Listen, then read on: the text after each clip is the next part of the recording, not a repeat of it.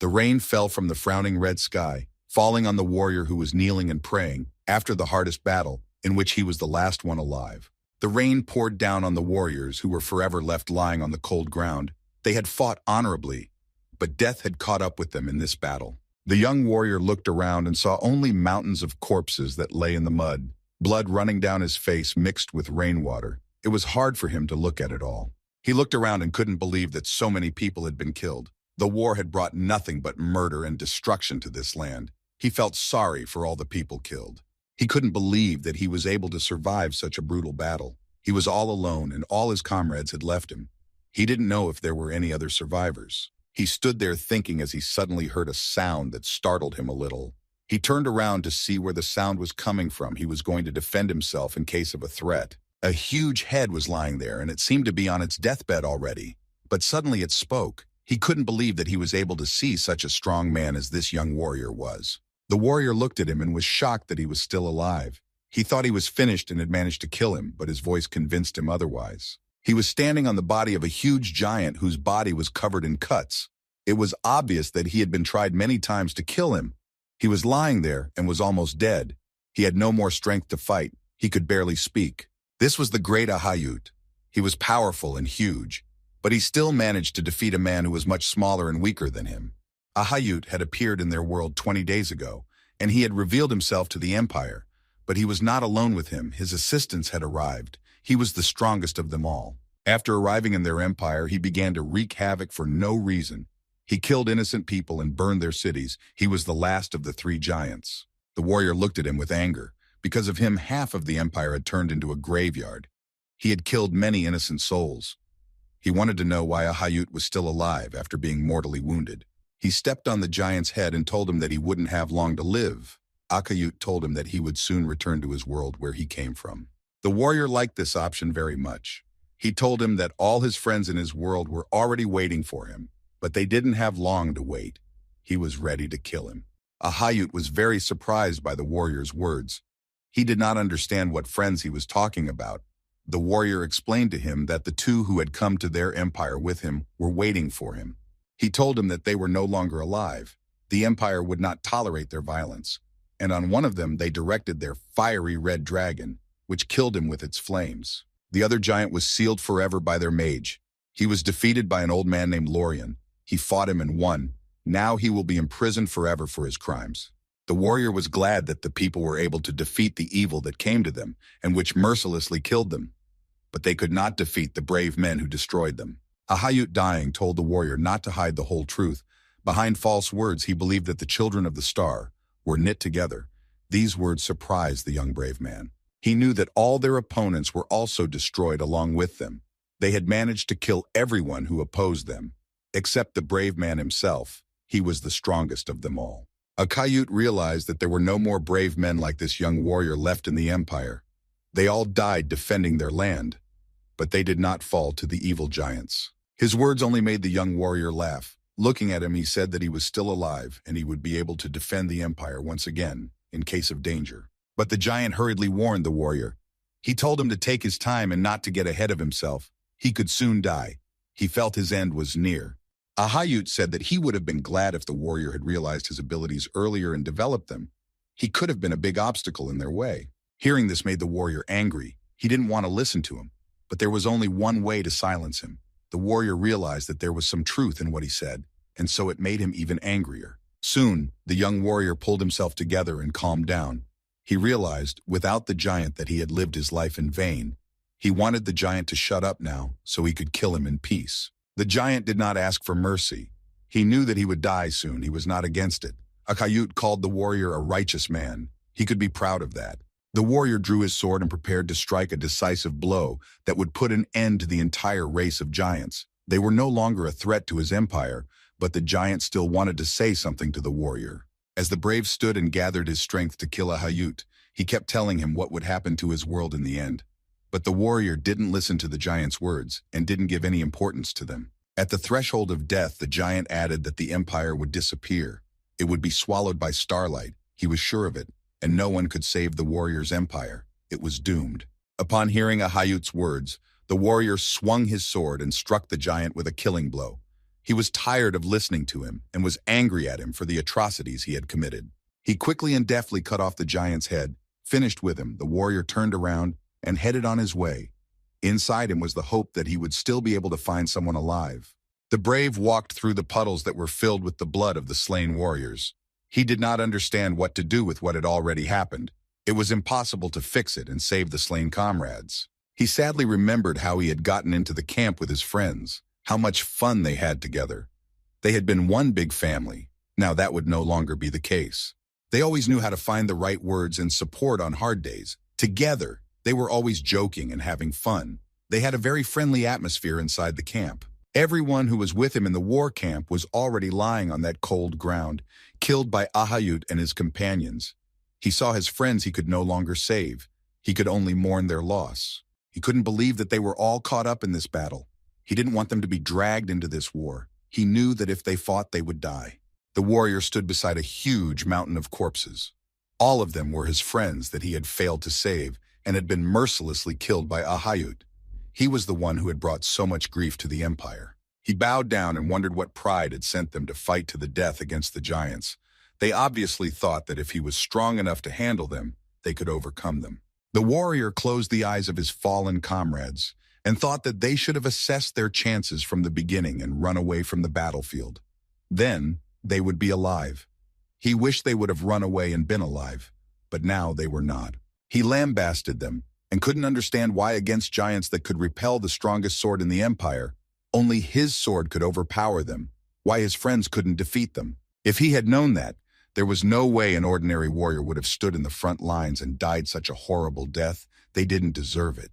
He strongly regretted that so many good soldiers had been killed in vain. He didn't know why things had happened like this. He was on his knees and was incredibly upset. He was the only survivor. Suddenly, among the corpses, he heard someone's voice that wanted to know if someone was near him. It was like he was looking for help among the living people. The voice told him that he was unable to move because of the severe wounds he had received in the battle with the giant. The warrior thought the voice sounded familiar, but he didn't know where it came from or who was its owner. He could not believe that he was not alone and that someone else had survived, but he did not know how to find him and help him. He was in a stupor and could not answer him. The voice kept asking for help from all who heard it. The warrior got to his feet with his sword and realized that someone was still alive, and he was going to seek him out. He gripped his sword tightly and set out to find him. Even though he was wounded, he was happy to realize that someone was still with him, and he was not alone. All he had to do was find him. The warrior searched for someone who was asking for help. He came to a rock where a wounded girl was sitting. He didn't know if she was alive or dead, and he didn't know if it was her voice. He went to her to check on her. He approached the girl, leaned over, and was happy. He had finally found someone who had also managed to survive. He wasn't alone, but he didn't know who was in front of him yet. Suddenly, he saw a familiar face, and he was shocked that the survivor was his commander-in-chief. It was a complete surprise to him. Adashan was sitting there not saying anything to him yet. She was badly wounded. Her arm had been torn off in battle, and she had applied a tourniquet to her arm on her own. She tightened the wound as best she could, but she needed help immediately. He came close to her and said that she, as for a commander, did not look very good. She answered him that he, as for a corporal, did not look any better than she did, but she didn't care how she looked right now. What mattered to her was knowing that Ahayut would be dead. That was far more important than her health or even her life. Ronan leaned over to her and told her that he had killed him himself. His corpse was lying near them. He reassured her that he had confirmed Ahayut's death. She said only one short word and was silent. He was surprised at her reaction and the fact that she didn't answer him anymore. He thought there was something wrong with her. Adashan laid her head on the rock and was relieved that he was dead. She was pleased that they had succeeded in stopping the evil giant. She thanked Corporal Ronan and cried with happiness. Despite her injury, she was still quite strong, even though she had lost a lot of blood. Adashan continued to lie there smiling. Nothing else interested her. She was happy that the whole battle was over, and now they were not threatened. But Ronan didn't understand what was going on with the commander-in-chief. Ronan told her that if she was grateful to him, he would like to ask her to fulfill Undin's request of him. She was surprised by this, but wanted to know what he wanted to ask her. He wanted to ask her about the burial of the fallen soldiers. According to the regulations, the bodies were either left or burned. He asked her to treat them properly this time. She wasn't sure if she could fulfill his request. He looked older than her. She thought that he could do it himself personally. and pay his respects to the fallen soldiers. Ronan wanted to answer her that he wouldn't. And suddenly he coughed violently. He couldn't speak properly. He was coughing. Adeshan watched and couldn't help him. She just waited for the cough to let go and he would continue talking.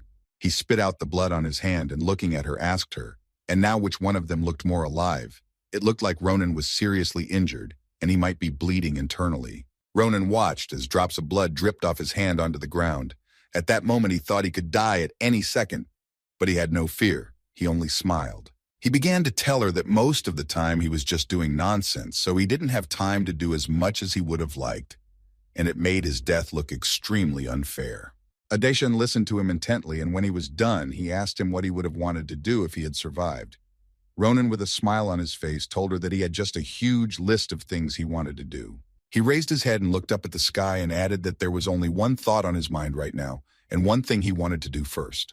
Ronan lowered his head sharply and asked a question to the commander-in-chief, who was clearly not ready to hear it. He asked her what it was like to attend the academy. She was completely surprised to hear such a question. He told her what the giant had said to him before he died, and he told her that his words had hurt him. He was surprised that he would start saying that their empire might be coming to an end.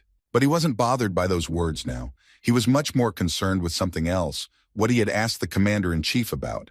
He wondered what it felt like to be in the academy. Ronan remembered that his sister's last wish was to send him to the academy to study, and he never fulfilled it, though he wanted to do so very badly. But he was not saddened. He was still as sure that soon he would be reunited with his sister.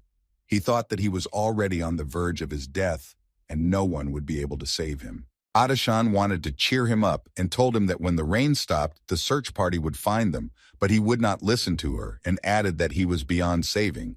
But he did not understand why she was trying so hard to reassure him. He knew that she was saying meaningless words to him, and that if they were found by a search party, he would die anyway. His injury was quite severe.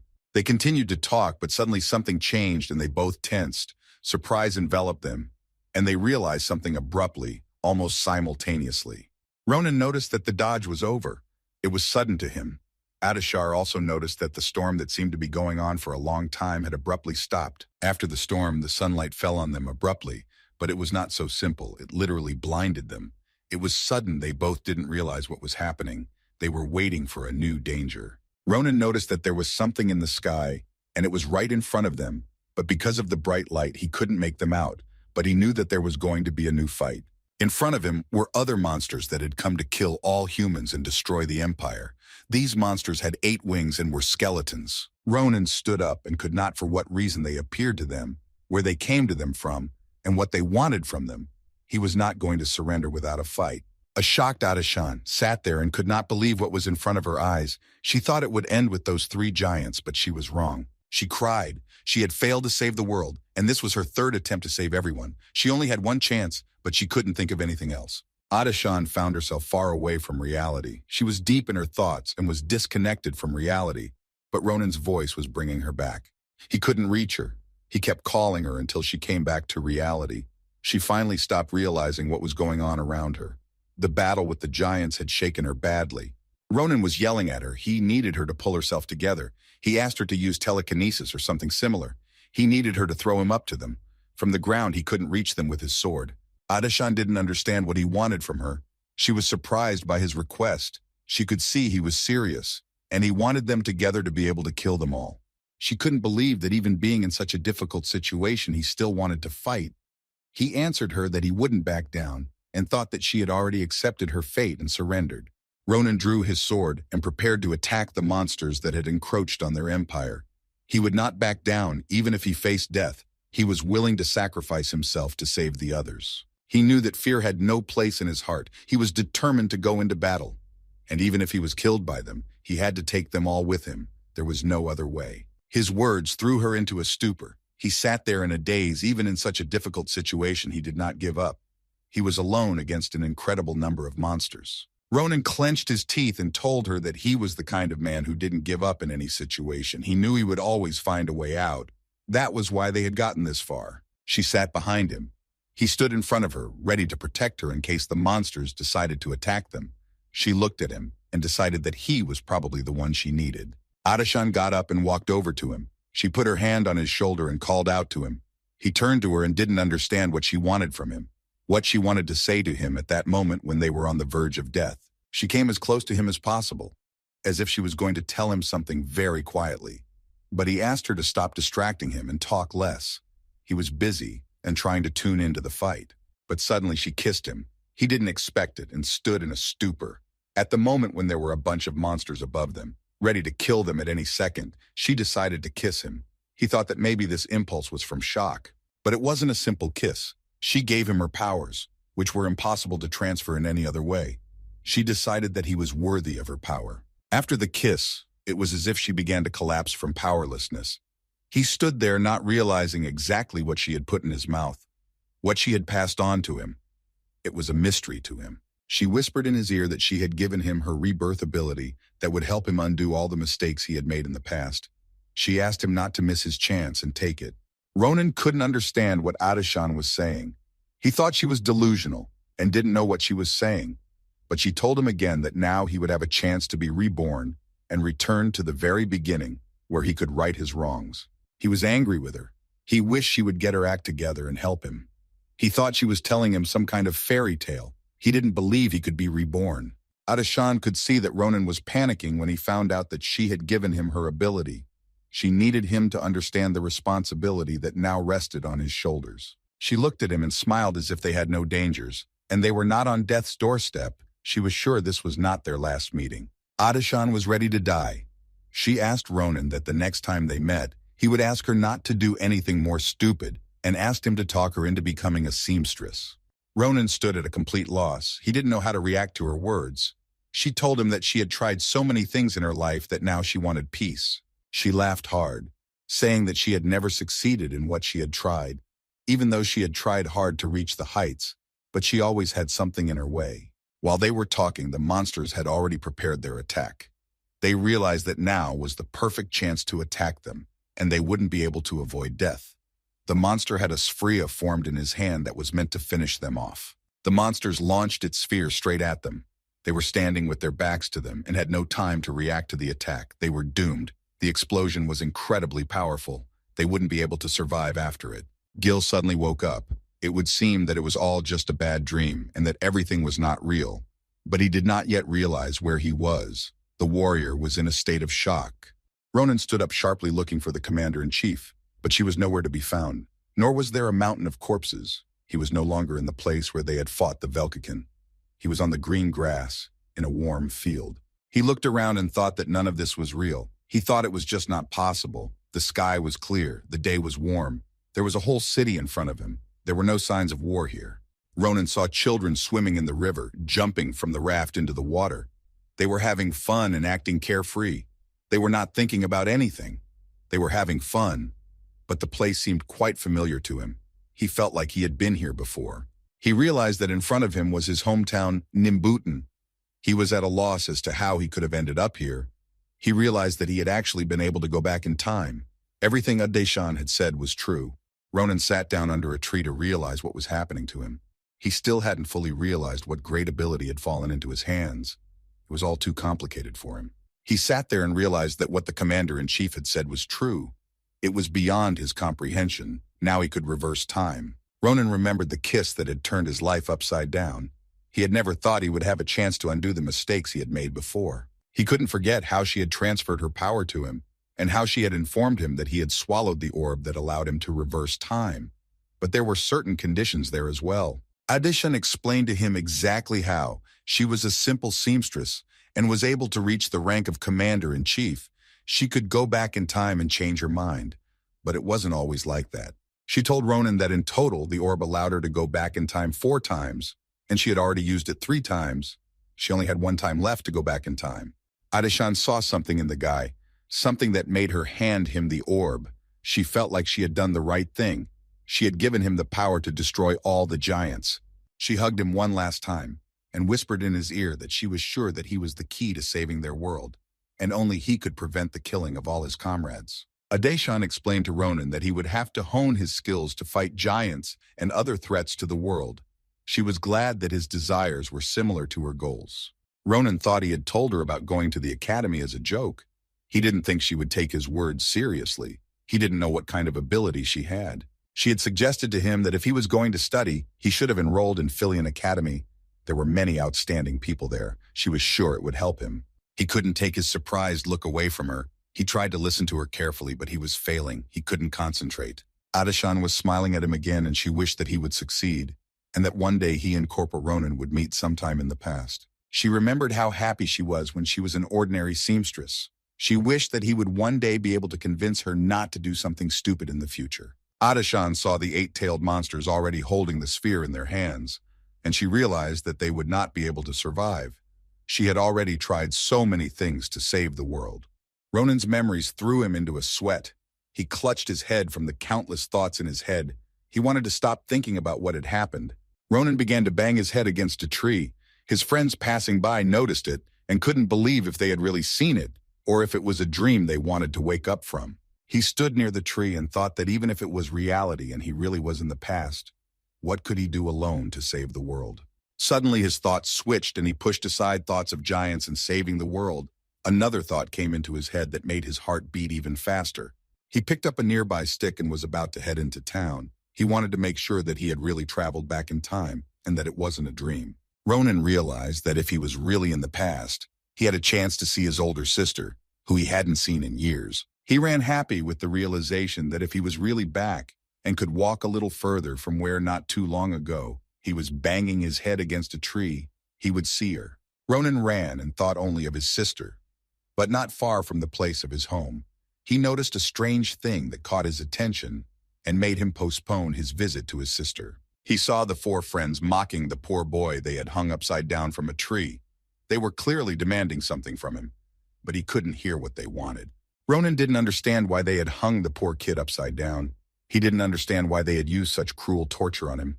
They were clearly amused at the pain they were inflicting on him. He wondered for a long time if he should have stepped in and protected the poor kid. He figured that if he was already in the past, then these guys were just like he remembered them from his childhood. Ronan was about to leave, but he noticed a strange thing.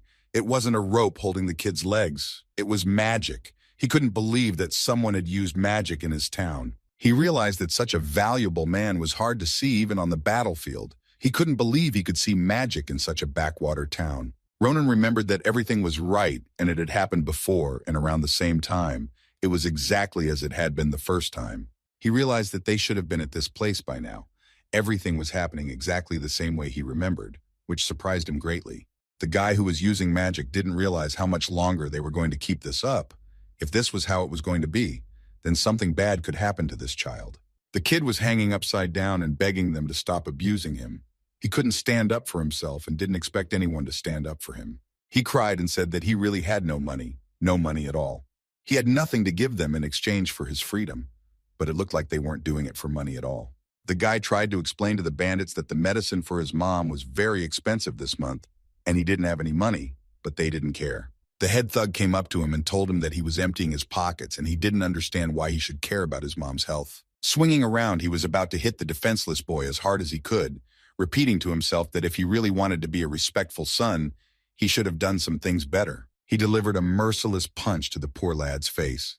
He said that he should have worked harder, and then he wouldn't be in this situation. Unfortunately, there was no one to stand up for the lad. His underlings stood behind him and laughed. They enjoyed torturing the guy. They were sure of their impunity. Their leader wanted to get more money from him. The main bully turned to the mage and grinned viciously. The sight of him gave even this guy goosebumps. He gave them fear just by looking at him. He told the mage that this guy didn't realize who he was dealing with yet. He ordered the poor guy to be lifted to the very top of the tree so that next time he would know who he was dealing with. The magician answered him uncertainly that he couldn't do that. If he lifted him even higher, he might miss him from the tree. But the bully wasn't interested. He didn't understand why the magician was afraid. He looked at him again with a special anger in his eyes. He ordered him to shut up and just lift him to the top of the tree. He wasn't interested in his worries. The bully threatened the mage that if he didn't, he could find himself tied up to the tree with him, and he could be in big trouble. The mage didn't understand how it could have come to this. He was confused. He began to worry that he had started learning magic for nothing, because now he had to use it against innocent people. He remembered when he first started learning magic. He was happy to show off his skills to people on the street. He hoped that by using it, he would show that he was good at something too. The mage held the guy, but it was against his will. He didn't want to cause him suffering. He was going to answer the bully that he couldn't lift him right now, but something was holding him back. He was very scared. The bully and his companions intimidated him a lot. He couldn't use his magic against them because of his fear of them. He clenched his teeth and tried to overcome his fear, but he couldn't. He had to tell them this, but he wasn't ready to do it yet. The hooligans stood and mocked the guy who was still hanging upside down. They felt powerful, mocking the weak. Behind their backs stood the mage and tried to tell them something uncertain. The mage almost directed his magic at the bullies, not thinking about the consequences of using it. He asked them to stop bullying, but he was hit on the head by someone who did not have a strong blow. Ronan, who had stealthily approached them from behind, told the mage to stop. He could kill them with his magic, which he hadn't learned to control yet. When Ronan hit the mage, the guy hanging on the tree suddenly collapsed to the ground. The bullies who were standing and watching this, their mouths wide open and couldn't understand what was going on. The main bully turned around, shouted angrily at the mage, and asked him what he was doing and why he let the guy go. He didn't choose his words and called him whatever he wanted. He already wanted to hit him. He thought that he didn't take him seriously, and Ronan's word was more important than his. The bully was angry. He was ready to beat the guy up. Suddenly, Ronan stood in front of the mage Ashel. He didn't pay attention to the angry bully. He asked him to ignore the angry man. Ronan wanted to have a little talk with Ashel. He didn't care about the hooligans who could attack them at any time. Ashel was very surprised when Ronan stood in front of him. He wanted to discuss something with him. He had a very serious conversation to have with him, but the bully could not tolerate this attitude. He turned to Ronan and tried to threaten him. Ronan continued to ignore the bully's questions. He turned to Ashel. He wanted to know where he had learned telekinesis magic. Ashel told him that he had learned it from a grimoire that he had bought from a boxman. The bully was already out of his mind. He was incredibly angry, and Ronan, hearing Ashel's words, was quite surprised that he was so good. Even with a cheap book, it delighted him. Ronan reflected that it was simply amazing. He wanted to watch him some more. He realized he could use him. He was still thinking about the fact that they were about to face the giants. A sudden sound distracted Ronan from his thoughts. He knew the sound very well. It was very familiar to him, and he could not confuse it with any other sound. He heard the bully draw his sword. He could see the guy was angry and serious about fighting him. He couldn't let him be so blatantly ignored. The bully told Ronan that after he had succumbed to him in their recent battle, he had gotten pretty naked after that. He couldn't let him ruin his reputation. Then everyone would stop being afraid of him. He added to him that he would be sure to teach him some manners today, and lunged at him. He ran at the unarmed Ronan with a sharp sword in his hands. He thought he had the advantage over him. Ronan saw the villain running at him. He really thought he could do some damage to him. Ronan noticed his sword and was surprised that such a scum had such a sword. The bandit smilingly approached him. He had no doubts about his victory, but Ronan was an experienced warrior and quickly assessed the villain's chances. He had a terrible stance. A show of force would be enough for him to retreat. He launched a sword attack at Ronan, but he dodged it with ease. He had no trouble dodging it. The bandit was too weak for him. The bandit missed. He was shocked that he didn't hit him and waited to strike back. The bandit was no longer in control. His attack had failed.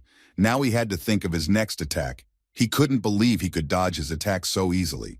Ronan noticed that although his body was younger, his skills had not changed. The skills instilled in him from his time in the army were still with him now. Now he had an instilled sense of battle in his blood. He had traveled back in time with all the experience he had earned through hard fighting. He had fought in a war more than once where no one could beat him. The bandit laughed. He told him that luck was on his side. He wanted to leave him a cripple who would not be able to lift even an ankle for the rest of his life. Ronan answered him that luck was indeed with him today. The bully smilingly told him to drop to his knees and beg him for mercy, and then he would keep him alive. But he would have to say goodbye to one arm for his disrespect to him. He decided to hurt Ronan by saying that if he did finish him off, he would take care of his sister himself. As he should have, he tried to hurt him by saying that about his sister. Ronan couldn't believe he was talking about his sister. He was used to anyone bringing her up after she was dead, but the bandit kept saying nasty things about his sister, hurting Ronan more and more. He couldn't stand what the bandit was threatening to do to his sister. He couldn't let him talk about her like that. He came at him sharply and with a deft blow cut off his ear. The bandit didn't even realize what had happened. The bandit grabbed the severed ear. Blood gushed from his head. He felt unbearable pain running through his body. He screamed furiously in pain, trying to drain the blood with his hands. He fell to the ground and couldn't believe that he had lost his ear. His henchmen who were watching this didn't dare to intercede and attack Ronan. They were frightened by what they saw. But suddenly Ronan appeared in front of the bandit. He was already angry enough to finish the job by killing him on the spot. The bandit was really scared. Now he was the victim. Ronan was furious. The bandit's words about his sister made him mad, and he almost wanted to kill him. He couldn't forgive him for treating his beloved sister like that. The minions stood still and did not move. They were afraid that Ronan would attack them too. They still could not recover after he had cut off their chief's ear. They couldn't believe that he was able to cut off his ear with an ordinary stick, even without any weapon. He had deftly and effortlessly inflicted damage on the bandit. It scared them even more. Ronan noticed that they were standing watching. He turned to them and asked them if they liked the sight they were seeing. His question put them in a stupor. They didn't know what to do. He told them to take their leader and get out of his sight. He threatened to cut off their ears too if they didn't do it now. He kicked the bandit so he could carry it away. Ronan added to leave all the money they had looted. It was their payment for his spoiled mood. There was nothing they could do but give him everything he wanted. They were very scared and valued their lives and their body parts, so they had no choice but to give everything back to him. No one had ever given them that kind of pushback yet.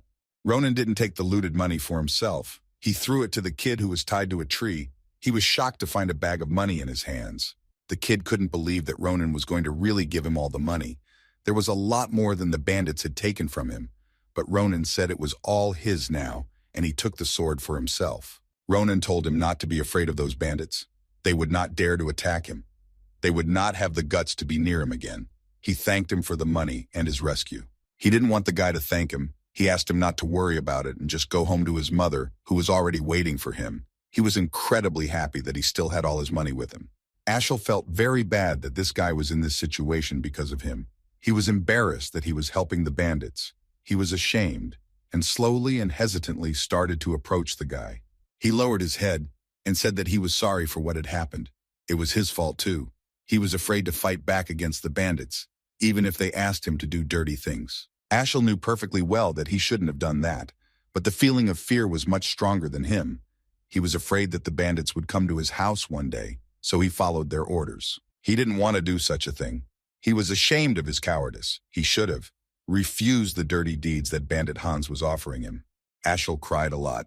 He was very scared, so much so that he couldn't even contradict him and give him his opinion. He was very worried that the guy was hurt because of him.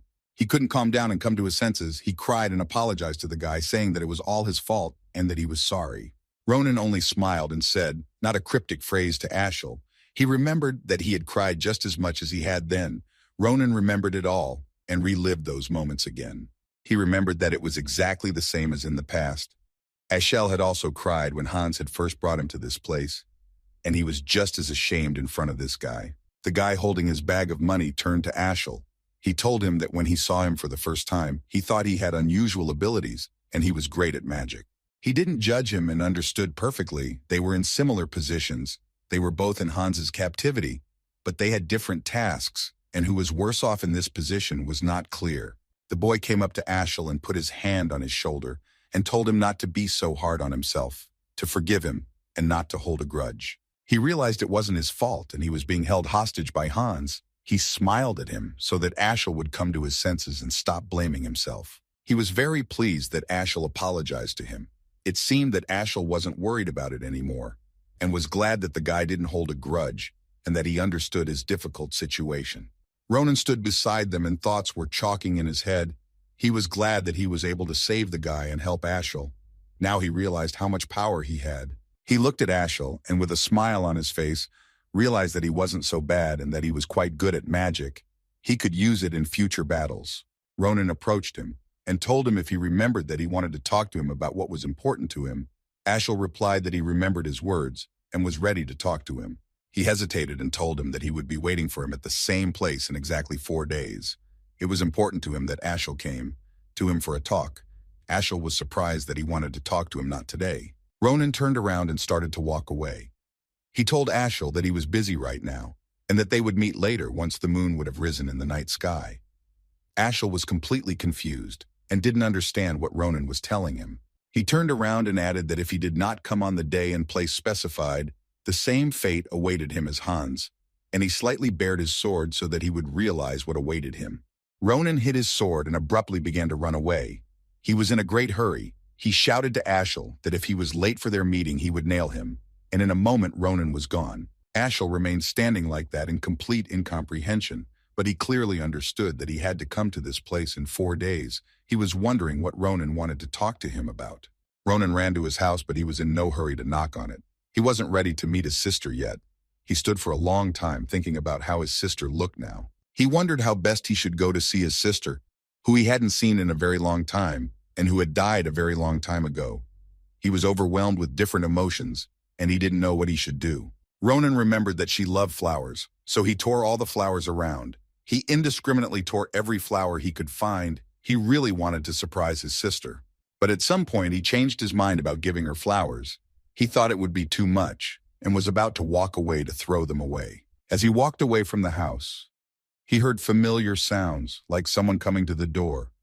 He heard a familiar voice, saying that he was curious to see who was outside, and he stopped. He heard the joyful voice of his beloved sister. It made him feel as if he was paralyzed. He couldn't move and couldn't say anything. He started sweating profusely with excitement. She asked him that he was already back so early, but he turned around and thought that during his time in the army, he had wondered 1,000 times what he would say if they were to see each other again. Ronan had thought about it a lot. He didn't care about anything but that. He had different scenarios in his head of what would happen, and he knew how to start a conversation with her every time. But everything he thought and dreamed about, everything he went over in his head, all those words belonged to Ronan the soldier. Now he was a completely different person. She stood in the doorway and smiled broadly at him. She was happy to see him. She was surprised that he had come home earlier than usual today. Ronan couldn't think of anything to say to her or what to say to her. He tilted his head and quietly said that he was home and said nothing more. He sat down at the table where his sister had prepared many of his favorite dishes. He had already forgotten what her food smelled like, and had even forgotten the taste of it. But now he could dive back into his past and enjoy his lunch again. Irel held the flowers in her hands and couldn't believe that the day had come where her cold brother would give her a bouquet. She liked him, and she was happy. She kept telling him that she was thrilled with his bouquet. He felt awkward at one point, but he told her back that he was glad she liked the bouquet. Irel asked him if her little brother had had enough food or if he wanted more, but he was quick to reassure her and told her that he had had enough and didn't want anything else. Ronan wanted to ask her one uncomfortable question. He wanted to know how old she would have turned this year. She answered that she was 22, but she didn't understand why he asked her that question. But he didn't want to tell her the real reason. He lied to her and told her that he had just forgotten, to which she replied a little angrily that he shouldn't have forgotten such a thing. He started mumbling something under his breath, and Irel thought he was a little sick. She started to panic and asked what was hurting him. She assumed he had a headache, but was afraid he might have a fever. Ronan was just trying to figure out how much time he had to prepare before these things invaded, and how much time he could spend with her. He still had about 10 years left before the invasion. Irel was very worried about him and said it didn't look like he had a fever. But then what was the matter? He noticed she was exactly as he remembered her. She tasted his forehead and made sure he didn't have a fever, and in that moment he realized that she was the same old her, so bright, so kind, and so warm. It was because of her that Ronan wished these moments would last forever. He didn't want to relive her death again, or go to war again. He took her hands in his. He realized he only had 10 years to protect his sister and his world from the vicious, merciless monsters. Ronan held her hand, and with a serious expression on his face told her that he would like to tell her something. She was surprised and wanted to know what exactly he was preparing to tell her. He informed her that he was starting to seriously consider going to the academy. Just like she wanted, he remembered her last wish and now he could fulfill it. Irel was just shocked by this information. She just questioned him and couldn't say anything further. It put her in a stupor, and she thought for a long time how she should react to it. Her eyes lit up. She was very happy that Ronan had decided to go to the academy. She had dreamed of it for a long time. She knew he would do well. She believed in him.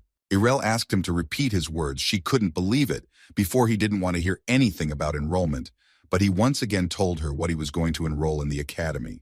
But she didn't even finish what her brother was telling her. She turned around and happily ran off somewhere. She was really very happy, but Ronan sat there and didn't understand where she ran off to. She started throwing things around like she was trying to find something. Irel said she knew this day would come someday. She knew her brother was smart.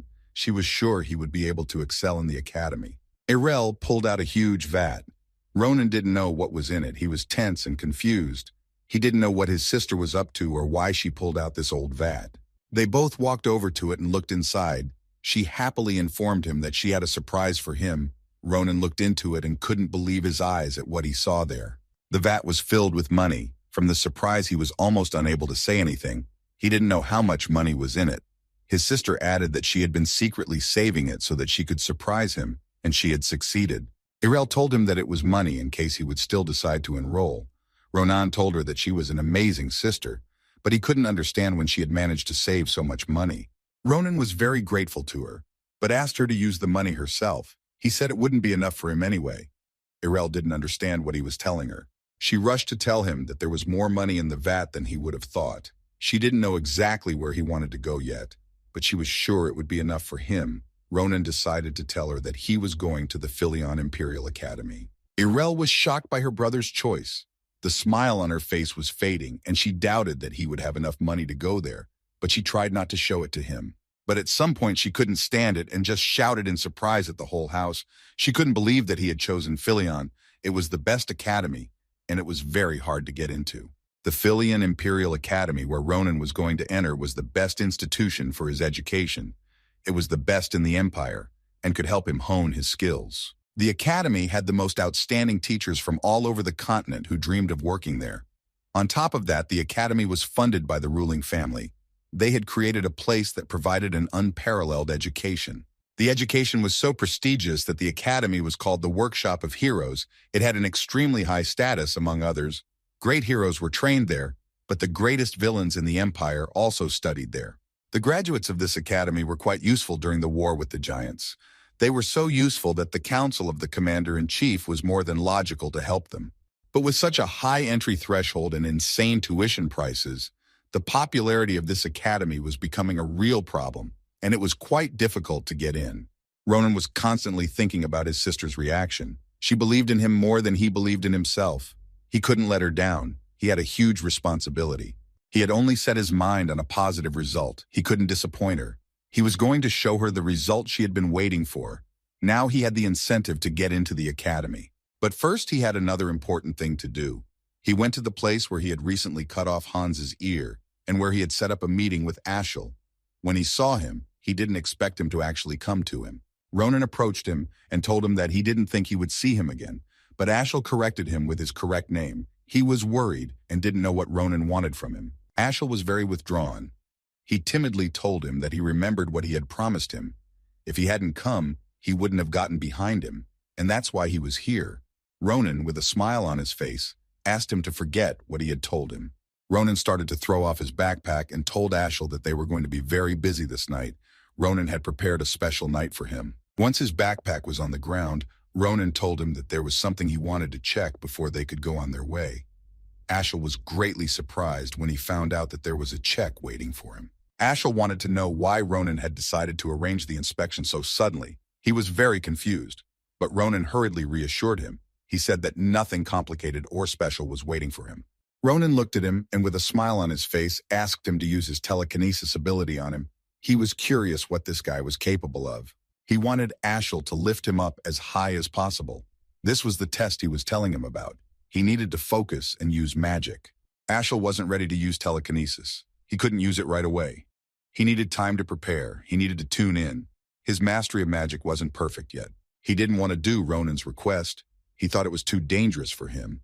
But Ronan tried to convince him that there was nothing dangerous about it. He had to do whatever Ronan asked him to do. Ashel hesitantly raised his hands and prepared to use magic, but he was still afraid to do it. Then Ronan reassured him by telling him that he wouldn't die, and then Ashel agreed to use telekinesis. He warned Ronan that he was starting and to be ready for him to do damage to him. He would do it unintentionally. Magic began to manifest in Ashel's hands. Ashel used his invisible hand ability so that he could lift Ronan to the height he wanted. Ronan saw the magic coming at him, and he was ready for it. Little by little, he began to lift him into the air. He took his time because he was afraid of injuring him. Ronan was pleased with the way he was using Ashel's magic. He considered it superior skills. In a moment, Ronan was already high in the sky. He could see his city and couldn't contain his emotions. The power of Ashel's mastery of magic surpassed all his expectations. Ronan remembered his duel with Ahayuth, how he was lifted up, as high for him to fight him. Ashel had not lifted him as high, and he was quite unstable in the air, but the feelings were similar. The mages helped him greatly in defeating the giant he had a hard time reaching. They were the only ones helping him fight him on equal footing. Without them, he would have no chance of defeating him. They used telekinesis to lift him up, and then he was on the same level as a Hayut, who was surprised that anyone could reach him so high. It was telekinesis that was instrumental in defeating him. Telekinesis was a rare skill among mages. Not many mages possessed it. That was why he appreciated Ashel's ability so much. Ronan knew that mages themselves were extremely rare, and without them it would be hard to win a war. Ronan already knew that Ashel would be the most important part in the future battle with a Hayut, but he needed to believe in himself and hone his magic skills. He was pleased that he had managed to wield such an important person to his team that he had subconsciously started to assemble. He knew that the survival of the entire empire would be at stake in the future. Ronan thought he was off to a very good start, and while he was in the air, Ashel shouted to him that he was finding it increasingly difficult to hold him back, and he would like to end the ordeal. Ashel asked him to let him put it down, but Ronan told him to keep it in the air a little longer. He wanted to test one more thing. Ronan said that he would descend himself when the test was done. His words surprised Ashel. He didn't understand how he would have been able to descend himself. No one had been able to do it before. He wondered how he would be able to get down by himself. Ronan was surprising him more and more. He was becoming unpredictable to him, and he was a little scared of that. Suddenly Ashel felt that he was no longer holding Ronan back, that his magic was no longer working on him. He managed to free himself from the spell of the invisible hand. Ronan cut off the mana flow and descended to the ground on his own. He did it with his sword. He didn't use any magical abilities. Ashel was stunned by what he saw. Ashel ran up to him and wanted to know what he had done to cut off the mana flow. Ronan, who had risen from the ground, told him that it was nothing special. It was just an acrobatic move that he had done a long time ago. He didn't understand at all what acrobatics Ronan was talking about. He had seen such a thing for the first time in his life. For someone to just cut the flow, Ronan asked him to just forget about it. He didn't know how it worked himself.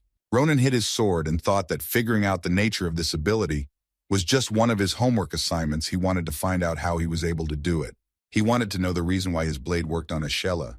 He thought that maybe the sword he had taken from Hans had been able to break the mana flow. Ronan decided to think about it later.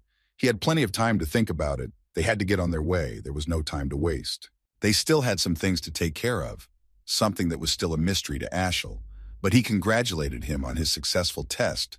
Now the next test awaited him. Ronan tossed him one of his backpacks and told him to follow him. They still had things to do. They would need to get them done before the moon set. Ashel wanted to know exactly what other things they had to do, but Ronan turned around and with a smile on his face, pretended not to understand what Ashel was telling him. The thought flashed through Ronan's mind that their night journey could be the first page in Ronan's biography of Ronan, in the greatest book of the Empire's history. He told him of his plans to attend the Philian Academy. He was ready to fulfill his sister's dream and enter the academy, but it cost a lot of money to study there, which they didn't have. Ronan told Ashel that both of them would study there, but Ashel didn't believe him. This academy was for the elite of the Empire, and it would be very difficult for them to get in. Ashel kept questioning him because he couldn't get used to the idea that they were going to a prestigious academy. At some point, Ronan got tired of Ashel's constant questioning and asked him to stop. Ronan stopped and looked at Ashel carefully. He got the impression that he didn't want to study there, but Ashel told him that wasn't the case at all. It was more complicated for him. Ashel told him that it would have been easier for him to get into the academy because he was good at martial arts, and so he had a good chance of getting in. But he himself thought he didn't know how to do anything and thought he couldn't get in. He thought he was weak, shy, and cowardly. He couldn't stand up for himself or fight back against bullies. He didn't believe in his abilities and himself. Ronan was surprised and asked if he really wanted to continue living like that. It was a shock to him. Ronan told him that he had an innate talent that was not meant for the entertainment of bullies. He was shocked that he really wanted a life like that for himself. He calmed down and started talking to Ashel calmly. He told him that he did have all sorts of problems. He was timid and cowardly, and he didn't deny it. He listened to Ronan calmly. Ronan added that he was also a crybaby who shed tears on and off. He told him that he was a loser who was afraid of everything. He told him that he thought it was all normal. He thought that now he could change, despite all his negative character traits. Ronan sadly told him that the time he had lost now was too much for him to catch up with. Ronan understood this as well as anyone else, but he had a chance to make things right and he would not let it go. He knew that one day he would regret it. He had to act now or he would be a sissy forever. Ronan wasn't glad that he had started to say those words to him. He was upset when he remembered that Ashel could have wasted his time just as he had. He walked over to a stiff Ashel and put a hand on his shoulder and asked him if he had changed his mind and was ready to go on a dangerous adventure with him. Ashel couldn't believe that Ronan cared so much for his life. He could barely hold back the tears. No one had ever cared for him as much as Ronan did. Ronan added that it was his life and he was free to do as he wanted. He wouldn't force him to do anything. He could go home if he wanted to. He turned around and was about to leave. He told him that he had other things to do, but Ashel stopped him, telling him that he too would like to change and go with him. Ashel informed him that he would be going with him to Filion Academy. He would want him to teach him everything he needed to know. This brought a slight smile to Ronan's face. He turned around and said that now he was showing courage for the first time. He had prepared him an actual first test to test his words and make sure he was indeed ready. Ronan turned away and headed deeper into the forest. Everything he had told him was part of his plan that had worked successfully, and Ashel had fallen into his trap. They walked through the forest until they saw someone burning a fire. They decided to get closer and see who could be burning a fire so late in the forest. Ashel was very surprised when he saw who was in front of them. They sat in the bushes and watched. Ashel wondered if this was his first assignment or if it had not started yet. Ronan confirmed that this was all part of his ordeal. He just needed to be patient, and soon he would tell him everything. Ronan informed him that in front of him was the best opponent he could find for him. He wanted him to show all his skills in battle. A moon goblin sat and dozed in front of him. It quickly instilled a sense of fear into Ashel's body. He had not seen a goblin before and had not fought them. The leader of the goblins sat near a huge rock and silently watched the fire, while his entire tribe slept. The skeletons of various people were scattered around them. Ronan put his hand on Ashel's shoulder and asked him if he liked his first assignment. Ronan thought it was a cool assignment, but Ashel didn't have a face of surprise on him. He asked him if it was time for them to start the task. They needed to hurry before the sun rose and dawn came. He had a great chance to defeat the sleeping goblins. This type of goblin often found in these lands was not uncommon. They had been around for a long time, but Ashel didn't even know that he had ever encountered them in the forest. Ronan had explained to him that most people distinguished them from regular goblins by the yellow color of their skin and their disfigured bodies. They were always in a group and hunted the same way. But the really unique feature of the moon goblins was their unrealistic love for gold and other treasures. They mostly hunted only for gold. They would often ambush traders, where they would brutally beat them up and rob them. All the most valuable goblins always gathered in one place. After a successful robbery, they would have feasts and worship the gold. It drove them crazy, and they always wanted more gold than they could take. All of their feasts were at the same time. They always celebrated on the full moon, which was tonight, and they had all the loot on them. Ashel understood why they had come to this place. He grabbed his head, for he couldn't even think that he would have to become a robber like Hans was. Ronan couldn't wait until they could rob them. He needed Ashel for that. Without him, Ronan wouldn't be able to do it. Ashel looked at the goblin and realized that he didn't even know that goblins who collected valuables could have a feast and rejoice in the loot. Ronan prepared his backpack for the jewelry, but Ashel wanted to know how he knew about this place, to which Ronan replied that he had his sources. He didn't want to scare him and say that he had stumbled upon them back in his past life. He told Ashel that he just needed to transfer all their treasure to their bag, using his telekinesis while they were asleep and unsuspecting. Ronan was sure it was very easy for Ashel to do, but Ashel said it didn't sound as easy as it seemed. He was afraid he might have accidentally woken them up. Ashel was very worried and was in no hurry to start robbing them. He tried to discourage doing so. Ronan informed him that they wouldn't stand a chance anymore, and if the goblins woke up, then they were trapped. He was more than scared. He said that he would have to think things through first. It was too dangerous for him. Ronan managed to stop him and told him that he didn't believe he was such a coward. Ronan stopped him and tried to calm him down. He told him that to get into Filion Academy, they only needed two things. First, they needed money, and they needed a lot of money, because the cost of education in this institution was simply cosmic. Secondly, they needed real experience, which they could only earn in battle. He thought that funds were not a problem. They could be obtained, but experience was more important than anything else. He looked at Ashel carefully and tried to explain to him that as he knew Filion was just full of aristocrats who had gotten the best education since childhood, but they were not like that, and they needed to get the money for their education themselves. Ronan suggested that he bypass the aristocrats to get them into the academy, but they only had one way to do that. They needed to get their hands on the goblin jewels. To successfully get in, they needed experience, which they could only earn by risking their lives. There was no other way. He tried to convince and tune out Ashel, who was still doubting himself and his abilities. He looked at the sleeping goblins and said that these guys would be the perfect opponents. They could gain both money and experience at the same time. They could accomplish that tonight. Ronan looked at Ashel and asked if maybe he was wrong, or if he had another plan that was better than his.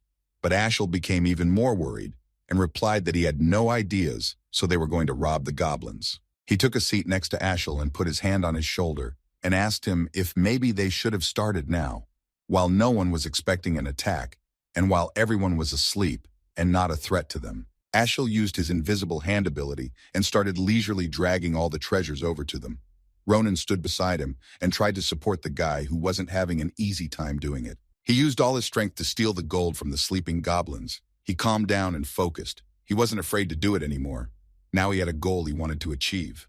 Ronan rejoiced greatly when he saw how much treasure they had managed to earn. Now he was sure they would be able to get into a prestigious academy. They would have enough money. Ashel filled Ronan's bag to the brim, then began to fill his backpack as well. After a while, both backpacks were full and he could stop using his spell. Now he could catch his breath and rest a bit. They both looked at the bags full of treasure.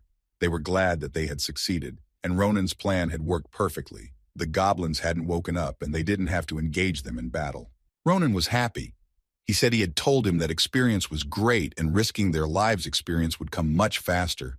Ashel couldn't believe they had succeeded, but he was just as happy as Ronan. He looked at Ashel and thought that he wasn't sure until the end that they would have succeeded. And when the time came, Ashel was quickly drawn in and perfectly able to use telekinesis. Ronan realized that Ashel was much better than he thought. He was almost perfect at magic, but he still needed to hone his skill for applying it in battle. He was happy that he had managed to find a really valuable pawn in his game, but he was in no hurry to let Ashel in on his plans. He just wanted to use him. After all, he knew what the future held for them. Ronan told him that if they had already filled their bags to the brim, they could go on their way. These words pleased Ashel. He wanted to get out of there as soon as possible. There was nothing for them to do here. What they had come for they already had, and now they could leave before the goblins woke up and discovered they were missing. But they didn't even realize that they were being watched by two guys who had apparently come to do the same thing as them.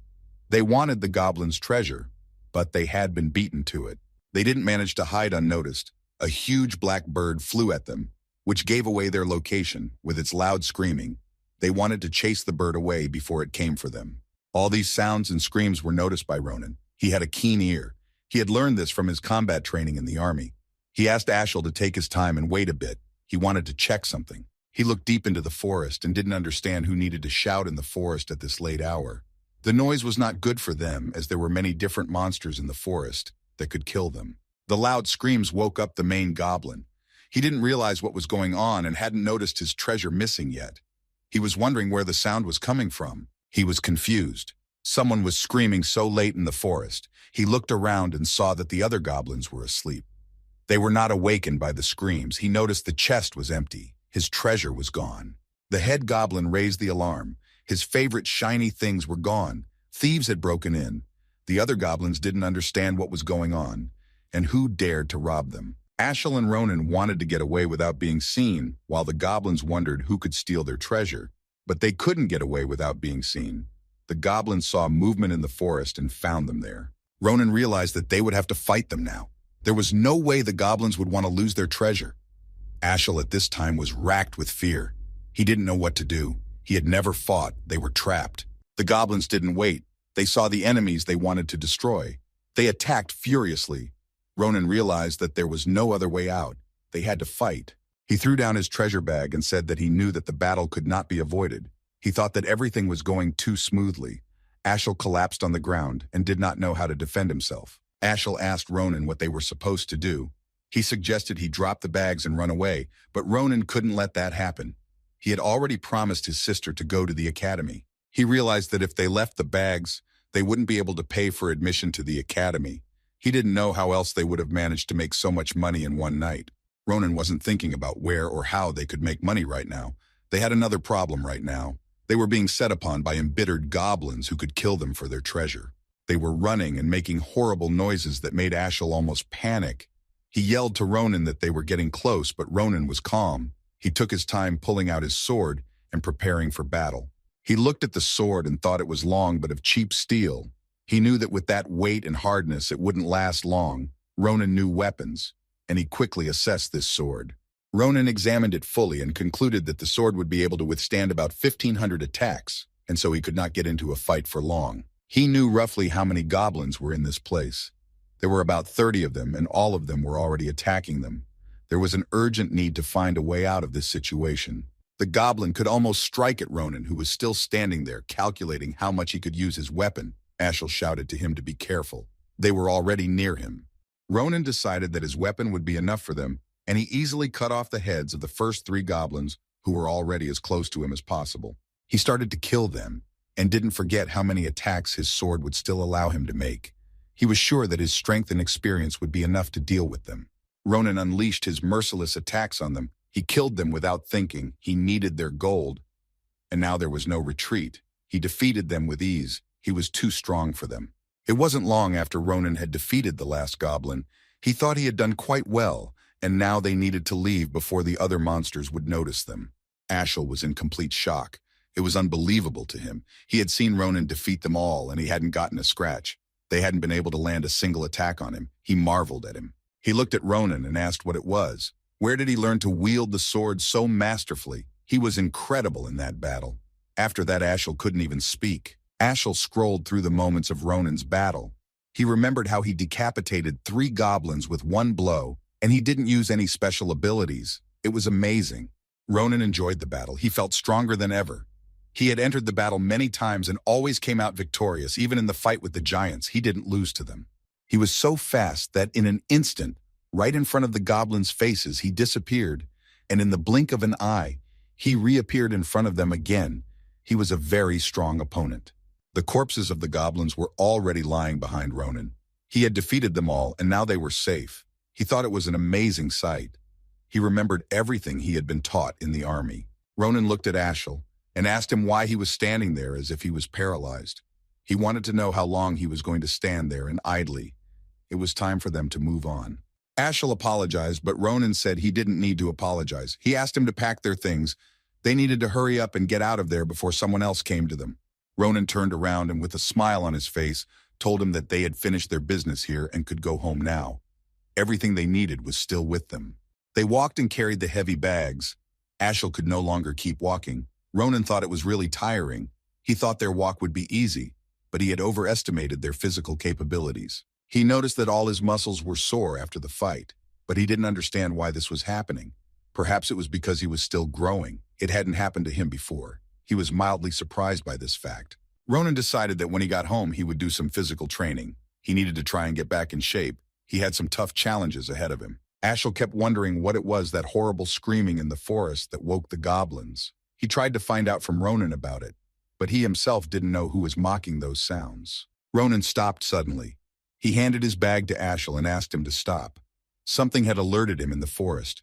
He didn't want to go any further until he was sure the path was clear. They continued on their way and thought everything was safe. They were walking and talking about the ones who started yelling in the forest at night. Ronan wanted to find them and deal with them. They didn't know yet that an arrow had been shot at them. Ashel turned around and saw the arrow flying straight at him. He was scared out of his wits. He wouldn't have time to react and dodge it. He was on the verge of death. But Ronan came to his aid and at the last moment caught the arrow right in front of Ashel's head, who was amazed by Ronan's dexterity. Ronan couldn't understand where it had come from so suddenly. He thought that this forest was cursed, and there were a lot of people here ready to kill anyone who entered this forest. 2 guys came out of the bushes and fired their arrow at them. Ronan was not happy with their appearance. He asked them who they were, but they were not in a hurry to answer that question. They were surprised that the people in front of them were also humans. They noticed that there were children in front of them, who were walking on a very dangerous path, and late at night. These words made Ronan angry, and he broke the arrow he was holding. The 2 boys went to meet them, and with a smile on their faces apologized for the arrow that had been shot at them. It seemed that they were not threatened. He explained that when he heard rustling in the distance coming from the forest, he thought there might be an evil monster out there, so he decided to shoot an arrow at it so it couldn't attack them first. The guy turned to his comrade and said with relief that they almost killed the man, They were lucky that Ronan had a lightning reaction and was able to stop the arrow and save Ashel. They tried to seem good-natured and asked if they had hurt them, but Ronan quickly figured them out and told them not to hide their greedy looks behind sincere smiles. He knew they wanted to take their prey. The two boys pretended not to understand what Ronan was talking about, but he insisted that they end the act and answer him normally. Ronan insisted that they admit who they were and why they had actually fired an arrow at them. He didn't trust them, so he was extremely careful with them. The guy smiled and scratched the back of his head. He remembered that he had indeed forgotten to introduce himself. He had missed that moment, but he was going to fix that moment and give their names. Unexpectedly, the guy drew his weapon and started to attack them. He shouted to them that they were Calaboros. This name surprised Ronan. He had heard it before. He saw one of the guys rapidly approaching him. Ronan stopped his attack by grabbing his arm with his weapon, preventing him from injuring himself. With his other arm, Ronan unleashed an attack of his own on him that he hadn't expected and couldn't dodge. The drops of blood fell to the ground. Ronan's blow was strong and accurate. He remembered who they were, and he wasn't going to spare them. Ronan didn't rush to finish him off. He waited until he would attack him again. The second attacker decided to rush to the aid of his comrade, who could have been killed by Ronan in a moment. But he was in no hurry to finish the job. He saw perfectly well how he was attacked by the other villain. Ashel saw the villain approaching Ronan. He could have damaged him. He almost caught up to him, but Ashel decided to protect him and used his magic. The attacking villain was already behind Ronan's back, and his sword almost hit him. Ashel stopped him with his invisible hand ability, thus saving Ronan's life. The villain couldn't understand why he couldn't move. His body was completely paralyzed and wouldn't listen to him. He couldn't get out of the trap. Ronan was surprised that Ashel was able to stop the attacker. He was grateful to him for saving his life. This time Ashel showed courage and deftly stopped him. He didn't wait for Ashel to remove his spell from him. He knocked the sword from his hand and was about to attack him. Now the villain was in great danger. No one could help him. While he was in a daze, Ronan managed to hit him with his sword. He had no chance of surviving. The villain didn't realize who he was. How could he deal with them so easily? Ashel, when he saw what happened to the attacker, was shocked. He wanted to know if he was dead, and Ronan confirmed that he had killed him. He couldn't let the man who tried to kill him live. Ronan explained to him that these guys were Calaboros, as they had told them. And that was the reason they had to be taken out, because if they didn't, they could hurt a lot of innocent people. Calaboro was a very bad organization. They were poaching, they were kidnapping people, and they were trafficking people. They were committing every possible crime. They deserved to die. One of the attackers was still on his feet. He was surprised that Ronan knew about their organization and was aware of what they were doing. But he didn't stay on his feet for long. Ronan dealt him a fatal blow. Ronan explained to Ashel that if it wasn't for him, they would have cut out his organs and buried him somewhere quietly. They knew no mercy and killed everyone they met on their way. He couldn't let them go alive because he knew the truth about them, and death was a very mild punishment for them. The bandits themselves were even more inhuman than he was. Ronan asked not to pity them anymore. They didn't deserve it. Ashel had to know the truth because he felt badly that he had killed them. Ronan felt a bag of bandits rise into the air behind him. They were both confused. They didn't understand why the sack moved and could fly. They wondered what was in it, what the bandits kept in it. Ronan picked up the sack and tried to untie it to release what was hidden in it. Ashel suggested that there might have been a rare animal caught by the poachers.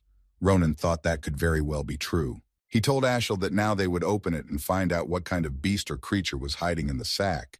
When they opened the sack, two huge eyes looked at them, but they still didn't know what kind of beast it was. A bluebird came out of the bag. It didn't rise very high and looked straight at them. They were both shocked to see the bird in front of them, but they tried not to scare it away. It was beautiful, but it wasn't afraid of them, and it didn't try to fly away or attack them in any way. It just squeaked a little as if it was trying to tell them something, but they didn't understand what it wanted from them. Ashel liked the bird very much. He was delighted with it. It was the first time he had seen a bluebird, and it impressed him. Ronan had never seen a bird like that before, either in the past or in the future. Ronan noticed that the bird was wearing small shackles that were tied together with a chain. He was confused and didn't know why they had to be put on the bird, as it was not a threat. He thought it was a Calaboro trap. It was wearing their hunting shackles. They disrupted the flow of the victim's mana and complicated the movements of whoever was shackled in them. Ronan thought they were only used on special occasions or when catching unique creatures, but this bird looked very ordinary, so he had a lot of questions. He thought the bird might have been rare and valuable, so the bandits wanted to steal it. But then suddenly, a voice came from the bird. Someone was asking it to answer him. The bird spread its wings wide and said that finally he managed to connect to it. Earlier, all attempts ended in failure, and there was no connection with the bird. Ashel was very frightened, thinking that the bird had started talking and wanted to run away from that place. But Ronan stopped him. He told him that it was a normal magic of connection and that he should pull himself together. Ronan turned to whoever had connected to the bird. He realized that if it spoke, it felt like it could block mana on its own. Ronan realized that the owner of that bird had heard him. He answered Ronan. He was right. And he introduced himself as Varen, and he was in the study of fantastic creatures. And this bird, whose name was Marpez, was under his protection. Varen told him that no matter how many times he tried to connect to the bird, the connection with it didn't work, and he was thinking of reporting the incident. But then they showed up and freed it. He apologized to them for his rudeness, but he wanted to know who they were. Ronan answered him that they were simple good travelers. Ronan explained to Varen that they had stumbled upon poachers who had stolen his bird. They had not even realized that the sack contained his bird. He didn't want to tell him all the details of what happened next and what happened to those poachers. The memories were too bloody to tell him. They regretted getting in his way. Ronan said they had saved his bird and defeated the poachers, but they didn't know the bird was important. Varen couldn't believe the poachers had stolen his bird. Varen was shocked to hear from Ronan. He thought it had been kidnapped, but he couldn't even imagine that it would actually happen. He owed them a huge debt. He wasn't even sure if he could ever thank them, but they didn't ask for anything for the rescue. They wanted to ask him how they could get the bird back. They noticed that she looked very tired after her captivity. Ronan asked him if he would be able to fly normally if he took off her shackles, to which Varen gave a positive answer. He was sure that everything would be fine, and she would be able to reach him. Varen said that dream birds had an amazing instinct for home, so if they could free her, she would find her way home. Ronan drew his sword and was ready to free the poor bird. Ronan shattered the shackles with a deft movement of his hand, and she was free. The bird was happy that nothing was in her way anymore, and she could fly away safely to wherever she wanted to go. He holstered his sword and added that she could now return to her master and that she was free. Nothing threatened her anymore. Ronan smiled at the bird and motioned for it to fly so its master wouldn't worry about it. He was kind to the bird, and it felt it. You could see in its eyes that it was grateful to him. He noticed that the bird had its back turned to him and was not flying away. He did not know what it wanted from him. Varen told him that it wanted him to pluck a feather from it before it flew away. Apparently, it wanted to meet him again someday. Varen explained to Ronan that once the feather of the dream bird was extracted, it allowed its owner to know the direction to her. It worked like a compass. He could find her anywhere. He asked Ronan if he had extracted the feather from the bird, and if so, he also asked him to visit his establishment when he had a chance. He asked him very much to visit him and the bird. After he retrieved the feather, the bird immediately went home. It did not wait for its master to finish his speech. He promised them that he would definitely repay them for the kind act on their part. Before Ronan knew it, the bird had disappeared from his sight. He noted that it had incredible speed. Ashel came up to him and noticed that the bird had left something in his hand. He said he felt as if he had been stung in his arm. He couldn't understand what to do or why the bird had done that. He scrutinized his arm. They stood there trying to figure out what the bird had left on Ronan's arm. It was the first time they had seen such a thing, and they could no longer contact the owner of the bird. They were left to find out what it was themselves. The jeweler scrutinized the jewelry that had been brought to him for sale. He assessed what stone was in the piece. He also noted that it was very skillfully made. Duan Carabel, the owner of the trading company, said that the jewelry they brought him was amazing. He could pay 20 gold coins for it. It was not a bad amount of money for this item. Duan added that if you think about it that way, everything they brought him was worth a lot of money. He was very happy that he had a good day today. He said that he was happy to help such an important client. Ronan smiled at him and said that finally at least someone understood and realized that. Ronan considered all the other peddlers to be mere scammers. They had greatly reduced the price of his wares. He knew they were worth many times more. He noted that he had managed to find a decent merchant after all. He was pleased that he had walked around for a reason. Duan was quite flattered by Ronan's praise. Ronan asked him if he wanted to appraise anything else besides these items. He asked him to look at one interesting thing he had in his pocket. He clarified that he wanted Duan to just appraise it. He had no intention of selling the item. He was just curious as to what exactly it was. Ronan remembered their nightly adventures and how the blue bird of happiness had left him the thing in his hand, but he couldn't find out from anyone what it was. His last hope was for Duan.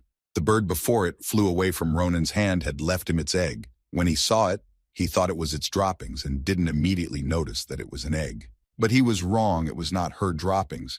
But he was curious why the bird had left him the egg. He wanted to know what was in it, or maybe who was in it. Ronan threw the egg at a rock near them to test its safety. He thought it would test its strength, and the result shocked them. After the egg hit the rock, he was able to find out that it was very strong. It had broken through the rock, and the egg was unharmed. Duan took the egg and began to examine it very carefully. He didn't know if it was an egg or something else. He couldn't give them any answers yet. He needed to examine it more closely. He noted that it was a rare, fantastic object. It could be worth a lot of money. It was very strange. Ronan stood and listened to the jeweler carefully. Duan twirled the egg in his hands for a long time. He examined it from different sides and under different lenses. He noted its color and texture. They pleasantly surprised him. Ronan was overjoyed when he found out that it was worth a lot of money. He didn't want to keep it and was ready to sell the strange object. But he was not happy for long. The jeweler told him that it was horse droppings, and the smile disappeared from Ronan's face. He couldn't believe that a bird had left him such a surprise. Ronan said it wasn't horse droppings, but the jeweler laughed because he didn't know what it was, and he was just joking about it. He said it was a very unusual item. He took it back and examined it. He wished he could still show it to the professionals. He had hoped that they could identify the object and the nature of its origin. Ronan decided to try and take it to the professionals. Right now, he couldn't sell the item. He was very much curious as to what it was, so until he knew, he wouldn't sell it. In addition to selling the jewelry, Ronan wanted to ask Duan if he sold any books about the Filian Academy. They would be very useful to him for admission. He told the jeweler that they were planning to take the entrance exams, but they didn't know much about them and wanted to prepare properly. Duan thought it was a good coincidence that they were also applying to the academy. Duan told them that his daughter was also planning to take the entrance exam for the academy. He was sure that she would be able to help them and give them advice on how to prepare for it. During the lively conversation, they did not even notice how his daughter approached them. She did not understand what kind of people they were and what was going on here. She went up to her father and asked him again what they were, what they wanted from him, why they had come to him. When Duan saw her, he rejoiced and told them that his daughter had finally come home. Duan decided to introduce them and introduced her as his only child. Her name was Maria. She stood there looking at them in surprise, not knowing what was going on. Ronan was stunned when he heard her name. It seemed very familiar to him. He realized he had known her in his past life, and now she was in front of him. He was a little confused when he saw her. He looked at her and still couldn't quite figure out if she was the Mary he knew. He needed to make sure his assumptions were correct, but he didn't know how to do that yet. Duan turned to her. He motioned for her to come over and say hello to them. They were important people they had just made a favorable deal with. Hearing her father, she was pleasantly surprised. She looked at them and was a bit disrespectful to them, calling them children. Duan sharply shouted at her to watch her tongue and not allow herself to be unnecessary with his clients. He apologized to them for her. He said she had grown up in the company and could have been rude, but Ashel rushed to reassure him, saying it was fine and they weren't offended by her. Ashel thought that maybe Ronan might have taken offense to her, and when he turned around to find out, Ronan had already started walking to meet Maria. Ashel became a little worried. Ronan got as close to her as possible and asked if she was really Maria, but she didn't understand what he was telling her, why he asked her that if her father had just introduced her. He wanted to know if she was the Maria who used Sen as her middle name. She confirmed that she did, but didn't understand how he could know that. She was amazed. Ronan noted that it was all strange. She did look like the Maria he remembered, but he still wasn't sure about it. He couldn't believe that he had met the very same Maria. This was the person he had once known who had gone with him to war with the giant Achayut. Ronan wanted to ask her one more question. He asked her to come closer to him so he could ask her in person, and so no one else could hear his question. He approached her himself and whispered in her ear. He wanted to know if she had something down, but she didn't realize what he was going to ask her. Ronan asked her the most dangerous and provocative question that made her hair stand on end. She was just baffled. He asked her if she had a pepper like the boys down there. She stood there and just couldn't move and couldn't answer anything out of surprise. She couldn't believe he had asked her that question. She didn't understand why he thought that about her. Maria stood and thought about how to answer him. She knew she might have a nervous breakdown over such a question. Ronan was not shy to ask such a question the first time they met. Ronan stood and looked around at Maria. He told her that no matter which way he looked at her, it didn't look like she had him. Maria was just boiling with anger at him. He thought that maybe the old jeweler had another child he knew nothing about. Suddenly his thoughts were interrupted by Maria's hand flying at him. She slapped him with all her might for asking such a question. She angrily asked him to shut up and not say such nasty things to her. Ronan did not dodge her attack and deliberately missed it. He noted that she had a good punch that he wouldn't be able to forget.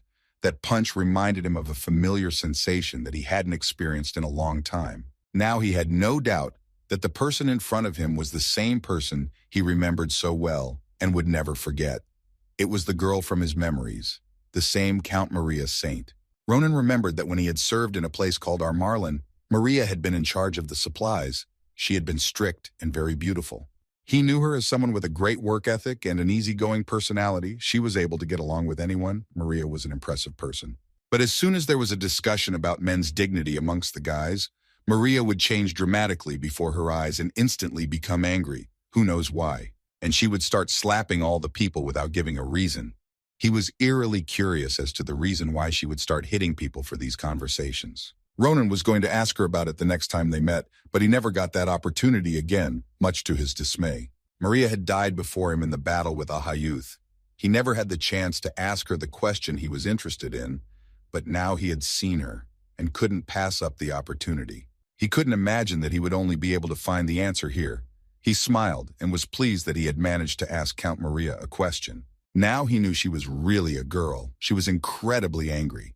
She couldn't calm down. She wanted to know if he had been amused or if he hadn't gotten enough from her and wanted more. She decided to slap him again to get him to stop mocking her. Maria threw herself at him with an attack. She was sure she would succeed in slapping him again. But Ronan was faster now and attacked her back. He asked her to calm down and stop lunging at him with unsuccessful attempts to slap him. Ronan explained to her that he had just let her hit him once for his question, but to have her hit him a second time, he could not allow. Her attack had only succeeded because he himself had allowed her to make her attack on him and do minor damage. He was about to tell her that he wouldn't give her a second strike, but he didn't expect her to give him a sly headbutt at that moment. It was her second successful strike. Within moments of their meeting, they were fighting with each other, and it was extremely difficult to break them up. Something had to be done before they seriously injured each other. Ashel and Duan rushed to separate them. They didn't want them to be violent. He didn't introduce them for fighting, but they didn't listen to them and kept fighting. Ashel sat there and couldn't understand what was wrong with these two. He literally stopped realizing what was going on around him. After Ronan appeared, his life changed a lot. He remembered that they had just fought as if they wanted to kill each other, and that scared him. But what happened after the fight surprised him even more. They were sitting together at the same table as if nothing had happened, and they hadn't fought recently. This surprised Ashel. He didn't know how they did it. They were sitting quietly and examining the items on the table. Ronan showed Maria the items and wanted to know her opinion. He wanted to know if they were okay, and if there was anything wrong with them, he would buy something else. Maria scrutinized the items that Ashel and Ronan had brought them. They were 3 swords and 1 magic wand. On this ground, they got along very well and did not clash. She took the first sword and prepared to give it an evaluation. She looked at it and analyzed it. She paid attention to every detail. It was important to her what steel this sword was made of. Maria asked them why they needed 3 blades. Wouldn't it be hard for him to carry them around? Ronan replied that they were just in case and that he was rough with swords. Ronan wanted her opinion on whether she liked the swords. Maria replied that they were quite good, but the black iron sword was the best of the 3. She explained to him that the Sharoon iron was quite strong, and it was the kind of thing that even the most famous knights in the Empire sought out. Maria said that she didn't know how rough he was with the sword. This sword he could hardly break. Ronan, when he found out that it was made of black iron, he remembered that it was his favorite weapon in the past. She continued to examine the weapons. She picked up the staff and said that it had a great stone in it, and the weapon wasn't the worst. She couldn't believe that all of this was left to them for nothing. Maria looked at Ashel and assumed he was a mage. Ashel seemed like a very sweet child to her. Ashel was surprised at this attention and was confused and replied that he was a mage. She wanted to know what kind of magic he possessed. She couldn't think that such a young boy could be a real mage. Shyly, Ashel replied that he possessed telekinesis. Maria was overjoyed when she heard what he had. She called him amazing, and that if he did well, he could even get a scholarship. She turned to Ronan and wanted to know more about him. She wondered what technique he planned to show on the practical exam. He was quite surprised and didn't know what technique Maria was talking about. Maria couldn't believe that he didn't know about getting into Filion. He had to impress the professors in the practical exam by showing them all the techniques he possessed. She noted that the theoretical exam was also difficult. but it couldn't compare to the practical exam. He only had to show himself in practice, and he could already get in, despite the theoretical exam. Maria added that, to put it simply, if he didn't show them his worth, he could forget about entering there. Ronan was shocked. He thought it was enough for a swordsman to be good at swordsmanship. Ronan wanted to know more about what people usually showed in practical exams. She told him that some nobles showed their families secret techniques that only they possessed. But most martial artists and candidates showed their personal martial techniques of mana possession. When Ronan heard about mana, he didn't know anything about it at all.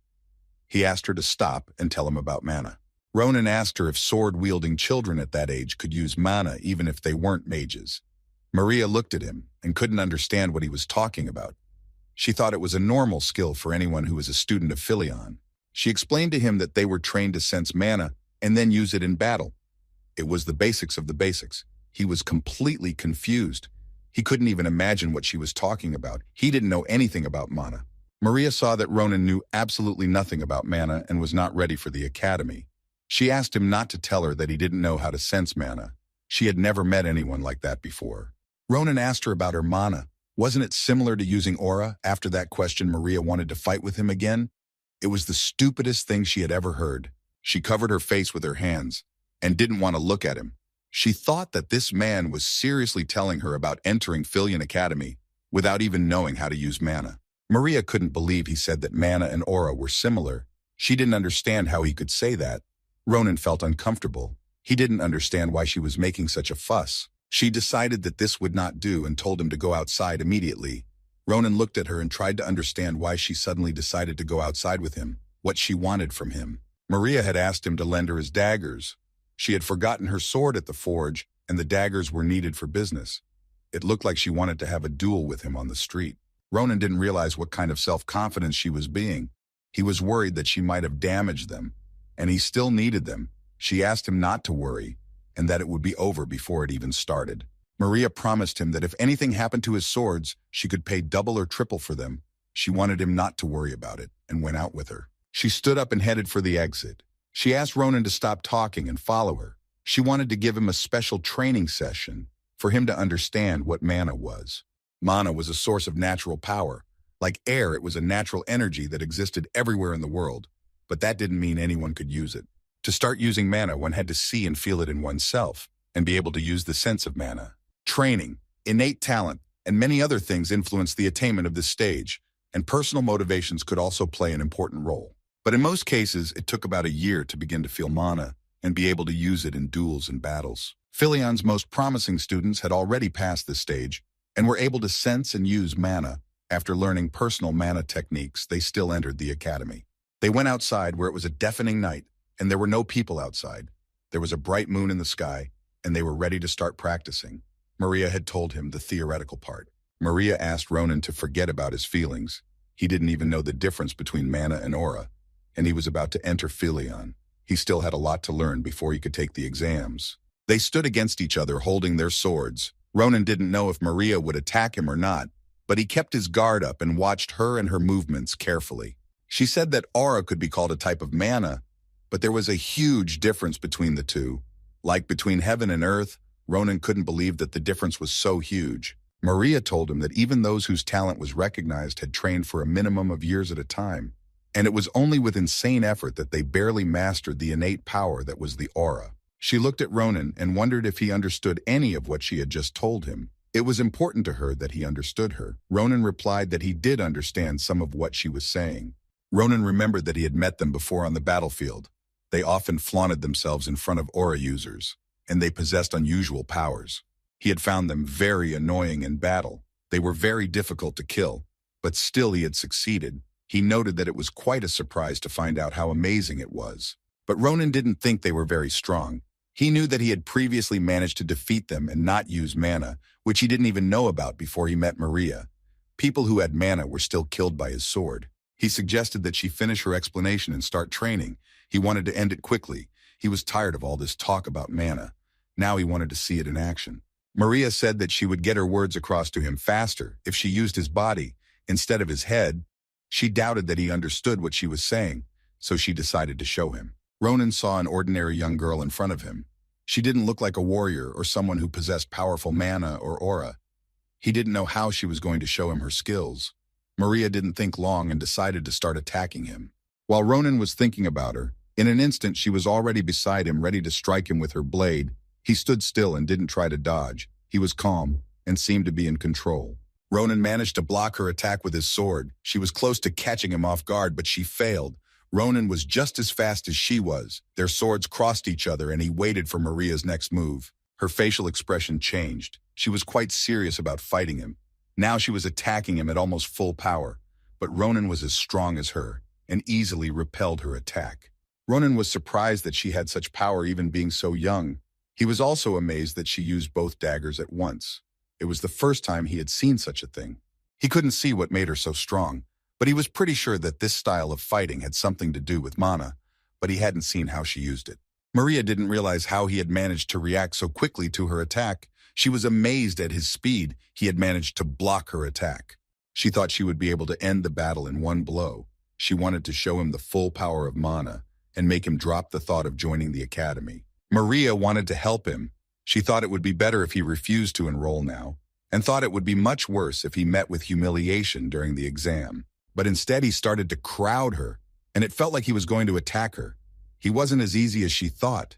Maria thought he had applied the ability of someone who didn't possess mana to her. Maria was completely confused. She didn't know what was going on and didn't know how she could finish the fight without taking damage. Ronan noticed that Maria was distracted and wondered what she was thinking, but Maria just kept quiet.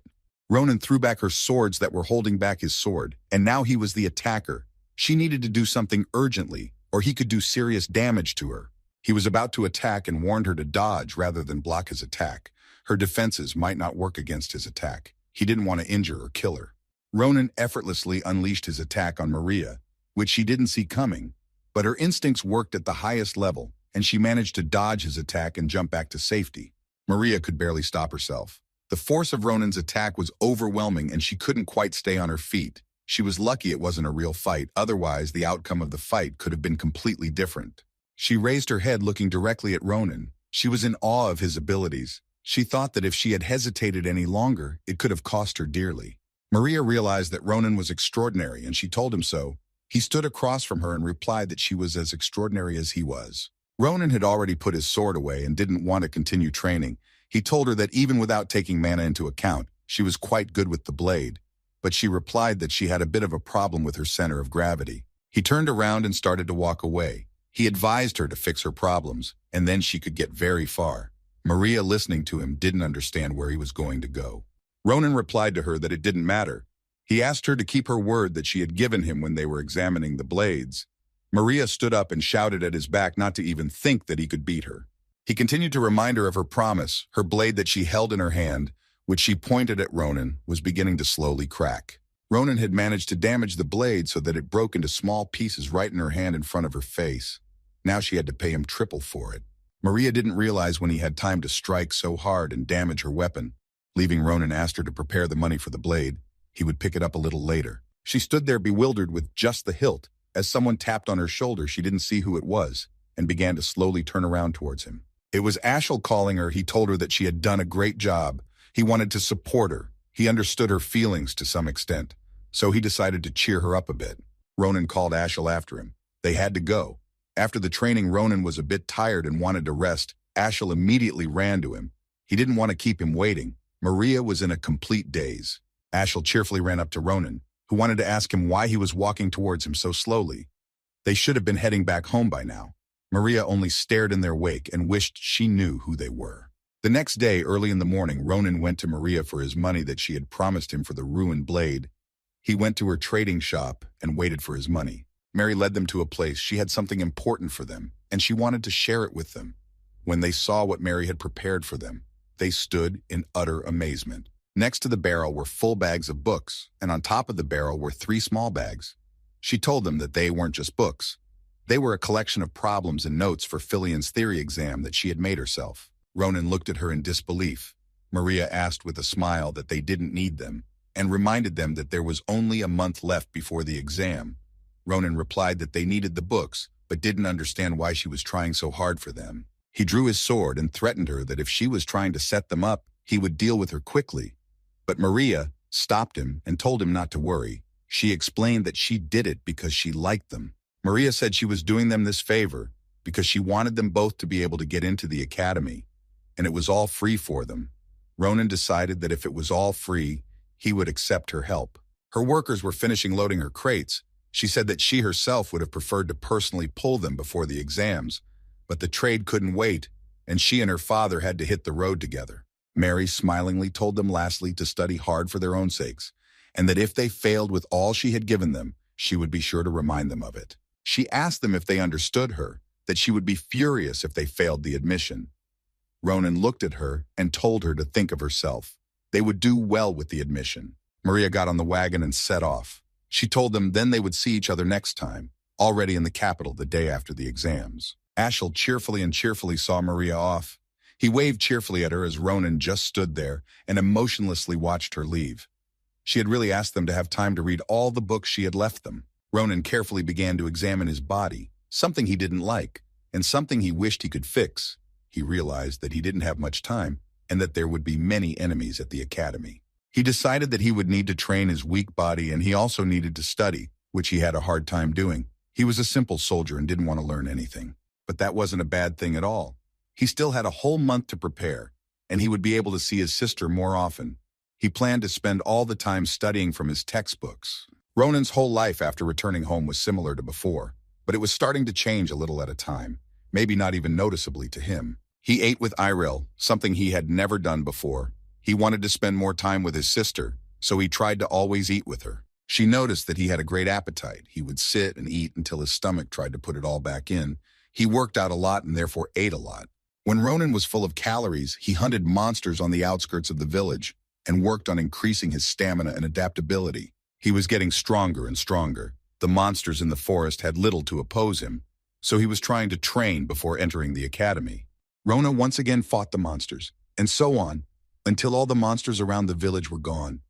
No one could stop him. After the last successful monster hunt and the evening training, Ronan did not forget to study, which for a soldier was something incredible. Every night he would sit over Maria's notes. He was lost and couldn't figure out what he needed to memorize. Studying was very hard for him. Ronan couldn't even know what it would get him in the end, but he worked hard. He couldn't do otherwise. If he took on something, he did it to the end. And when the month of his labors was over, they could finally reach the main stage of the story, where they had a hard road to enrollment. They arrived in the majestic city of Vallon, which was the capital of the empire. It was large and very beautiful, the kind of beauty they had never seen anywhere before. In the center of the city was the best imperial institution for education. It was located in the small city in a white tower. Ashel stood there and couldn't believe that they had finally made it, and that they could actually live and learn here. He felt like he was in a dream. In front of them stood the great and famous Philian Academy. It was the best, and its graduates were proof of that. Ashel thought the building was a masterpiece of architecture. He couldn't get enough of it. His eyes were burning. He was looking forward to the moment when he could study here. He didn't have time to say anything else because he was interrupted by Ronan. He saw Ashel standing in the middle of the road and endangering himself. Ronan asked him to stop acting like a villager. He needed to get into the building or they might be late for the exam. Ashel was somehow unsure of how to talk to him. He called his name in a shaky voice. Ronan couldn't understand what was wrong with his answer and why he was talking to him like that. He answered him that everything was fine and he was just gazing at the beautiful buildings around him. They hadn't seen Ronan for a month. Ashel told him that he had grown bigger than he had been, but Ronan thought he was back to his old ways and was doing something else. Ronan walked over to him and told him to stop his nonsense and go inside. They didn't have much time left before the exam started. He headed toward the entrance and thought that if they were already in Philion, they might have met him, whose name Ronan didn't want to remember. Ronan could have met a descendant of the Grancia family, a lineage of outstanding swordsmen. He was a genius who was considered by all to be the strongest in history. He thought that he had to be his age now, so they would probably meet at the exam, but he didn't want that. Ronan decided that it wasn't that important to him. He had another task in front of him. He needed to enter the academy and pass the exams. Ashel suddenly appeared from behind Ronan and asked him if he had brought that thing with him, but he didn't understand what thing Ashel was talking about. Ashel explained to him that he was talking about the pen of the bird they had rescued, which was supposed to lead them to her. Ashel thought that she might be somewhere not far from them. Ronan told him that he had brought it with him before they left, because he remembered that the bird's owner had told them that he lived in the capital. He wanted to visit him after the exams and then suddenly the feather began to show them the direction of where the bird and its master were. The feather was pointing straight to the Philian Academy building, and it was pointing them to the topmost floor of that building. Apparently, that's where they were. On the very top floor in his office, a professor was walking and talking. He thought things were not easy, and that he didn't like teaching at all. He was talking to his bluebird that sat on his shoulder. He was thinking that maybe it would be better for him to go back to research. The professor didn't know what to do and what to do next. He petted his bird and said it was the only thing that could cheer him up. His wild bird's name was Marpez. He decided that he should continue teaching to repay the hero who had saved Marpez. The bird's owner was Professor Varan Fanashir, a zoology professor. His specialty was that he was a half-lion. Professor Varan thought that maybe he should have opened the window to air out the room, and if their hero would come today, maybe he would visit him. Barely opening the window as Ronan's face looked up at the professor, telling him that he hadn't even knocked yet and he was already being opened. Ronan spotted a bluebird he knew, and he concluded that before him was his half-human owner, who stood aghast at Ronan's sudden appearance. Varan was greatly frightened. He took his bird in his hands, fearing that he had come for it. He wanted to know who he was and how he had gotten here. The professor was surprised that they had climbed to one of the top floors. Ronan said that Varan's scream scared him. Ashel noted that that was why he wanted to take the stairs, so that no one would scare anyone. Varan suggested that they might have come for his friend Marpez. He didn't understand what they wanted him to do by climbing so high. Ronan took out a feather and showed it to the professor. It was the feather that had brought them to his office, and they were not going to steal the bird from him. When Professor Varan saw the feather, he smiled and smiled. He realized what kind of people had come to his office and seemed happy to finally meet them. They stood across from him without expressing any emotion. Ronan silently held the quill in his hand and didn't understand why the professor thought they were heroes. Varan was ashamed that she had behaved so indecently in front of their heroes, and that he had scared Ronan.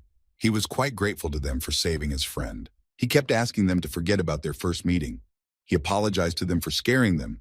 Ronan told him that everything was fine and that he didn't have to worry. They had already forgotten everything. Ronan said that it was more Ashel's fault because he climbed in the window. Ashel didn't know what he was talking about. He replied that it was Ronan who said that the stairs were too boring. Ashel wanted to say something else, but Ronan covered his mouth with his hand.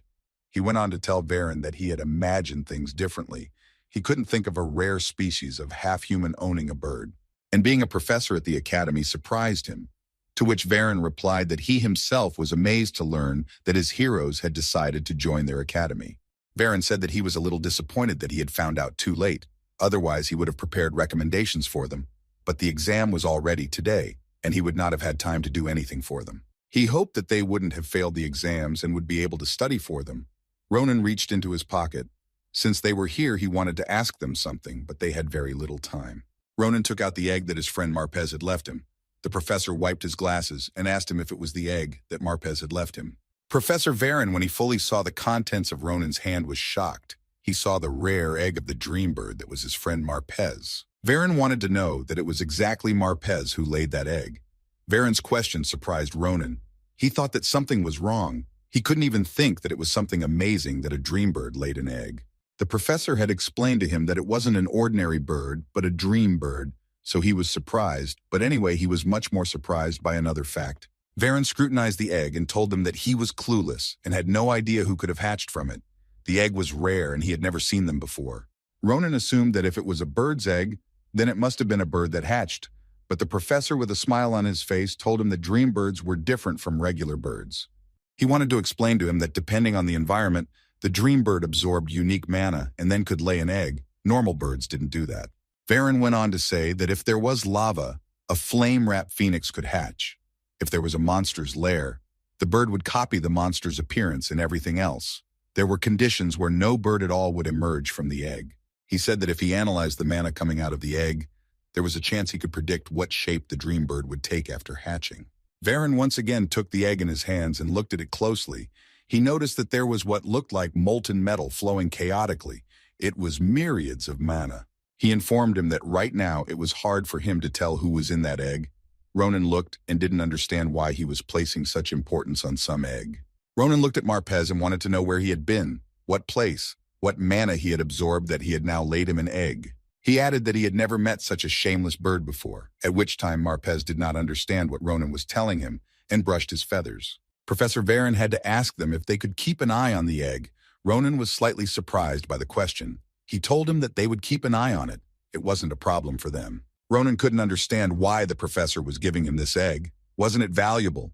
Varen replied that it was very valuable. After all, the dream bird only laid one egg in its entire life, so it was unique.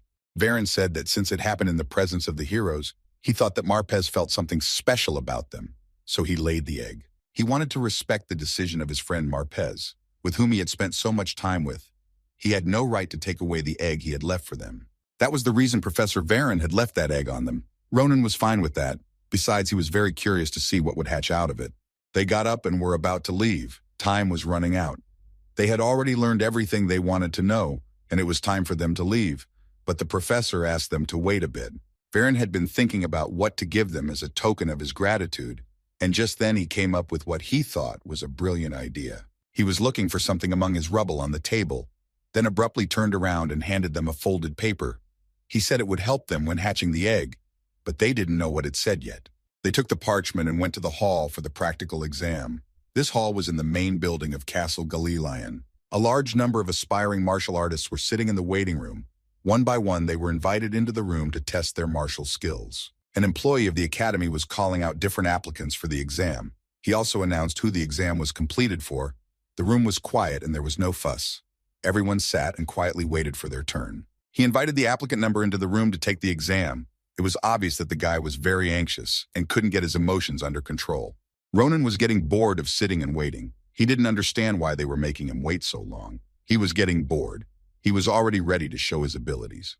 Maria was sitting next to him. He asked her if she thought things were going too slow, but Maria said it was like that for all the exams. Ronan looked at her and asked her what kind of outfit she was wearing, and if she was comfortable in it. Maria said that she paid special attention to it, that this academy was attended by all the aristocrats of the empire. She said that later on they would all be important customers for her, and she couldn't look bad in front of them, so she wore the best she had.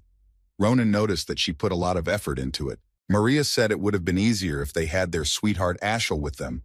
Ronan told her that there was nothing to be done about it.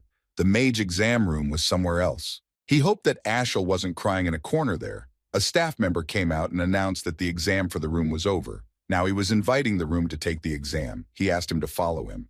This number was Ronan's. He got up and said that it was his turn to impress the professors. Maria asked him to calm down and show them everything he was capable of. She added with a smile on her face that if he failed the exam, she would kill him. He replied to her that he knew that and thanked her for her concern and sincere support. Ronan entered the exam hall and saw 5 professors of the academy in front of him. They looked very stern and unbiased. He looked at them carefully and evaluated each of them quickly. He noticed that they all looked very different. They were of different ages. They were silent and waited for him to come closer to them. Ronan noticed the professor sitting in the middle. It was the head of the academy, Archmage Krava Kratir. He had a positive attitude towards the exam. He noticed one of the seated women. He had rarely seen such energy in his past life. It was the swordsmanship instructor of the great sword Saint Nabirosa. Ronan walked closer to them, bowed, and introduced himself. The head of the academy introduced himself in return and said it was a pleasure to meet him. He told him that he would be fighting a magic mannequin so he could demonstrate his technique. He asked if he had decided what he was going to show them. Ronan said that he was ready to show them his technique. He added that it was nothing special. He was going to show them his quick cut. He felt that it would be enough for a dummy. The head of the academy was surprised by Ronan's choice. The professor who sat to the left of the head was so surprised that he used a simple cut without a drop of mana. The 2 professors began to discuss him.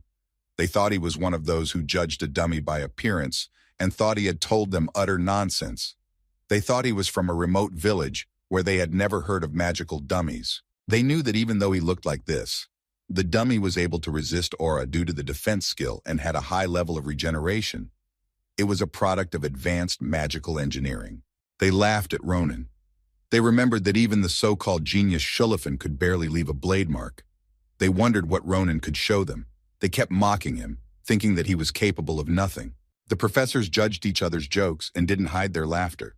The head thought they were being very rude even when Ronan was right in front of them. He thought that they themselves had only judged him by his appearance. He wondered what would happen if this child proved to them their non-failure. How would they behave then? Ronan ignored the taunts of the professors and prepared to show them the technique he had conceived.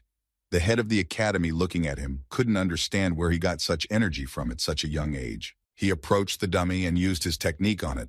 Showing the professors his ability, he made only one strike and then waited. Ronan put his sword away and said that was the end of his demonstration. Now he waited to see what they would say to him, what verdict they would give him. The two professors sat back and further mocked him. They thought he was joking when he said he would only throw one punch. It was hard for them to judge such a performance. He turned around with the head and with a smile on his face wanted to know his opinion. Didn't he think the guy showed them too little, and they had nothing to evaluate? But the head of the academy froze. He couldn't believe what Ronan had done. He literally froze and didn't even hear what his subordinate was saying to him. Suddenly, Professor Nabarosa jumped up from her seat and rushed at Ronan. Apparently, she wanted to find out something from him, but the others didn't understand what was going on. She approached Ronan with great speed and stopped her sword near his neck. Ronan stood still and did not resist. He did not even have time to react to her attack. Ronan looked at her and said that she scared him when she decided to attack him. She looked at him and wanted to know who he was. She was serious. She looked at him and couldn't understand who taught him this swordsmanship. She was shocked at his level. It was much higher than she expected. She didn't often see this kind of level. Ronan didn't understand what she was talking about. He didn't know what to say to her. After all, no one had taught him. Then she decided to rephrase her words to make it clearer to him.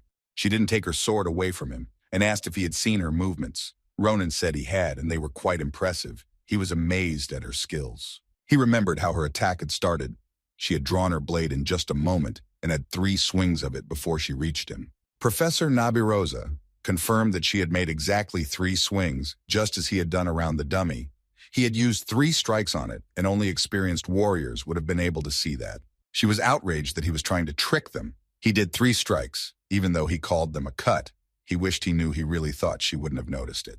Nabirosa noted his level of swordsmanship. It was very high. He wielded a sword better than anyone who came to them for exams, and she was the only one who could notice what he demonstrated to them. She explained that he had deliberately struck the last blow slower so that there was an opportunity to cover up the other 2 blows.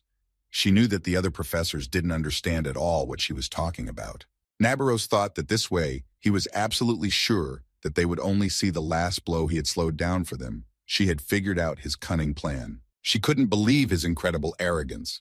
She thought that he had forgotten where he was and that he had the professors in front of him, and fooling them wouldn't have worked out for him. The professors who were mocking him were completely lost. They didn't even realize what they were supposed to see. They were strong more in theory and couldn't see what Nabaros saw. Ronan thought there had been a misunderstanding. The only reason he had to hold back the blow was because he had doubts about the strength of his sword. Otherwise, he would have done things differently. But he had a strong feeling that Professor Nabarosa just might not believe him. But he didn't know how else he could explain it to her. Nabarosa pulled the sword away from his head and headed to her seat at the admissions desk.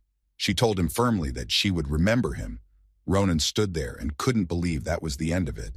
But suddenly she turned around and told him menacingly that she would personally take care of his studies. He thought he had passed the exam and impressed one of the professors. She sat back down and was very annoyed. Apparently all of Ronan's machinations had made her slightly angry. The head of the academy looked at her and remembered her words that she would personally handle his training. He was getting more and more interested. The head thought that the Nabarosa had already enrolled this applicant as one of his students. He realized that Ronan was unusual and could become the best in the academy. He decided it was time to take matters into his own hands. He looked at Ronan and said that he had done a good job on the exam. The head wanted, as a final part of the exam, to ask him a question. It wasn't properly answered. He just wanted to hear him state his thoughts. He asked him a seemingly simple question. He wanted to know what he would like to learn at the academy. He asked him to take his time and think about the question. Ronan, after analyzing his past life, thought about what he would like to learn first, what he lacked during the war. He answered that first of all, he would like to learn not to regret anything. It would be very useful for him in the future and would save him from many other feelings. Ronan said that this was what he wanted to learn first. His answer surprised the head of the academy. He did not expect Ronan to want to learn this. He confirmed that he was not an ordinary boy. The head of the academy accepted his answer and said that he understood it. He thought about Ronan's answer for a long time and his performance in general. He had managed to impress the whole committee. He replayed his answer in his head and tried to understand why it was that Ronan wanted to have no regrets. He was still so young, but the depth of his thoughts was astounding. The head thought he had no small requests, but he didn't know how he could teach it to Ronan. The professor sitting on his left didn't understand the head or the Nabi-Rosa at all. They wanted them to explain it to them. He wanted to know what Ronan had done to them. He assumed that he had used some kind of trick to keep them enchanted, but the head was only surprised at what his colleague was saying. The head explained to him that maybe it was a trick and maybe not. They looked sharply at the magic mannequin, which began to make incomprehensible sounds. But the head added that it could be called talent rather than trickery, as his colleague had said. They were both shocked by his words. Not so long ago they had laughed at him, but he had proved to them that he was not so simple. They watched as his head fell off the magical mannequin. Ronan not only managed to make a mark on it, he managed to chop its head off, which was beyond what the professors had expected. Ronan walked out of the building and thought about the technique that Nabi-Rosa had used as she attacked him. He thought that he hadn't seen it before and hadn't been able to counter it. He thought that if this had all happened in the past when he was a soldier, he wasn't sure he would have been able to defeat her. She was a strong opponent. Ronan thought that he had already had his share of hardships in life, but he also now realized that all of this was just the beginning on his journey. He smiled and was happy. He realized that coming here was the right decision. He was grateful to the commander-in-chief for her advice to enroll in this academy. Ronan was sure that he could learn a lot at the academy, but he had one more exam ahead of him that he needed to pass, but he didn't think about it.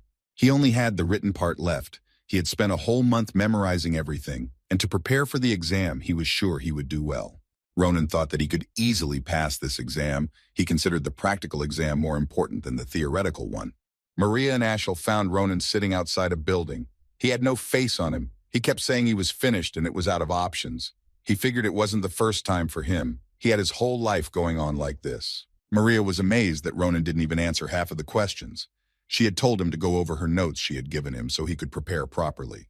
Ashel explained to her that he had taken some of the notes out of his bag to start his studies, and then he had gotten so caught up in the process that he had completely forgotten about the other part that was still in his bag. He thought it was his fault. He should have come to Ronan and asked around and helped him prepare for his theory assignment, but it was too late. Ronan had been sitting near the building since the end of the tests. He hadn't gotten up or said anything. He was very worried that he wouldn't be able to get into the academy. It wouldn't be long before the results were announced. Maria tried to get him up and cheer him up a bit. She asked him to stop worrying. She said that the practical part was more important, and she was sure that he passed the exam with flying colors. While they were trying to cheer Ronan up, someone in the crowd shouted that he had finally shown up, and everyone was paying attention to his appearance. Ashel said that there was a list of those who had been selected. Now they would know everything. Maria didn't expect him to arrive so early. She was expecting him a little later. Maria found herself on the list. She was 9th in practice and 9th in theory. She got into the martial arts department. Ashel got into the magic department. He was 1st in theory and 12th in practice. They did well.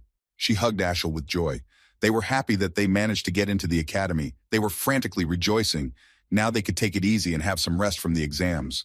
Maria told Ashel that he had gotten 1st place in the theory section. She was proud of him. Even more than he was. He couldn't believe it was true. She pointed him to the screen where his name was on the list. It said that besides him, 2 others got the same scores as him. Maria said that even though he was 1st, it was very cool. Ashel was very humble and shy. He told her that he was just lucky. She happily turned to Ronan and wanted to know what place he had gotten. And if he had managed to get in with them, she wanted the 3 of them to share the joy of getting into the academy. But Ronan wasn't happy at all. He had no face on him. He only said quietly that he thought he wouldn't be there. He was unrealistically disappointed. He had lost faith that he could get in. He thought that someone like him couldn't get into the academy. Maria was infuriated by Ronan's words. She couldn't believe that he hadn't been accepted into the academy. She thought that he probably just couldn't find his name. Maria took his head and told him to stop saying that. She wanted to know if he had looked at the list carefully. He told her that he had read every name, and it wasn't there. He said with sadness in his voice that he didn't pass the exams, and he didn't get into the academy with them. And at that moment, something flew in the sky. It looked like a comet. Ronan told them to pay attention to this flash. Maria knew what it was. It was a post-exam celebration. It was for the best entrants of both faculties. A huge bird of phoenix fame appeared in front of them. It was all on fire. It was incredibly beautiful and ready to honor the best. It directed its fire at Ronan, who stood there not understanding what to do and why the bird had chosen him. He already thought he had failed his exams and admission. As soon as the fire touched Ronan, a message appeared saying that he was the best in the martial arts faculty. He was 1st in practice and 1st in theory. He couldn't believe what was happening. Maria and Ashel threw their arms around him. They were very happy for him, but Ronan himself had not yet realized that he had managed to get into the academy. Even though he was, in theory, he managed to become the best in the entire faculty, they were shocked by his achievement. Ashel said that he knew Ronan was a genius in sword-wielding. Ronan was happy and forgot his recent sadness. He replied to Ashel that he was a good judge of character. But then he remembered something, which drastically spoiled his good mood. He was thinking about something. There was anxiety on his face that he was feeling. He thought that if he was the first, then it appeared that the other genius had succumbed to him. He knew that given his character, a quiet ending was not to be expected. It made him a little uneasy. Ronan heard a voice from behind him ask him if he was the one who had become the best in practice. Ronan was not happy about this encounter. He knew what was going to happen next. Swordmaster Shullifan appeared in front of him. He had come to see the one who had become better than him, and he knew he couldn't just let him go. A duel was brewing. The people around him recognized him and began to stop to look at him. They couldn't believe that the rising star of the empire was now right in front of them. Maria told Ronan that apparently he wanted to talk to him. Ashel noticed that there was a pressurized atmosphere around him, and everyone was expecting the worst. Ronan thought it was unsettling. He noticed that he hadn't changed at all. Ronan remembered that Shullifan couldn't recognize anyone's superiority in blade handling.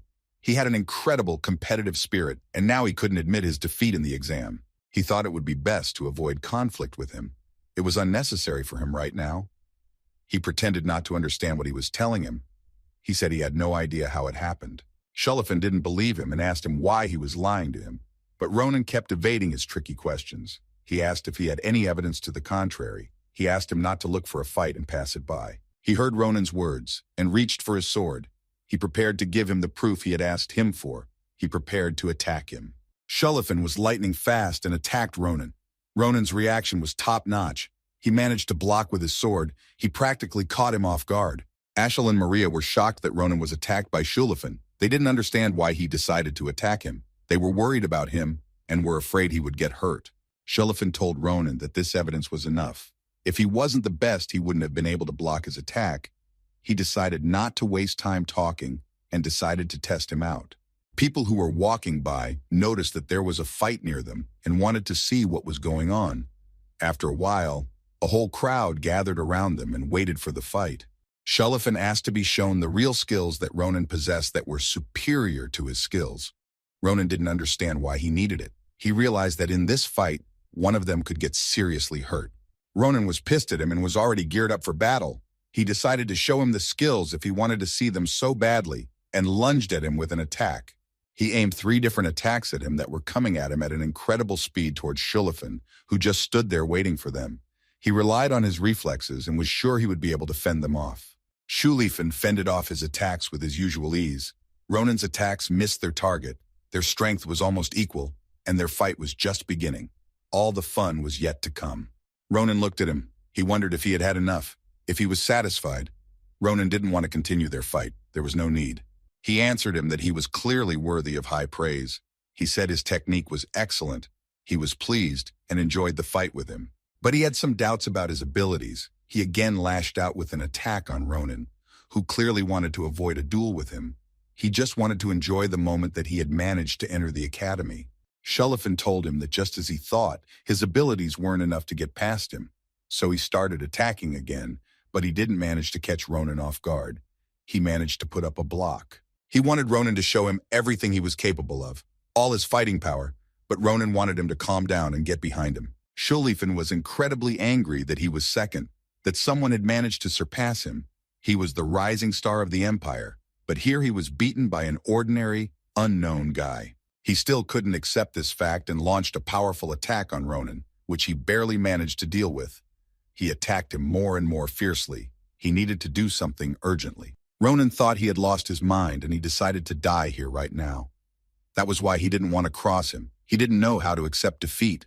If things happened at this rate, he could use his powerful aura, and then it would be a whole problem for Ronan. Their duel was getting more and more dangerous. Ronan thought that the storm created with just one strike and his frenetic aura technique called Storm Blade were too strong, and he might not be able to handle it. In that case, Ronan had only one option. He had to run away from the scene of the fight. In that case, he would be unharmed, and it would end without casualties. Shullifan was surprised that Ronan started to run away. He wanted to know what he was doing. He couldn't believe that he was putting his opponent on his back right in the middle of a fight. He couldn't let this chance go, and he wanted to seize this moment and started running after him. Ronan saw where his comrades were standing and headed towards them. He hid behind Ashel's back, but he had a plan. Ronan grabbed Ashel by the neck and put his sword to him. Ashel couldn't understand what Ronan was doing and why he suddenly decided to attack him. Ashel was scared. Shulifin shouted at him that he was a pathetic coward. He used the lady as a shield. He couldn't believe he could still call himself a knight after such a humiliating act. Ashel was incredibly upset that he was mistaken for a girl. He told him he was a guy. At that time, Ronan's plan worked, and Shulifin fell into his trap. Ronan knew that even under the pretext of death, he would follow the code of the knight. As soon as he approached them, Ronan struck him right in the face. He turned around and gave a command to Ashel and Maria that they needed to run away from there immediately before he recovered from his injury. They didn't have much time. As Shulifin recovered from the missed hit, he saw Ronan running away. He couldn't believe that he was capable of escaping. He only had time to shout after him. He tried to stop him, but Ronan was already far away and he wasn't going to stop. He didn't need this fight. An orderly ran out of the crowd standing nearby. He asked what was going on. He heard about the fight and immediately came running to stop the fight. He saw Shulifin on one knee. He was scared for him. He asked how he was feeling. He wanted to know who could have done this to him. The guard asked him to describe his attackers to him, and they as guards of order would find them, and they would be punished. But Shulifin asked him to speak informally. Right now he was a mere enrollee, not a son of the ducal family. He asked the guard not to worry about what had happened. He told him that the duel was fair and no one needed to be found and that he was fine. Shulifin was dusting his suit. He told the guard that he would take care of everything himself. He could continue his service in peace. He looked at his sword and was shocked. It was cracked after Ronan's attacks. This blade was forged from the finest mithril, but it was all broken. Shulifin thought that originally Ronan's skills didn't really impress him, but even with a sword like this, he was able to do a lot of damage. He smiled and found this incident entertaining. He now realized what Ronan was capable of and that he should not underestimate him. He was a serious opponent. Shulifin, after analyzing the whole fight, remembered his name, which he had memorized, and now he could hardly forget it. The next day, Ronan and Ashel were walking on the outskirts of the Slika in the Shimo forest. Ronan looked at the map and said it had to be somewhere around here. Ashel didn't understand what they were looking for and why they had come to this forest. Ashel caught up to Ronan and asked him what could they be doing now. Ronan didn't understand what Ashel was talking about. He thought he was talking about their first trip to the goblins, but that wasn't the case. He meant he was talking about his battle with Shulifin yesterday. He had heard that he was the heir to the great family of Grantia Ducal, the second after the imperial family. Ashel was worried that he might have wanted revenge on him, but Ronan told him not to worry. He knew that Shulifin was a good guy. He was just obsessed with swordsmanship. Ronan explained to him that he held to principles and honor. In everyone's eyes, he was the protector of the weak, though it would be more accurate to say he was the voluptuousness of the perfect aristocrat. He was sure that yesterday's fight he described as a fair fight. If it had been different, they would have been in jail by now. Ashel answered him that if you looked at it that way, he was right. Such an important man could have found them and put them away the same day, but they were walking free. Ronan said that what was important now was something else. It looked like they had reached the right place. They were near the mana artery that Professor Varon had told them about. They were standing near Fernando's spring. It was a stunningly beautiful place. Ronan was insanely happy when he realized that they had managed to find this beautiful place. Ronan said that when the mana present everywhere in this world gathered at a single point and formed a body of water, it was called a mana artery. Once it appeared, the surrounding matter would begin to absorb mana. Ordinary stones would turn into high-quality mana crystals, and simple weeds would become miraculous healing herbs. Ronan said that they were known for their incredible effectiveness. That was why they came to this place. Ronan had huge plans for this place. He leaned over to the artery and thought that they were simply priceless, and that almost anyone would want to monopolize this artery. He thought that the professor had been quite generous to them. Ronan couldn't believe that Professor Varon had told them about such a place and given them a map just for the sake of one egg. He looked at Ashel and asked him if he felt anything unusual. Ashel replied that it was the first time he had felt so much mana in one place. It surprised him. Ashel noticed that it was much easier for him to use magic here. He could feel himself getting stronger here. It was an unusual place. Ronan threw the egg he had brought with him into the artery. He thought that the artery would help it grow faster so he could see who was inside. He noticed that the egg was absorbing mana at an insane rate. It had happened before, but not like this. Ronan thought that the manna was to his liking, and he couldn't stop absorbing it. Ashel replied that he couldn't understand that, but he added that Maria would have loved it here for sure. And if it wasn't for her trading business, she might have gone with them. But the fact that she didn't go with them, to Ashel, it was a great pity. He kept thinking about Maria. He was very sad that she wasn't around at this moment, and that she didn't see all this beauty. Ashel was standing near the artery and suddenly asked if this wasn't all strange. But Ronan didn't understand what exactly Ashel was telling him. He remembered that Professor Varen had said that such an abundance of mana here must have attracted a large number of fantasy creatures. Ashel assumed that even ordinary animals must have liked to come to this place and feast on the mana from the artery. Then they had one question. If there were a large number of different beasts here, then why was it so quiet around them, as if everyone in this forest had died out? Ashel's words seemed to bring Ronan back to reality. He realized that Ashel was right and that he had relaxed too much and let his guard down. Ronan clutched his head and couldn't believe that things weren't going according to his plan again. He thought that every time things went wrong, and this time was no exception. Ashel was completely unaware of what Ronan was saying. He had tuned up and was now ready for anything. He looked at Ashel and asked him to get ready. It looked like a fight could start soon. Ronan said that he sensed that there was blood being spilled in the forest, so it wouldn't be long before the villains got to them too, so they had to be extremely careful. Ashel felt a sense of fear again. He didn't understand what blood Ronan was talking about. He wanted to know what Ronan was talking about, who at that moment had already sensed the danger. Ronan looked at Ashel and with a smile on his face told him that someone had been here before them, but he had no idea who it was. He said that of course they were probably hiding in the woods and watching them, waiting for the right moment to attack. Ronan realized that they had come to this place uninvited. While Ronan was talking to Ashel, they were already being attacked. Someone was about to fire arrows at them. They aimed the arrows at them. They thought they had caught them off guard and that their attack would be successful. But Ronan saw everything and fended off the arrows that were coming at them. When Ronan chopped the arrows that were flying at them, he saw a familiar tip. It was familiar from his past life. It looked like he knew who was attacking them. He was pretty sure it was them. He remembered seeing arrowheads like that on a guy in his past life, while he was still in a regular army camp.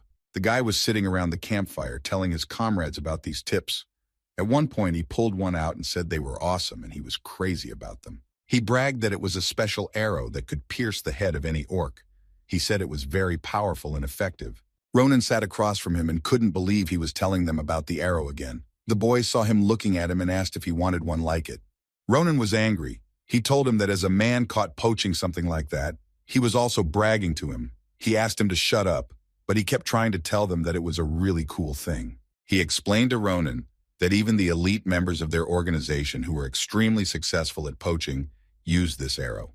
The guy told him that their organization was called the Caliburo Hounds, that they were very successful, and that they were even feared and shunned if they wanted to stay alive. Ronan could use the information he remembered from his past life. He now realized that there were Caliburos in the forest, and that they were at least in the rank of hounds. He snapped his arrows and adopted their tactics of seeing battle. He too was going to hide in the forest and start hunting them, but he couldn't risk Ashel's life. As he left, Ronan asked Ashel to hide somewhere. He also asked him to be extremely careful, or else he could be pelted with arrows. Ronan headed into the forest with great speed. He told Ashel that he would be away on business for a while, and after a moment, he disappeared, leaving Ashel alone. The three guys who fired arrows at them were puzzled as to how he was able to take down all the arrows in one hit. All the mana-infused arrows he had cut down at once. Ronan already knew their locations and was heading towards them. They were completely confused as to who he was, but they knew he was not an easy opponent and would not want to engage him. The chief of them ordered them to scatter. He wanted to surround him and kill him. He thought this tactic would help them. Ronan noticed that the lead one was thinking fast and thought that he was a bird of higher flight than the one he had met last time. He saw them scattering in different directions and thought that was bad enough for him. He didn't want to catch them one by one. He wanted to finish the job in one go. Then Ronan decided to use a different tactic and shouted to them to calm down and not to be afraid of him. He was surprised that they didn't know their own companions. They stopped in utter bewilderment. They couldn't believe that he was their associate. They were all extremely tense and didn't want to go to meet him. Ronan smiled widely at them and tried to seem friendly that they went to meet him. He was surprised that they hadn't heard anything about him. He proudly informed them that he was the youngest hound from the Damas branch, and he introduced himself to them as Ahayut. He was sure they would now approach him. They got down and approached him, examining him closely. They could not believe that he was actually a hound. To them, it was suspicious. Ronan replied that he was indeed a hound and didn't understand why they didn't believe him. But the guy couldn't believe him because Ronan was too young to be a hound. He added that he could believe him if he named a smaller rank. Ronan answered him that in that case, he could ask his wolf from his ward. Ronan advised him not to assume that others could not do what he could not do. He said it was a bad habit and called him a wild dog. Ronan's words made the Calaboro boy very angry. He wanted to fight the young Ronan, but he was not sure if he was deceiving them, and his rank did not allow him to do so. Still, he couldn't help himself and grabbed Ronan by the scruff of his neck. He couldn't let him humiliate himself. He threatened him that it could end badly for him. He added that he could break his arms and legs for saying such things. Ronan replied to him that throwing himself at people was also a bad habit. He told him that people like him always ended badly. One of his comrades decided to step in and calm him down. He asked him not to judge him just on his age. He added that Ronan knew too much about their Calaboro ranking system, which was known only to those who were members of the organization. They needed to check with their captain first, and if he didn't lie to them, they could have conflicts with the Damas branch, and they wouldn't want that. Their captain came out of the forest yelling at his subordinates. He immediately told them that he had ordered them to just stand quietly and wait for him. The captain was displeased with what his subordinates had arranged, and that they had disobeyed his orders. He was angry with them, and for their disobedience, he could punish them severely. Their captain was a big man who was of the rank of a wolf. He ran the Demir department, and his name was Vayam. He never smiled. He was a stern captain. Seeing him, the subordinates perked up. They were glad he had come to them just in time. They needed to settle a matter that concerned Ronan and find out if he was telling them the truth or lying. He went to the captain to report what Ronan had told them. He said that he had told them that he was a hound from Damas department, but they didn't know if he was telling them the truth. His subordinates were glad to have the captain back, but also wary of him.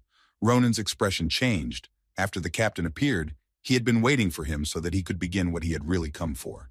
Ronan smiled again and said that now everyone was gathered. There was no need to wait for anyone else. He had accomplished what he wanted. He wanted to gather them in one place so he wouldn't have to hunt for them all over the forest. The captain immediately approached him. He wanted to know if he was really from the Damas branch. He was also curious about his name. Ronan replied that he was a hound from the Damas branch. He was surprised to see a hound from another branch. He knew that they had agreed that the area near the mountain belonged to the Demir branch. Ronan laughed hard and said that he wouldn't be so sure of that. The captain couldn't understand what Ronan meant at all. He admitted that his name was not a Hayut. The captain smelled danger and could not believe that they had fallen into a trap. He still did not know who was really standing in front of him. Ronan effortlessly launched an attack on the two bandits standing near him. He killed them both with the first blow. They didn't even have time to realize anything before Ronan cut them down. The captain grabbed his sword and prepared to defend himself. Ronan told him that he had just taken the worst name he had ever heard and introduced himself to them. Ronan was pleased that he could take out the poachers by attacking the captain. He said the name Ahayut would be perfect for some pathetic poacher. He attacked the captain, who couldn't block or dodge his attack. Ronan finished him off. The last poacher standing was in shock and didn't know what awaited him. He didn't want to die at all. Ronan saw the frightened poacher and told him that he had warned him that he would end badly, though he didn't believe him. He saw that the poacher still had the weapon in his hands. Ronan did not kill him immediately. He approached him and gave him an attack on his fingers, after which the weapon along with his fingers fell to the ground. Ronan threw him a roll of paper and told him that if he didn't want to die right now, he should have picked himself up and picked up the roll. He wanted him to note the location of all the branches of their organization that he knew of. Then he would spare him, but the poacher didn't understand what Ronan wanted. Ronan raised his sword and asked him threateningly. Perhaps he didn't want to do that. Then there was very little chance he would have spared him. He didn't have time to think. He told him that if he didn't want to, then he had no reason to let him live and he could deal with him quickly. The poacher was badly frightened and said he would do what he asked him to do, but he said he had nothing to draw him a map with, to which Ronan told him he had made him fine pencils on his hand. He was bleeding. His whole face was in tears. He was in unbearable pain. Ronan pointed to his right hand and told him he had a whole 5 pencils he could use to write the map. The poacher complied with his request and drew a map with the locations of their organization. Ronan noted that he had done a good job and said he had talent. He smiled at the praise he heard. He thanked him and asked Ronan if he would spare him.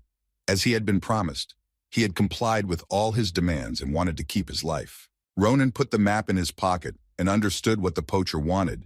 He had helped him and completed his task. But Ronan was still thinking about what to do with him.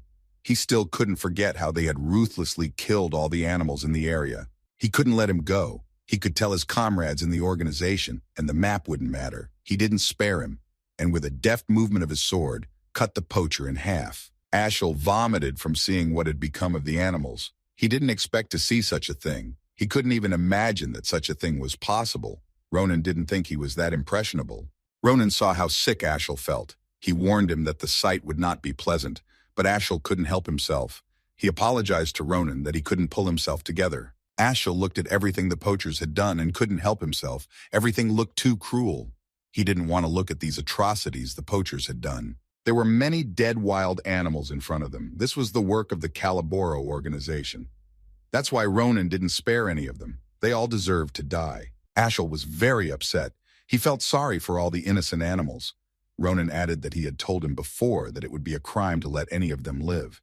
Ronan had absolutely no compassion for them. He realized that he had punished them for their cruelty. He told Ashel not to worry. They were all wanted, and no one would cry for them.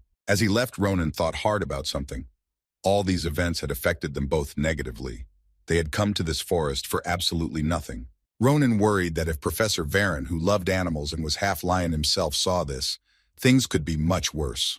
He didn't want the professor to know about it, otherwise he would be very worried and quite upset. Poachers spared absolutely no one, brutally killing defenseless animals. Ronan offered Ashel to go back to the city. They had already found what they were looking for and more. But suddenly in his pouch, which was on his belt, there was some movement. He felt some vibrations. He didn't immediately realize what it was. But then he saw that it was in his pouch. He was very surprised and didn't know what to expect next. Ronan opened the pouch and reached for the egg he had brought with him. He didn't understand why it suddenly started moving. While he was pulling it out, Ashel noticed something strange and called Ronan to look too. Ashel started shaking with fear. Something strange was ahead, and he pointed with a trembling hand to Ronan where he needed to pay attention. He couldn't explain to him what exactly he saw. A huge wall of blood had formed in front of them. They couldn't understand where it had come from, what to expect from it, or how they could dodge it. Ronan stood up for Ashel. He had his sword ready. He didn't know what it was at all. He was as shocked as Ashel, but he didn't panic. Suddenly an egg appeared in front of them, and blood began to wrap around it. They had no idea what it meant. It surprised them. The egg began to absorb the blood that stood a wall in front of them. It was so bright that they buried their faces with their hands. They did nothing, just waited for it to end. Ashel was in a panic. He stood behind Ronan's back and wanted to ask him what was going on, but Ronan himself didn't understand anything. This was all a first for him. But Ronan was calm. He smiled and tried to reassure Ashel. He told him with a certainty that he was 100% sure of. He knew that the inhabitant of this egg could definitely not be anyone ordinary. He knew that there was a magical creature, and a very powerful one at that. He was sure of it. After a while, the egg had absorbed all the blood. Ashel looked out from behind Ronan and asked if it was over, to which Ronan replied that it was probably over. He wanted to say something to Ashel, but to their surprise, the egg began to crack. They watched in amazement. It looked like they were about to see the egg's inhabitant. Ashel noticed that the shell was starting to crack. He was a little excited. Ronan smilingly noted that apparently now something would hatch out of it. It didn't take long for a hole to form in the egg. Ronan was excited. He wanted to see who was inside. He couldn't wait to see what the creature looked like. But something flew from the egg right into Ronan's face. He didn't expect to be attacked. He was in incredible pain. The blow hit him right in the nose, shattering it. Ronan grabbed his nose and didn't understand what it was, why the egg was attacking him. He tried to stop the blood, but he was still waiting. He wanted to see the creature that was in the egg. In front of them appeared a creature that could fly.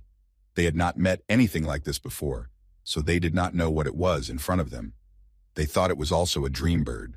They looked closely at the creature and realized that it was not a bird. It looked more like a dragon. It was still small but very cute. Ronan checked with Ashel. He was sure it was more of a dragon than a bird. Ashel replied that he had seen a similar image of the creature in books. He remembered what Marpez looked like and didn't understand at all what mana he had to use to hatch a dragon. It was strange to him. Ronan approached the dragon and decided to pet it. He noticed that it was nice and harmless enough. It was not a threat to them. But he looked him in the eye and told him that such a greeting was too much. He didn't understand why he had attacked him. He was pointing to his damaged nose. The dragon looked back at Ronan and seemed to realize what he was telling him.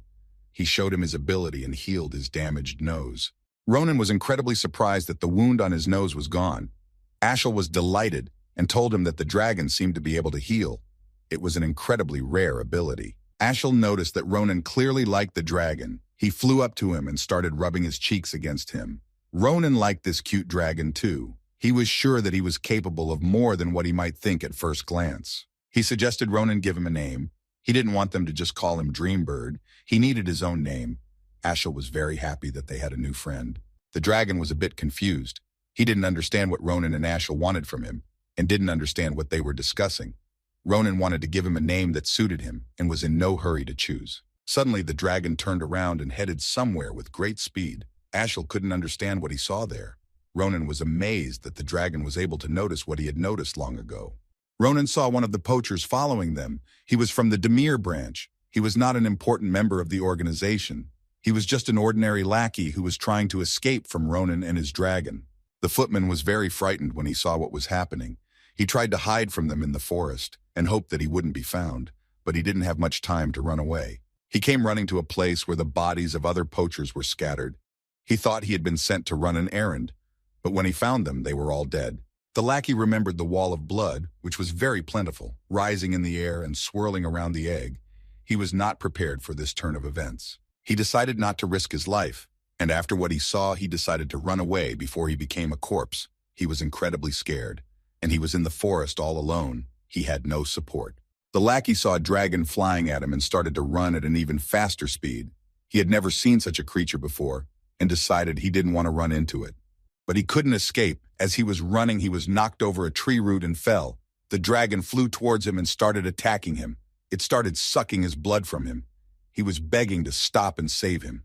At his cries, Ronan came running to see what was happening. He ordered the dragon to stop, and the dragon saw Ronan and stopped sucking his blood, leaving the footman alive. Ronan said that was enough for him, otherwise he would have died. But he still needed him alive. Ronan meanwhile came up with a name for the dragon, and it was now called Cheetah. Ashel couldn't understand why he called him Cheetah. What kind of strange name was that for him? But Ronan replied that he had had ideas for a name for the animal for a long time. Ronan asked the dragon if he liked his new name, and he stroked him affectionately, which made Cheetah make a happy sound. The footman was startled. He recognized Ronan and thought he was finished. The footman sat on the ground and trembled with fear. He remembered that it was the guy who stood in front of the wall of blood. He thought he was the dragon master, but he didn't know who he was. Ronan stood over him and asked if Balrus was all right. He knew what the lackey's name was. Such a question made him immediately confused, and he didn't know what to answer. Balrus smiled nervously and answered him that thanks to him he was still alive. If not for him, his monster had sucked all his blood. He was very grateful to him. But suddenly the smile was gone from his face, and he was thrown into a sweat. He didn't understand how Ronan knew his name. After all, he hadn't called him. Ronan walked closer to him with a serious expression on his face. He drew his sword and placed it on his shoulder. He told him that he shouldn't have cared how he could know his name. He remembered him from his past life. He didn't think they would meet under such circumstances. He was glad to see him. He wanted to know how his poaching progress was going. Ronan called him Mr. Chatty Caliboro Hound, but Balrus himself could not understand at all what Ronan was talking about. He was surprised that he called him a hound, even though he was not one. He told him that he was a common footman. Ronan thought that at this time he was still at his lowest point, but it didn't matter. He wanted Balrus to do something for him. Ronan smiled and seemed good-natured. He emphasized that this was not a request, and he would be obligated to do anything he could ask him to do. Ashel and Ronan returned to the city late at night. It was already time to sleep and get ready for a new day. They walked, and Ronan had a pile of gold in his hand. He thought they had made a good profit. Ronan clutched the gold coins in his hand and said that it was much more than he thought it would be. Ashel was genuinely pleased. He was surprised when he found out how much they had managed to earn. He told Ashel that near the artery, even water could turn into gold. But at first he didn't understand why Ronan was drawing it. It was a mystery to him. But then he saw it with his own eyes, and he could not imagine that Maria's father had offered them such a high price for her. Ashel said that thanks to her father, they could now not worry about money. Ronan agreed with him, but he did not look very happy. He noted that they owed this to Professor Varen. They approached his office, but he had left the academy before they returned. He had gone on a long trip, so they wouldn't have a chance to thank him and show him Cheetah. Ronan remembered the job he had given Balrus. He had given him a map that one of the poachers had drawn for him before he died. He had set him a very interesting task. Despite all this, their meeting would clearly be memorable for a long time. What Balrus saw was impossible to forget. He was on the verge of his death, but he was lucky to escape. Ronan knew that the terror it instilled in him would have made him forget everything but his task he was given by Ronan. Ashel wondered what Ronan was going to do with his money. He knew he didn't have to pay for his admission, and he now had a scholarship. He didn't foresee much spending ahead of him. He wondered if he had any wish he wanted to fulfill. Ronan thought about Ashel's words and tried to remember what he had dreamed of. Ronan thought that soon they would already have an induction ceremony where they would be full of people. Everyone would come with their parents and loved ones so they could share this joyous moment. A few days later, a carriage arrived in the capital. A young and gallant coachman opened the door in front of the girl he was transporting.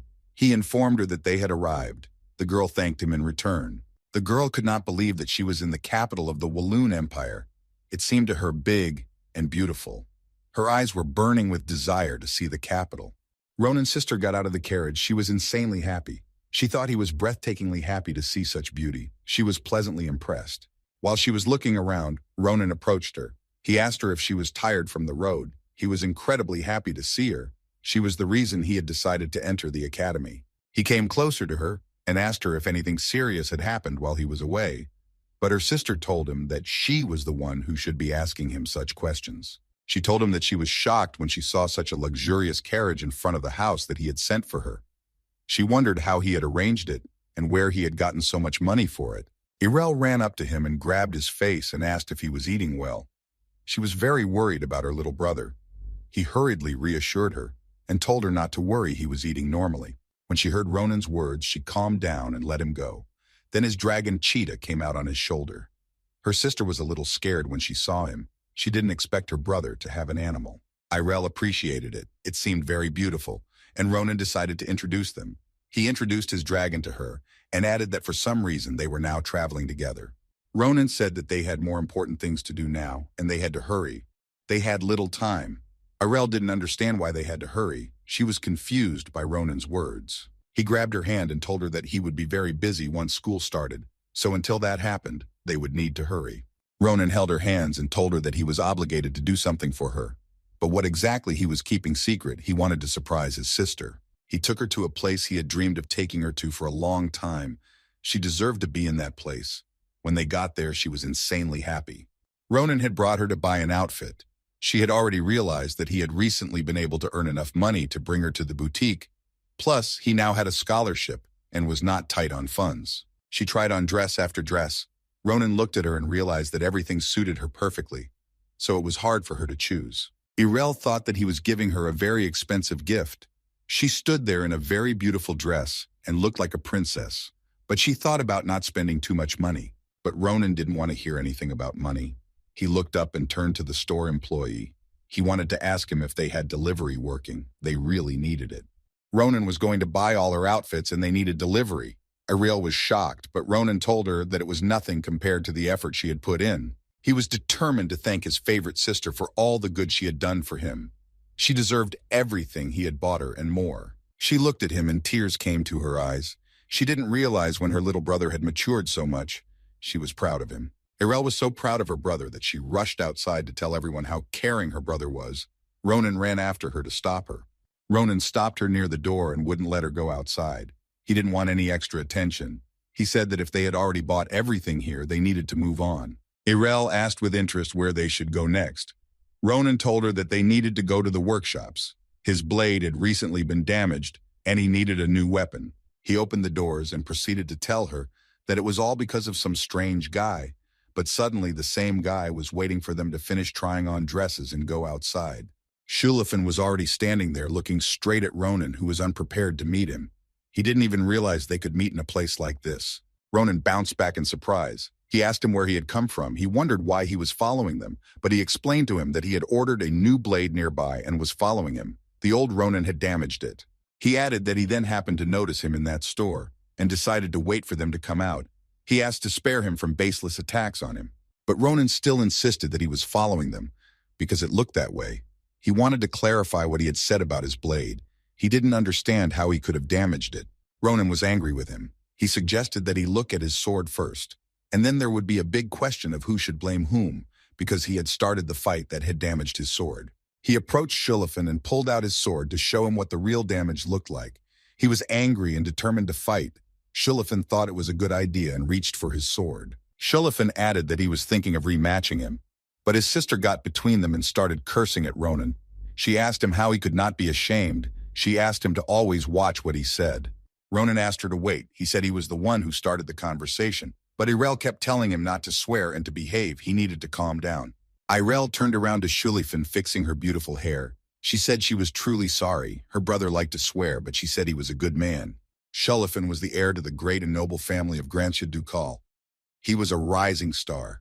He had imprinted this moment forever in his memory and would never forget it. She looked at him and said that he was probably extremely amazed when he interacted with Ronan. Her beautiful smile was coping with an unforgettable impression on him. Shulafin looked at her and couldn't take his eyes off her. She made a very strong impression on him. It was as if a goddess had appeared to him. She was an incredibly beautiful girl. Irel told him that it was entirely her fault that she had failed to educate his manners properly. She apologized to him for her brother. Shulafin hastened to answer her that the fault lay solely on his indiscretion. He said that the lady had nothing to do with it. He could not allow the lady to apologize to him. He told her that he himself was responsible for all that had happened and asked her to calm down and not to worry. She told him that he was the very epitome of magnanimity. Irel took his hands in a burst of emotion and told him that she was very happy that Ronan had a friend like him. She didn't know that they had damaged their blades fighting each other. They chatted sweetly and unpretentiously. Holding hands, Irel asked him to take care of her little brother in the future. Shulafin promised her that he would try his best to take care of him. Ronan stood back and was just shocked at the pro that his sister was asking for from Shulafin. He felt bad about them holding hands. He wished it would all stop faster. Shulafin didn't know how to get out of this awkward situation and told her that first he would like to give them compensation for the damaged sword. He reached into his tunic pocket, saying that he didn't have any gold with him, but he had something else. He pulled out of his tunic their family identification mark. This was destined for Irel instead of gold. He asked her to take it as compensation. Shulafin explained to her that they could use it anywhere in the empire. Ronan was speechless when he saw the insignia. He didn't expect him to give them such a valuable gift. He added that if they needed a good blade, he advised them to look at the forge at the west end of the street. They made excellent blades. Shulafin added that the place had about 5 centuries of history. He said that there was nothing for the average progage to do there, but with their mark, they would be welcome there. He bid them farewell and headed for the exit. He turned to Ronan and said that he hoped the forge would have been able to forge him a decent sword. Ronan was absolutely shocked at what Shulafin had done. He still couldn't believe for a long time that he had given them his family mark. Ronan wasn't sure he knew what he was doing. He knew full well that the Grancia family's identifying mark allowed them to buy up entire villages, and now they had that mark in their hands. Ronan looked at the departing Shulafin and could not understand if he was the swordsman he knew. He was surprised. He had never seen him do such things before. The next day, they were already sitting at the entrance ceremony of the Filian Academy.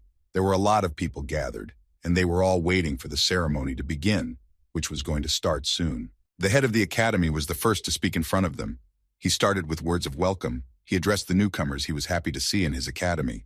He introduced himself to them. He told everyone that his name was Krava Crater, and he was the head of Filian Academy. He looked happy and good-natured.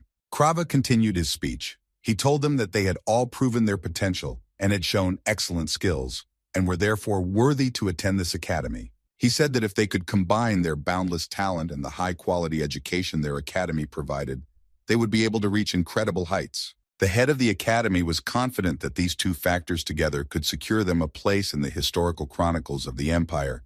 He had high hopes for them. The class was closest to the stage. They were listening attentively to the head, who ended his speech by congratulating them all on their enrollment. Ronan was bored with the official part. He wanted the ceremony to be over as soon as possible. He wanted to start studying. But after a while, he thought that it was not a bad thing that such events happen sometimes. He was sure that Irel liked to be here. The head had finished the official part of his speech and was preparing a surprise for the first-year students. He held 2 fingers up and snapped them to start the surprise. And something strange started to happen where the freshmen were sitting. Bright light ribbons ran between them. No one could understand what it was. Some were scared, but Ronan kept calm. Suddenly, they noticed something strange. They all had a change of expression. Someone was shouting to them and pointing to a place to pay attention to. They noticed that the sky in front of them seemed to break, and they were shocked by what they saw. They wanted to know what kind of magic the head of the academy had used. They thought it was all an illusion. The whole class was suddenly transported to a place unknown to them, and a voice greeted all the newcomers. They tried to look around and see who was talking to them. Ronan was shocked at the ability of the head of the academy. He teleported them all at once to another place with one click. It was incredible. Now they realized how powerful the head was. The head of the academy told them that they were now moving on to the most interesting part of the ceremony. Right now, the meeting of the new generation with their older comrades was starting for them.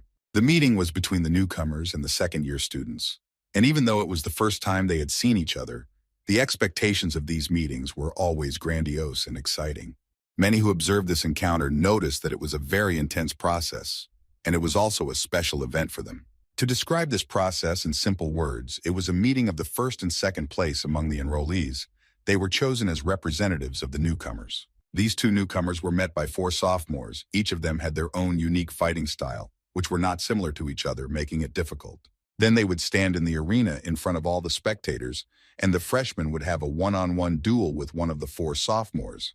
It was an exciting competition. The head of the academy was giving the final instruction. He said that the significance of this event was closely related to the training at the academy. They had to try their best to pass it with dignity. It was not about the professors, but about the relationship between the older and younger. He believed that the beginning of true education, it was about finding each other's weaknesses and working as a team, and as a result, competing against each other. These were training duels in which the representatives of each course would be able to prove themselves and display their fighting skills in front of the entire academy. The head explained to them that the newcomers had the right to choose their own opponent. They also had the choice to refuse the duel altogether. They had the right to choose, and they had to think carefully. He added that the right to choose was given to them so that they would not feel burdened. The choice was solely in their hands.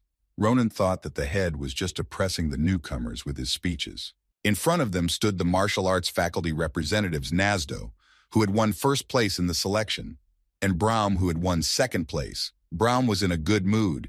He was preparing to fight those who were the best this year. Also with them were Karen and Arena, who took the third and fourth places in the entrance.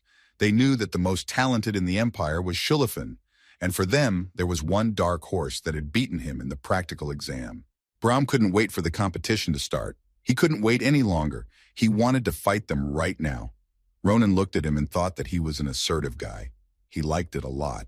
Ronan thought that if this was the situation, this was his chance to show his sister that he wasn't just lazing around all this time, that he had grown up and wasn't just a kid anymore. He thought he needed to show his sister their great friendship with Shulafin that she believed in. He didn't want to upset her and was ready to make up with him. Finally, he heard the long-awaited words from the head of the academy, who informed them that it was time for the newcomers to choose one of the four opponents and begin the competition. Upon finishing what the professor was saying, he raised his hand. He apologized. He asked him if it was acceptable he would like to offer him something. The head was shocked by Ronan's question. He was still standing with his hand raised. He had something interesting to propose to the professor. He wanted to do something that no one had ever done before. Ronan looked at the professor and asked him to give him the opportunity to learn a valuable lesson from each of the respected elders. It was important to him. Ronan's request surprised the head. The four elders stood and looked indignantly at him. They couldn't believe that he wanted to do that. They realized that he didn't fear them at all and didn't take them for serious opponents. Ronan said with a smile that he wanted a lesson from each of the older ones. He wanted to gain valuable experience that his older comrades could give him. All the professors left for a short meeting. They didn't know what to say to Ronan. This was the first time in their many years of teaching practice. They needed to make a decision immediately. The head of the academy tried to listen to each of the professors who were divided.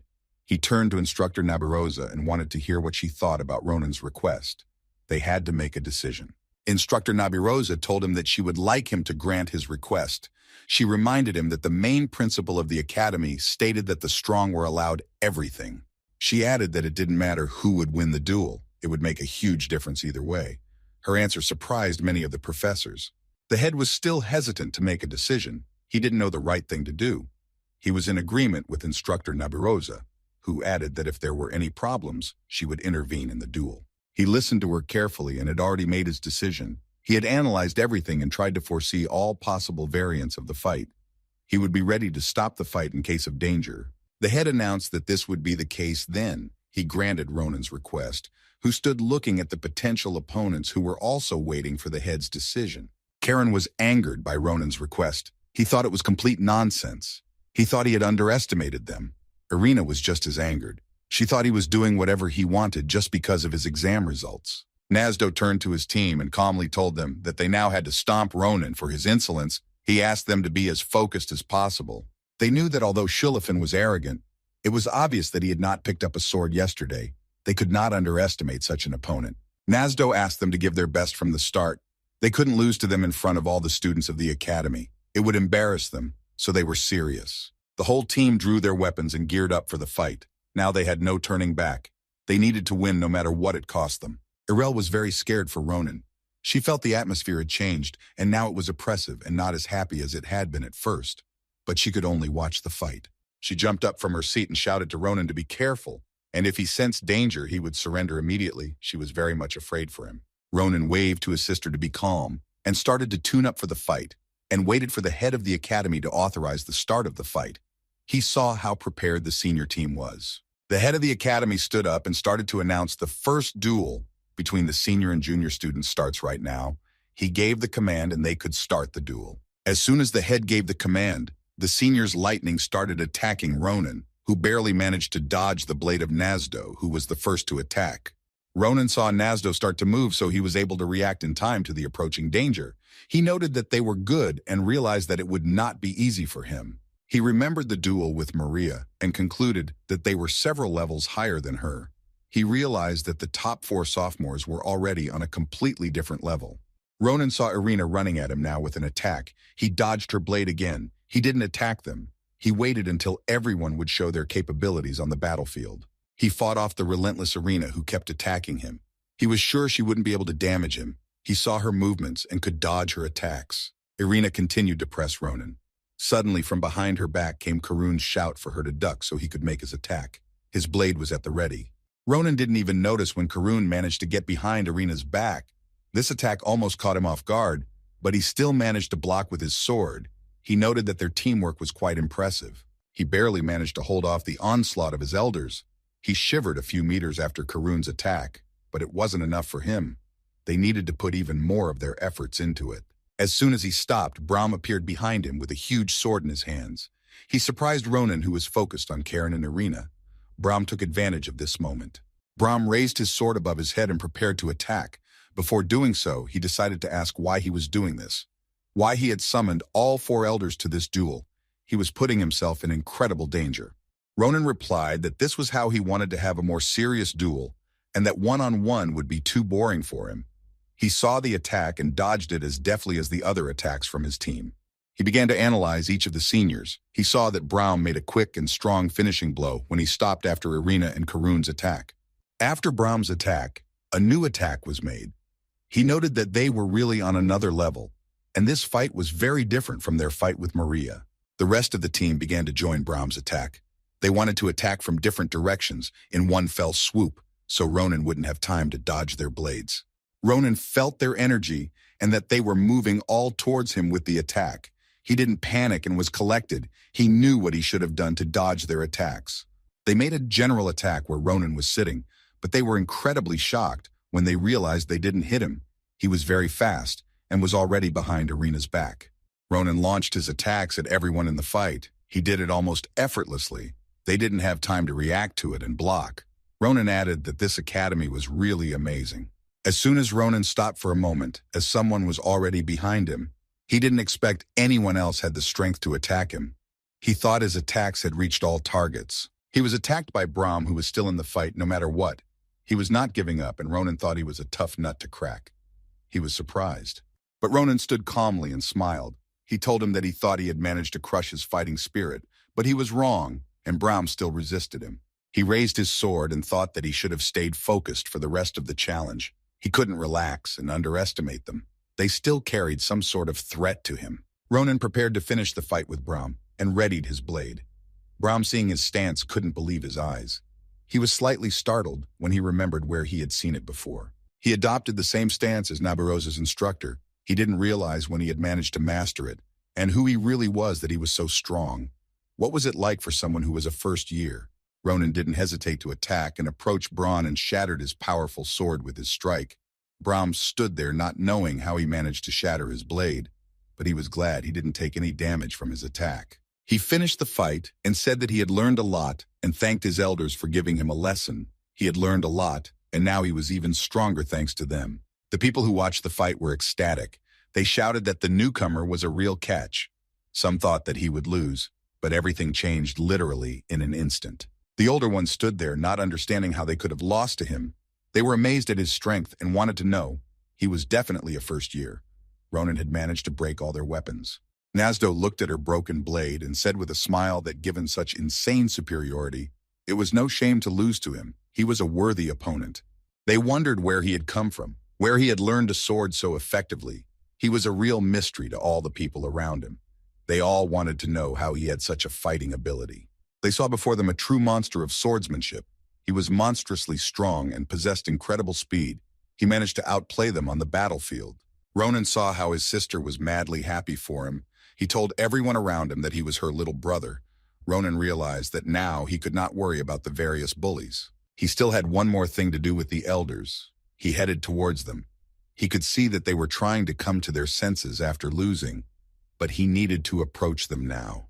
Ronan approached them and told them that it had been a great fight. He had enjoyed it and learned a lot from them.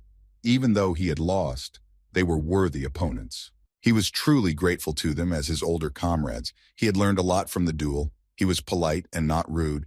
He was only trying to give credit to his opponents. Ronan explained to them that he had provoked the situation on purpose because he was immensely excited to be at the academy. He noted that their strength was truly incredible. He thanked them from the bottom of his heart for accepting his challenge and dueling with him. Maria and Ashel, when they heard what he was saying to them, they thought he was sick. He had never been so polite to anyone. Ronan bowed to them and apologized for his rudeness today. He added that he looked forward to learning more from them. They were shocked by Ronan's behavior, but they were pleased. Braun was glad that he was wrong about him. He hugged him and told him that he was not only very strong, but also quite polite. He took his hand and added that he shouldn't be too humble. It was a fair fight that he won because of his skills. He gave him advice to be a little more confident. Braun raised Ronan's hand and gave him his due. He was the winner, and he was to be greeted properly. He knew that was what a student of Philion was supposed to be. He looked at Ronan, and with a smile on his face told him that this fight had been awesome. Ronan smiled back at him and embarrassedly told him that he had been quite spunky. Ronan thought that now he had shown his sister his social skills, and now she didn't need to worry about him. She looked at him and couldn't believe that her brother had grown so much. There was one girl who thought that Ronan was a very interesting guy. She liked his fight and how he showed himself in it. After the fights, all the students of the academy gathered for a feast in honor of their entrance. They sat at a table where there was a lot of delicious food. Ashel said that he was initially curious about the banquet in their honor, but what he saw exceeded all his expectations. Everything was so beautifully decorated that his head was spinning. On the tables there was a whole Isabilia different dishes. Some of them he had never tasted in his life. Maria had already started eating and told Ashel that they were in the best academy in the empire. Such a large scale was usual for them, and such a banquet was not a surprise to many people. She didn't wait for everyone to eat and started eating. Ashel turned to Ronan and asked if he had already seen his sister. Ronan didn't immediately understand what Ashel was asking him, but soon gave him a positive answer. Ronan told them that it took him a while to say goodbye because his sister was always overprotective of him. She asked him to eat well, to remember to write to her, and to not pick fights at the academy. He added that he even sent her dragon Cheetah with her, so that she would be safer on the road and Cheetah would guarantee his sister's protection. He was calm for them. Ashel was mad happy for him. He told him that he was a good brother who took care of his sister. He was genuinely happy for them. Ronan was pleased with Ashel's words, and he smiled back at him. After their little chat, Ronan decided to try the dishes that were in front of him. He was getting pretty hungry and wanted some refreshment. Now he wanted some rest. He had no sooner taken his first bite than Shulafin was at his back. He asked him how he could sit and eat so quietly. He had crept up on him quietly and without being seen. Ronan jumped up in surprise and anger. He scared him. Ronan couldn't understand what was wrong with him and why he was bothering him. He wouldn't even let him eat in peace. He asked him what he was doing here, what he needed from him this time. Shulafin answered that he didn't need anything from him. He had come to him to clarify something important for him. Shulifan took out a pen and notepad. He asked Ronan where Irail lived. He was wondering if it was very far from the academy or not. Ronan stood there shocked. He didn't understand why he needed this information. He wanted to know what was the condition of the roads on the way to her house. He also asked about the level of security. How frequent were the bandit attacks? He wanted to know everything in as much detail as possible. Shulifan wanted to know if he had hired guards for his sister. He would be at ease if he knew that she was accompanied by an army of mercenaries. She was too important to him. Ronan stood very angry at him. He said that he had hired guards. He hastened to tell him that in strength those guards would outnumber even himself, so he shouldn't have worried. He added that if a wyvern didn't get in their way, they would get there safely. These words shocked Shulifan. Shulifan was mad. He asked him angrily that if a wyvern had appeared, they would have all died. Ronan asked him to leave him alone with his questions. Ronan didn't understand how he cared about his sister, what he wanted from her. He was nothing to her, so all his inquiries seemed rather strange. After Ronan's words, Shulifan shuddered. He didn't know what to say to him. He couldn't tell him that he had fallen in love with his sister and that he wanted to see her more than once. But after an awkward pause, he still decided to answer him. He told him that he was just worried about the lady he knew. He couldn't think of any other answer. Shulifan added that it was his duty as a knight to inquire about the lady's safety. While they were talking, a girl unknown to Ronan approached them confidently past the tables. She had a smile on her outside thought that she had managed to catch the entertaining spectacle that was going on between Ronan and Shulifan. She liked it, but that wasn't why she was there. The girl walked over to them and interrupted their conversation. She looked at Shulifan and said that she had never seen the Wolf of Grancia as talkative as he was now with Ronan. Shulifan heard what she said to him and turned to her and asked her grudgingly what she wanted from him, why she had come up to them and butted into their conversation. A girl whose name was Akalyusha came up to them. She was the best among the newcomers of the magic faculty. She seemed very calm and kind. They didn't know why she came up to them yet. She smiled and asked not to be mistaken by Grancia. It looked like she wasn't interested in him, and she didn't understand why he thought she needed him. But after moments she stopped smiling and said that right now she was interested in a totally different guy, but for now she was in the way of Shulifan. She said it wasn't him she needed right now. It was Ronan. Shulifan turned around to look at him, and when he turned around he saw that Ronan was shocked when he heard his name. Shulifan exhaled and said heavily it was her sinister fascinations again. He wasn't expecting anything good from her. He was sure she had come to him for a reason. Grancia turned to her and told her that he had found out everything he had come for and he was done talking to him. He told her that she could do whatever she wanted with him. But as he left, he turned to Ronan and said anxiously that he thought he should have sent a squad of his family's warriors on the road to Irail. But Ronan asked him to just disappear. Ashel came up to Ronan and told him in a frightened voice that right in front of them was that person. But Ronan interrupted him and replied that he didn't have to explain to him. He already knew who she was. Ashel remembered the moment at the trials when she was doing a magic duel. She was quite powerful, and her opponent had no chance to defeat her. She used powerful spells against her opponents who couldn't escape her. She was overwhelmingly strong for them. They didn't stand a chance. Akalusha smiled again. She told them about her fight and added that those who bared their fangs should be taught a lesson, which she did in her fight. She looked at Ronan and said that she was sure he understood what she was saying. Ronan told her that he didn't really understand her. He wanted to know what she wanted from him. Akalusha came closer and closer to him and told him that she was impressed with the talent he had shown in teaming up with the elders. Her expression kept changing, and she said that was why she wanted to make him an interesting offer that he would like. Ronan couldn't understand what kind of proposal she wanted to make to him. She explained to him that it was a very special proposal that an ordinary man couldn't even dream of. She took out a pendant from her tunic and held it out to Ronan.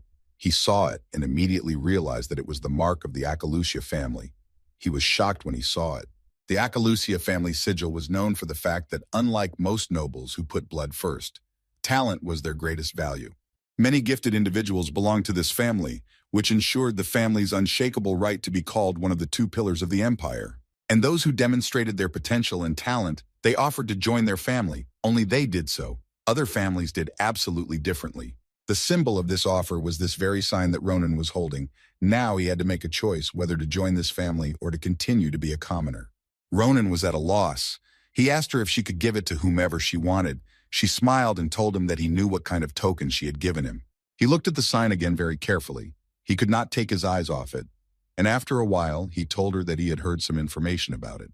Ronan thought about the fact that even a commoner like him could become part of a great family. He was surprised that he was so honored. He remembered that the commander-in-chief had the same mark.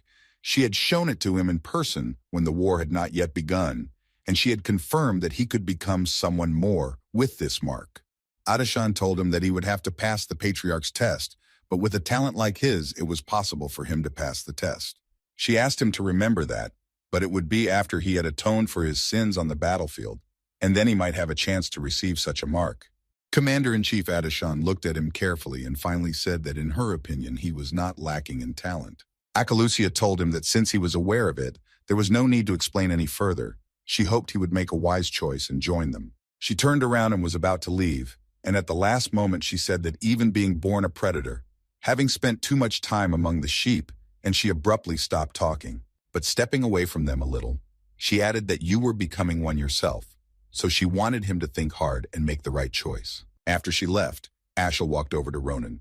He exhaled at the fact that she had left. She was making him nervous. Ronan thought that geniuses always did whatever they wanted and clutched the sigil tightly in his hand. Ronan looked at the sigil she gave him, and it was clear he had already made his decision. He held it and thought it was good that he now had a way to communicate. He realized that the Akalucia family could be very useful to him in the future, so he couldn't refuse such a tempting offer. Filian Academy was an educational institution that put the students' abilities at the center of everything. The grades of the students very much depended on the environment around them. They believed that the most obvious example was the housing system. So far, that they tried to assign students to dormitories where they would be in front of each other for a lot of the time. Each dormitory was different from each other. For each level, there was a different place for students to live. The better the level, the better the place for students to live. The middle-level students had each of them their own room. The building had a nice dining hall and everything they needed, a pretty good place that had just about everything. On the other hand, the worst percent of students lived in the Kratir dormitory. It was the exact opposite of the housing that the average level had. The first day in the Kratir dormitory usually started with students yelling at the students who were not happy to see such apartments. Many of them didn't understand what it meant and why they were put in such conditions. Everyone's nerves were on edge. Shulafin started to get very indignant. He didn't understand why they had to live in this ancient ruin.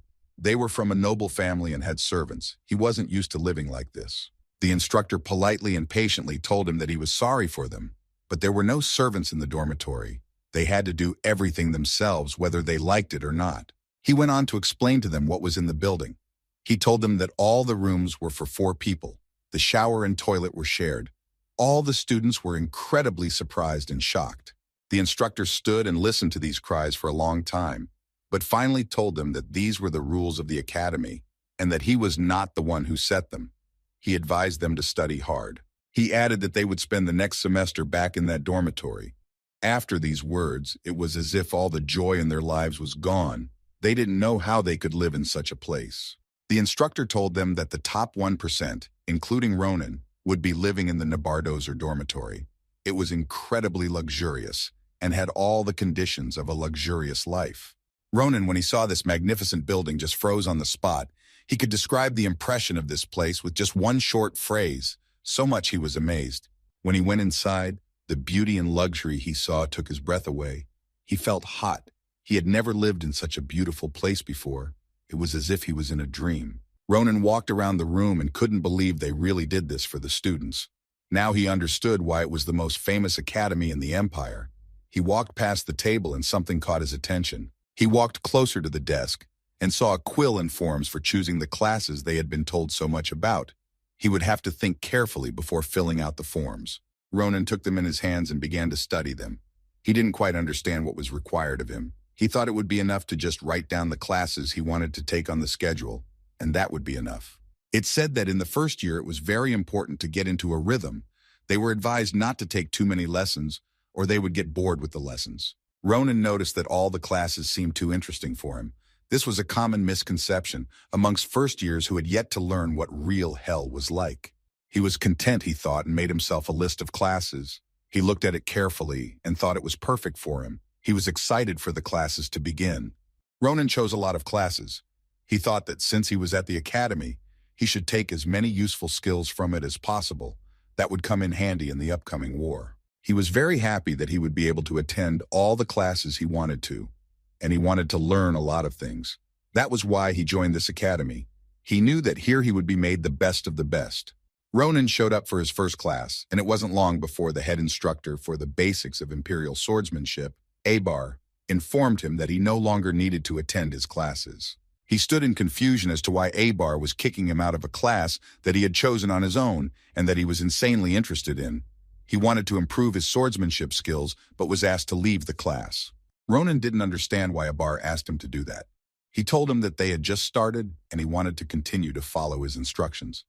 Abar, with a smile on his face, told him that was what he was trying to tell him. Abar explained to him that he had already flawlessly performed all the basic techniques of imperial swordsmanship, and he couldn't teach him more, so he could go to the next class. The instructor said that the academy's rules allowed any student to leave the class if they had studied the entire curriculum. And if Ronan stayed, Abar was afraid that the motivation of the other students could quickly dry up. Abar smiled at him and told him not to dwell on the small things. He advised him to move on. With his abilities, he would do well. Ronan came to the lake and was extremely frustrated. He didn't understand why everything was happening. He had nothing to do. He was getting bored and didn't know what to do. He remembered that not only had he been asked to remove himself from the imperial fencing class, but that was also the case with bow wielding. He had already lost 2 classes, so he was frustrated. Whichever class he was headed to, he had passed everything on the first day and the instructors had nothing new to give him. He excelled. He was the best from the first class, so there was no point in him going to them. Ronan was furious. All the instructors had kicked him out of their classes. All the classes he had chosen for himself he passed on the first day. He was incredibly angry. He sat there with his head in his hands. He thought he had imagined it all wrong, but suddenly a voice behind him asked him if he was supposed to be in class, why he was sitting there. The instructor Nabarosa came up to him. She was passing by and heard a familiar voice. She decided to go over and talk to Ronan personally, who was very disappointed. She could see that he didn't want to discuss it and just wanted to sit alone. But it made sense to her. She guessed he was done with all his classes for the day. Ronan got up to continue talking to her. He confirmed that the lessons were over for him. He wondered if all the lessons would be like this. He thought that the academy had so much more to offer. Nabaros replied that she understood. They were first-year lessons, but she was amazed that he had completed them on the first day. But that was what she had expected of him. Nabaros remembered his duel with the 4 seniors very well, and that moment when he was in the exam, she remembered that he had only needed one look to copy her technique. She thought and told him that as an academy instructor, she couldn't turn a blind eye to it. She was willing to help him. She suddenly asked him to give her his sword. Ronan pulled out his sword and held it out to her and asked her what she wanted to do with it. She told him that now she was going to give him a very important lesson. He was ready to see her lesson. He was interested to see some more new technique, but he didn't understand why she needed his blade. Before he could speak, she used his blade and launched a powerful attack into the lake. Ronan just froze in place and couldn't believe the incredible power she possessed. Ronan turned around and saw the extent of Nabarosa's attack. He was just shocked. He had never seen such powerful energy before. Her attack was amazing. Ronan now realized how strong Nabarosa was. Nabarosa set his blade down and said that was all his scrap metal was capable of. His sword wouldn't allow for a more powerful attack. It was too bad. She told Ronan that such a blade was a shame to call it a weapon. She told him that such a sword only restrained the power of its wielder and prevented him from making the most powerful attacks possible. Nabarosa pulled out her blade and wanted to repeat her attack to demonstrate the true power of the weapon. She asked Ronan to watch carefully. She repeated the attack and it was amazingly strong, so much so that the water in the lake rose unrealistically high. This was the true power of her weapon. Such an attack was very effective in battle. Nabaros looked at Ronan, who would be amazed by her strength and technique. He never thought that a weapon could give such combat power. She put her sword away and asked him. Now he realized what he was really missing, what he needed to show his true strength. Weapons were always sturdy, sharp metal objects used in battle with the enemy. They were not supposed to break in the hands of their wielder. If it happened to be broken, it could then be easily replaced with a new one. The weapon was like an expendable item. Ronan was still watching the aftermath of Nabaros's attack subside. He couldn't say a word out of surprise. He had always thought that weapons were expendable, nothing more. That's exactly what he thought until now. He didn't know that using a sword could increase his abilities so much and take his attack to the next level. But the question he had after her attack, he stood there thinking how ridiculous it was. He needed to know the answer to how she had managed to make such a powerful attack. Ronan remembered that she had just used the blade she was holding, but he had also held the same blade in front of her, but he had no such attacks. He didn't understand why her strike came out so strong. How did she manage to get her attack to that level? Her strike was much stronger than his. Nabirosa explained to him that on a battlefield where lives were at stake, even a small thing like a weapon was important. A waste of effort could cost a life. She added that if he was using mana, he needed to find the right weapon. She knew he didn't understand what she was trying to explain to him yet. Ronan still didn't know how to use mana, and Nabirose knew that, even though he tried to keep it a secret and hide it from everyone. But she was very observant and realized that he hadn't used mana yet. He was a little surprised that she knew that. She had told him that even though he hadn't used mana, she thought it was quite impressive that he had such a huge store of energy. Ronan was frustrated that he couldn't use mana, but the instructor was supportive and told him that one day he would learn to use mana and would be much stronger. Nabirose said with a smile on her face that if he wanted to use mana appropriately, he should have found the appropriate blade. She was well aware that at the moment Ronan was just overwhelmed by all the different thoughts that were keeping him busy. He still couldn't get over his surprise when she used her attack. Despite the fact that he still didn't possess mana, she decided to invite him to her classes. She wanted to support him and train him. She knew he was capable of more. Ronan didn't believe that he was allowed to attend her classes, Nabirosa confirmed, and said that the classes were for sophomores and older students, but she would give him a pass. But before he could attend her classes, he had to bring a proper weapon and not come to her with that shameful iron. His sword was not worthy of attending her classes. Ronan understood Nabirosa's conditions and thought about how he could solve the sword problem. He remembered that Shulafin had given him a sign from his family, and now he could go to the forge to have a decent sword made for him. The next day, he, Maria, and Ashel were already standing in front of the smithy. They had found out what they had with Nabirosa at the lake. That was why they had come to that place on their first day off. They were standing in front of the place that Shulafin had talked about when he gave him the sign. He had said that there were professionals in this forge, and they would be able to make him a decent sword. In front of them was a small old house. They couldn't believe that this was a forge. It didn't look like a place where the elite of the Empire purchased weapons. Ashel saw the forge and laughed a little and said that it looked a little strange. Maria added that it looked very shabby. She said that they were scared to even breathe near this building. They were afraid that it would collapse. They wanted to know if this was definitely the place that the Grancia family frequented. It was a bit funny to Ronan to see the place where the aristocrat Shulafin went. Ronan was already very curious, and he couldn't wait any longer and hurried to enter there as soon as possible. He figured that the inside of this building might not be as shabby as the outside. When they entered the inside of the building, they were negatively disheartened. The inside was even worse than the outside. They couldn't understand at all what the matter was, why the forge was in such a terrible state. Ronan realized that Shulafin wouldn't lie to him. He was an honest knight who simply couldn't deceive him in front of Irel. Despite their conflict, he couldn't have acted so meanly. They stood there trying to find someone to help them. There was only a door in front of them and nothing else. Suddenly there was a noise and Ronan saw the door start to open. Someone was compensated for being too noisy. A strange creature appeared from behind the door. Ronan and his companions wouldn't let him sleep well. When they saw it, they couldn't believe their eyes. They wondered what kind of beast was in front of them. The beast was a little annoyed that they were so noisy and came to them in the middle of the day. He was surprised that they came in and didn't see that the furnaces were out and the forge wasn't working. Ronan looked at it and thought it was an exciting sight. Ronan was impressed that there was a half-wolf in the forge. It was unexpected to him, but he was here for the forge to help him so he would have a decent blade. The half-wolf was very angry with them. He didn't understand why they were silent and why they barged in on him in the forge when it wasn't working and made so much noise. He began to seriously ask them what they were forgetting in his forge. He asked for their answer, and as soon as possible, Ronan pulled out a sigil and showed it to the half-wolf and replied that they had come to buy weapons. Ronan held the sigil in front of his face and said that Shulafin had recommended him to come into this forge. He told him that the local wares were of the highest quality. The half-wolf, when he saw the mark of the Grancia family, was surprised that this boy had it. He couldn't believe that Grancia had willingly given it to him. He had some doubts about Ronan's words. He didn't think much, and told him that the token meant nothing to him.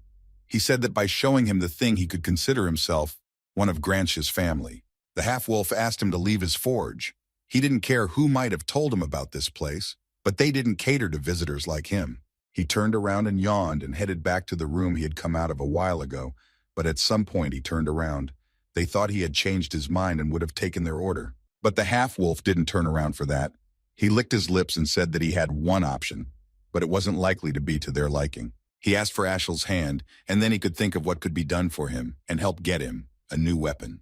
The half-wolf went wild in an instant. He shouted to them that he was a little hungry, and he was going to taste Ashel in hopes that Ronan would be okay with that.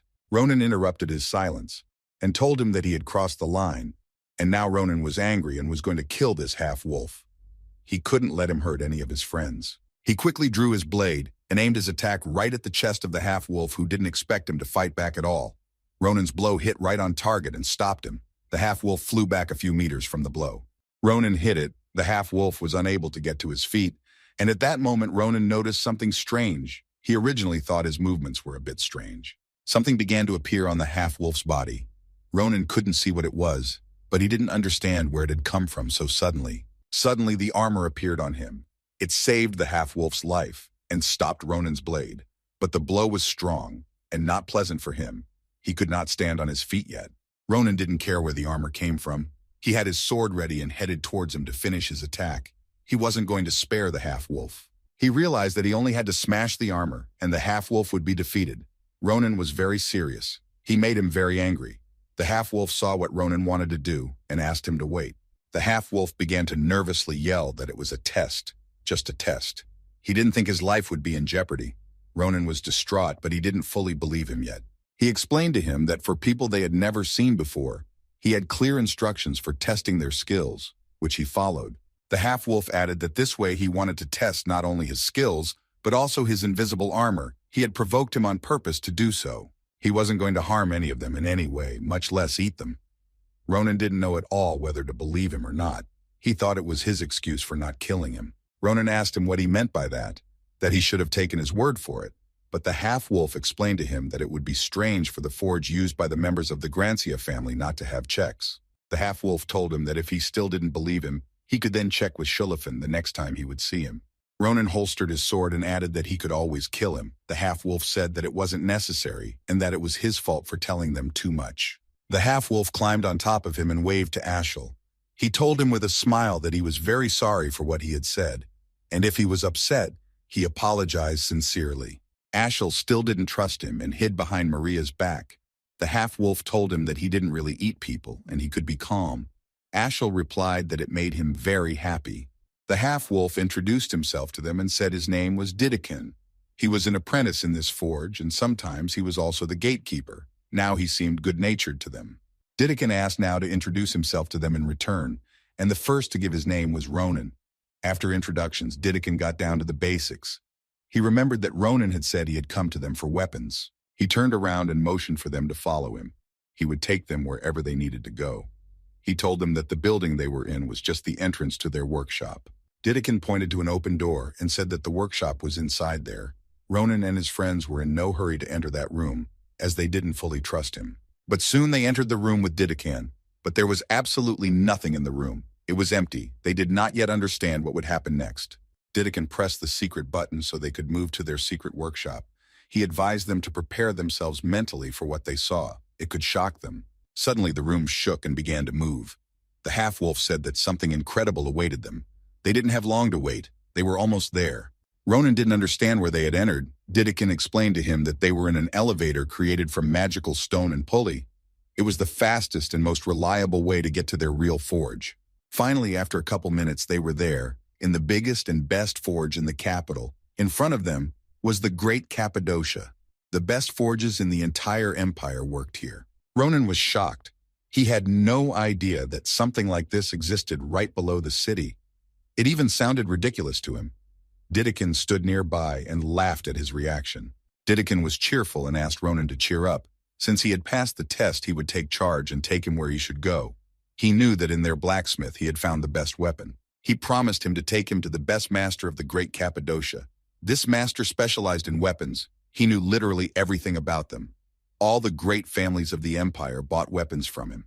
This master was the best, not only in their workshop, he was the best in the whole capital. He had no equal in the manufacture of weapons. He created many masterpieces for the great masters.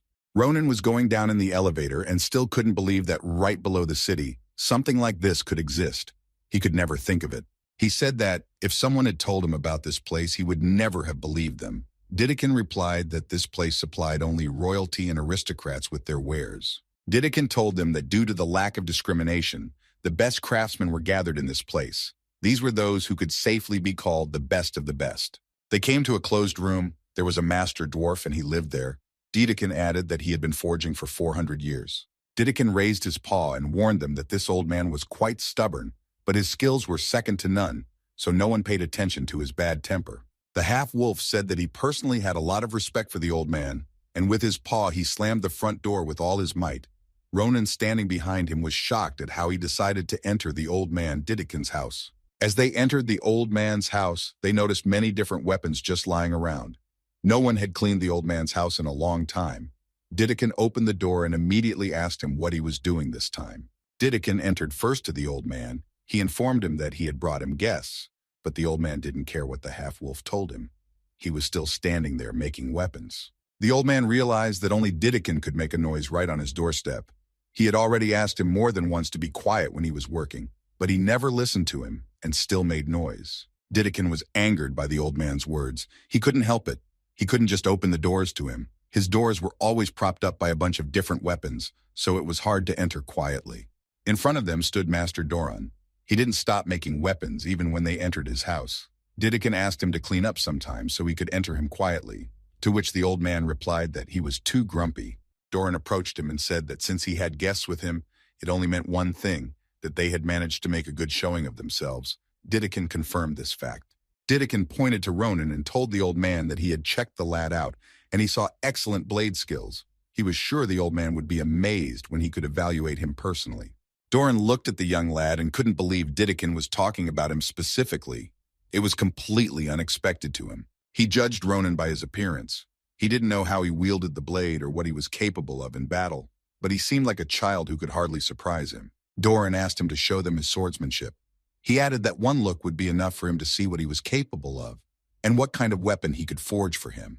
Ronan was ready to show him his skills. It would be no problem for him. He went to draw his sword and prepared to show his skills to the old man. As Ronan drew his sword, Master Doran took it in his hands and began to examine it closely. He analyzed at a glance what the sword was capable of. Doran struck the sword with his hammer, and it simply broke into 2 pieces. He told Ronan that it was trash and not a sword. He was surprised that he had been using something like this as his weapon all this time. Ronan saw that the old man had taken his weapon and smashed it. He lost his temper for a moment. He tried to stop him. He didn't realize what he was doing. The old man used his hammer to point him to the other end of the room. Doran told him that there he could pick up any of those swords that were lying carelessly on the floor. He added that with his pathetic parody of a weapon, the old man wouldn't have been able to accurately assess his skills. The old man promised him that Ronan could keep the blade he had chosen to replace his broken one. He thought that would be fair. Ronan looked around and saw a huge pile of weapons in front of him. Doran added, before Ronan would have gone to choose his sword, that the blade he chose would be many times better than the trash he had broken. Ronan figured that if the old man insisted on it, he would gladly get the new blade he needed to get into Nabarosa's classes. He walked for a long time among the piles of different weapons looking for his blade that would fit him perfectly. And finally, after a few minutes, he found the sword. He took it in his hand and experienced a completely different sensation. But Ronan wasn't sure yet if this blade would be different in reality when he would use his abilities. He didn't know if it was powerful enough to withstand his attack. Ronan warned the old man that if he had blown something, he would have no claim on him. The old man responded by telling him not to worry about the consequences and not to hold back. He asked him to imagine as if he was putting his whole self into the swing. In that case, he could really show them all his abilities and his true strength. He remembered Nabarosa's instructor's attack at the lake and decided to repeat it in the old man's room. Ronan prepared himself and stood in the exact same pose as she had then. He was almost ready. He thought he had time to prepare the attack properly. Old man Doran saw the moves Ronan started to use at his request and was confused. He had seen similar moves before. Ronan didn't hold back and attacked the wall behind the old man, who stood watching his movements and techniques. Ronan managed to repeat Nabarosa's attack. The force of his attack provoked a powerful explosion in the smithy. The masters who were outside the house saw this explosion and were very frightened. They did not understand what was happening and who was attacking them. The masters gathered together and distracted from their work. They saw that the explosion was in the house of Master Doran. They wondered what was going on there. It was too early for another explosion. They all thought that his blast furnace had just exploded. They didn't know that right now Ronan was trying to show his skills to Old Man Doran. Old Man Doran, after seeing what Ronan was capable of, asked him what just happened here. Where did he learn this technique? The scale of Ronan's attack really amazed everyone who saw it. Ronan hurriedly informed the old man that he had nothing to do with it.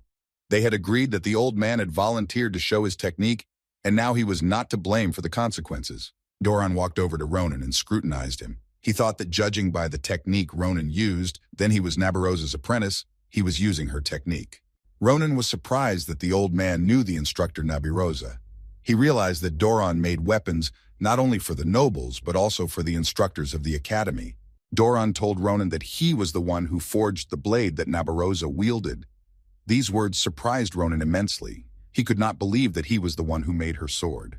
Ronan remembered her sword and how powerful it was, but he decided to ask the old man more about her strange long sword. He was the creator of it. Doran was proud that he had made Nabarosa's sword. He added that the sword was one of several masterpieces he had created in his lifetime. He added that the sword he held in his hands was nowhere near the sword his teacher had, but he decided to ask how he felt about the sword, if he liked it, to which Ronan replied that it was awesome. Ronan said that he had not expected such an effect from his weapon. Doran was quite surprised by Ronan's abilities. He seemed to him a novice unable to soberly assess his skills. But it had been a long time since he had seen a swordsman as talented as him. He patted him on the back for literally making him feel alive. Doran said that in his excess of talent there were drawbacks. He would have a hard time forging a sword that would suit him. He added that the blade had a hard time withstanding his swings, but he knew that himself. Ronan didn't know what he should do in this case. The old man said that at this strength, ordinary products wouldn't last long. He would need to use high-quality steel and special materials. He told Ronan that it would not be easy for him to find a material for his sword that could withstand his strength. He said that he would probably have to use at least parts of a wyvern's body. Ronan had one material in his pocket, but he didn't know if it would fit the old man. He reached into his pocket and asked him to look at the thing he had brought with him just in case. He held out his hand in which was an eggshell. He wouldn't throw it away after Cheetah hatched. He figured it might be valuable, and he could sell it. Doran picked it up and walked over to his anvil. He picked up his hammer and struck it, but it was so strong that the hammer didn't damage it. Doran couldn't believe it. His mithril hammer didn't leave a scratch on it. He didn't know how an ordinary shell could withstand a blow from a mithril hammer. He was incredibly surprised to find out that such a material actually existed. Doran ran up to Ronan and asked him if he could give him something so valuable. His eyes were burning, and he wanted to work with the material. Ronan replied that he could take it. It was useless to him. Ronan asked him if the shell would be enough to make his sword. Doran replied cheerfully that of course it would be enough. He asked them to return to the forge in 2 weeks. Doran promised Ronan that he would forge the best blade in the empire for him. Now all Ronan had to do was wait for the best craftsman to finish his work. The old man turned to Maria and Ashel and told them that they could go to the other masters too. Since they were in the forge, Maria was very happy that they could get a lot of new useful things. He added that he couldn't just leave the friends of such an important person empty-handed. He asked them to tell the craftsmen that they came from him, and then they would find them something worthwhile. Doran would have liked to pick out weapons for them, but now he had Ronan's weapons to work on, so he didn't have time for that. He stood beside his anvil and still had the mithril hammer in his hands. He could no longer think about anything but working the eggshells. Doran was hammering at it again and again. He enjoyed the sound his anvil made very much. Ronan thought he was obsessed with weapons and had a problem with his head. While Ronan was with Doran in his forge, right below them was another secret place. There were a couple of unknown individuals standing there. One of them said that it was as noisy as ever above them. It annoyed them immensely. He wanted to go and burn the place to the ground. His partner asked him to calm down. It wasn't time to reveal themselves. They weren't ready for it yet. But they knew they didn't have long to wait. They had almost accumulated enough power to destroy everything above them. But for now, they had to be patient. They were going to start attacking the Empire. With the blacksmiths, they thought they were uncouth. The two villains approached the huge stone giants that were unactivated and posed no threat. The villains came closer and closer to them. They reassured themselves that the day when everything would disappear and dissolve into light was very close. This pleased them. A few days later, Ronan was walking around the academy grounds. He remembered that the best blacksmith in the entire empire had promised to personally forge a blade for him. He couldn't wait to pick it up. That day, not only Ronan got what he came for, but Maria and Ashel were also lucky enough to be able to buy from other masters. The price for everything they bought was not insignificant. But it didn't concern him. He didn't pay for anything. All the costs were on the Grancha family because Sholofin had given him the sign of his family, and Ronan didn't spend his money. He spent other people's money. Ronan now had only one problem left. Making the sword took 2 weeks, and he couldn't get to Nabalos's lessons until then. He needed the blade. He had absolutely no idea what to do now. He had plenty of free time. He had no classes. He was bored. Maria and Ashel were in classes, and he had no one to go out with. Ronan stopped and saw the unique instructional and lecture center for advanced students in front of him in the Galilian building, and he wanted to go there. He was sure that Instructor Nabarosa's classes were also in that building. She had told him to come with a normal weapon, so he was in no hurry to get in there. But he had a temporary substitute and decided to try and get in after all. Before Ronan could think about it, Nabarosa's instructor was beside him. He couldn't even figure out at what point she had managed to get near him so silently. She grabbed him by the ear like a delinquent student and told him that it had been a long time since they had seen each other. She was angry with him. She didn't understand why he was near this building and skipping class. Nabaros had definitely told him that he could have come to class as soon as he found a decent weapon. She wanted to know what he was doing now, why he wasn't looking for a weapon. Ronan said he had a valid reason for being in this place and he wouldn't be able to skip class. But Instructor Nabarosa didn't listen to him and simply told him to follow her. She added that she would listen to all his excuses along the way. Ronan understood exactly what she told him and asked her to let go of his ear. He was in a lot of pain, and it didn't feel good. As she passed the window, the girl heard Nabarosa bringing up Ronan and how he was screaming in pain.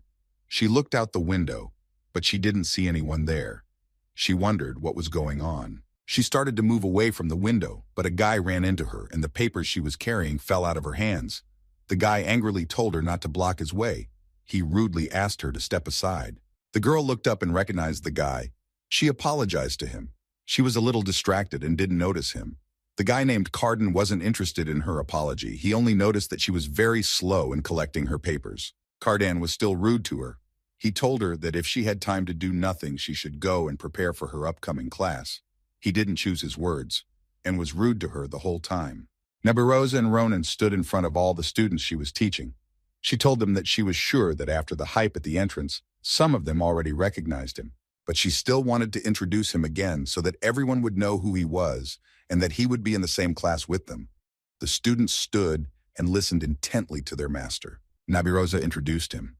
She said his name so everyone would finally remember him, and added that from today, he would be joining their classes. Ronan bowed to them as a sign of respect and said that he was a first-year martial arts faculty member and that it was a pleasure to meet them. Everyone around them started whispering. They were aware that he had beaten the genius Shulafin himself in the practical class.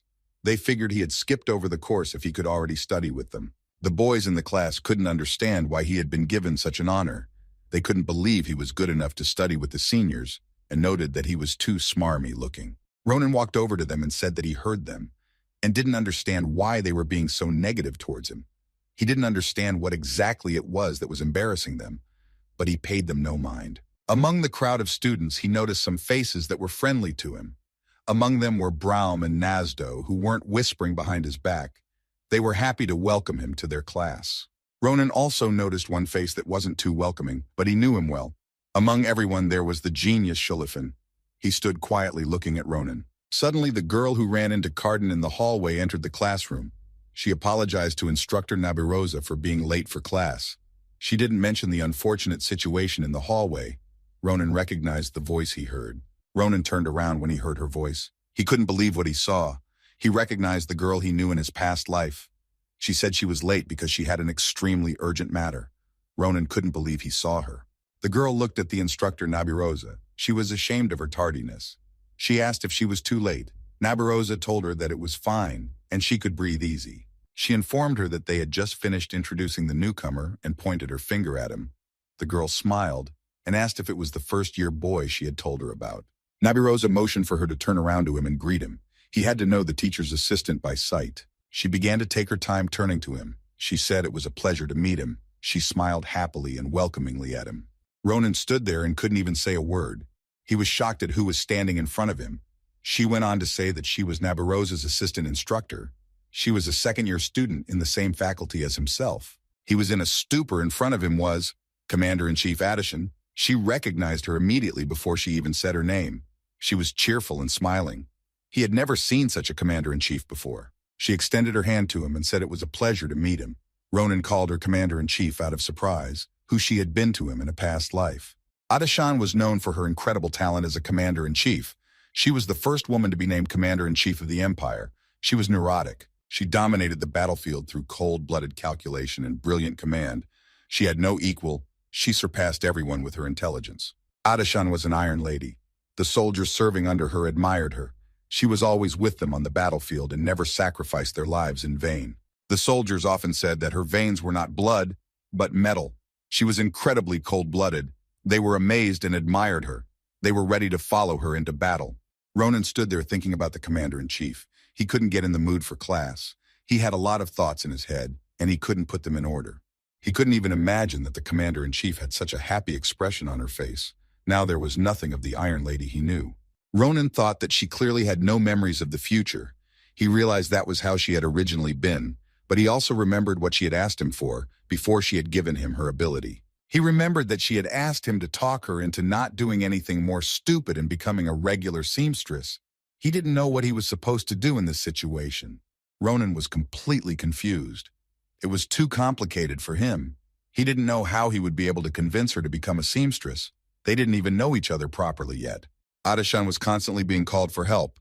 Some wanted her to come and look at their rack, and she would run to them. She was trying to be helpful. Some students didn't just go to her about technique. They went to her even if their towel stank and they needed a new one. She was willing to fix that problem as well. Ronan didn't understand why she was so busy. He was surprised that she was doing all these small requests that were usually done by servants. He didn't think she was supposed to be doing that. He was standing there trying to figure out why she was doing all this, when suddenly a voice came from behind his back. Someone noticed that he looked bored and wanted to make him an interesting suggestion. A guy he didn't know approached him, and with a smile on his face offered him a duel. If he would be okay with it, Ronan was surprised at the stranger's request. He didn't know what to say to him.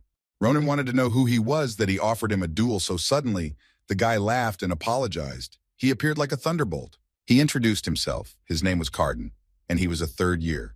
He told Ronan that he had heard that he had performed peerlessly at the enrollment, so he was interested in having a fight with him. Carden said that if the rumors were true, then he would like to learn something from him. But Ronan turned him down, saying he had his own plans for now and was against the fight. Ronan offered him a duel a little later, but Carden didn't hear what Ronan added. He was puzzled that he had come to ask for a duel and hadn't brought any weapons with him. Carden turned around and called out to Adashan in a rude manner. He asked her to bring him his weapons immediately. He treated her like a servant and mocked her. Adashan, in spite of that, always smiled at him. Ronan couldn't believe that Carden called her a simpleton. He had never seen girls treated like that before.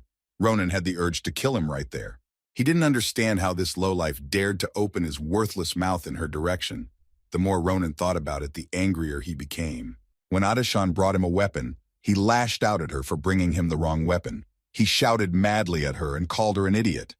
Adashan got scared and apologized to him. But Carden didn't care about her apology. He wanted to punish her even more harshly. He showed her absolutely no respect and behaved with her as he wanted. He was outraged that she dared to argue with him. He didn't understand why their assistant was so stupid, so he hit her on the head with the spear she had brought him. Carden said that someone who didn't get the right to attend these classes and could only beg it from the instructor had to be good at least at such little things. And he hit her over the head again. Ronan saw this and thought that he had no shame or conscience since he had behaved like that with his assistant. She was so scared that she wouldn't stop apologizing to him. Carden was about to strike her again, but his spear was stopped by Ronan. Carden didn't understand why he had interfered in their business, but Ronan didn't listen to him and said that he had agreed to fight him. And if he didn't agree to fight him right now, he wouldn't be responsible for himself, and Carden would get what he deserved. He wouldn't spare him. Carden didn't understand what Ronan was telling him, who was already on edge. He gripped his spear tightly in his hand and asked him what it was that he didn't understand. Ronan looked at him with his crazed look and repeated that he was agreeing to the duel. He was already incredibly angry. He could not allow Adashan to be bullied in his presence. Carden answered him that it was a bit of a surprise to him, and he seemed to understand that Ronan was angry because of his behavior towards his assistant. He questioned him if he had heard him correctly, and Ronan was ready for a fight. But he didn't understand what he didn't like. Carden still stood there laughing with her. Carden couldn't believe he had agreed to fight just for this simpleton. He asked him if they even knew the assistant, that he was so eager to fight for her. He continued to anger and provoke Ronan. He thought it was his commoner spirit kicking in that he stood up for her. Carden looked at him and told him that he thought they would be closer, but it turned out that he didn't know something. Carden wanted to finally provoke Ronan. Ronan had had enough of Carden's coddling and asked him to shut up and defend himself. If he could, now the time for words was over, and he would have to answer for all the nasty things he had said. He was already out of his mind with anger. He said that if he didn't want to die, then he would have to defend himself and take his spear. The time for the duel had come. Ronan made his first attack, but he didn't hit Cardan. He deliberately hit his weapon. Cardan didn't realize how he had time to attack him so quickly. Ronan's blow practically broke his spear. Cardan barely kept himself on his feet. He didn't realize where he got such power from without using a single drop of mana. Ronan stood and watched him. After finishing his attack, he told him that he was whining that his spear was too long and didn't fit him, so he decided to refine it a bit. Ronan's attack broke his weapon in half. Now Cardan had nothing to defend himself with in counterattacks. Ronan managed to strip him of his weapon with his first attack. Cardan was furious that Ronan had broken his favorite weapon. He didn't understand how he dared to touch him. He began to use mana to attack him back. He raised his spear and aimed all his power at Ronan. He wanted to show him where he belonged and that he was no match for him. Cardan told him not to think that after what he had done to his weapon that he could hope to stay okay. He was sure he could overpower Ronan.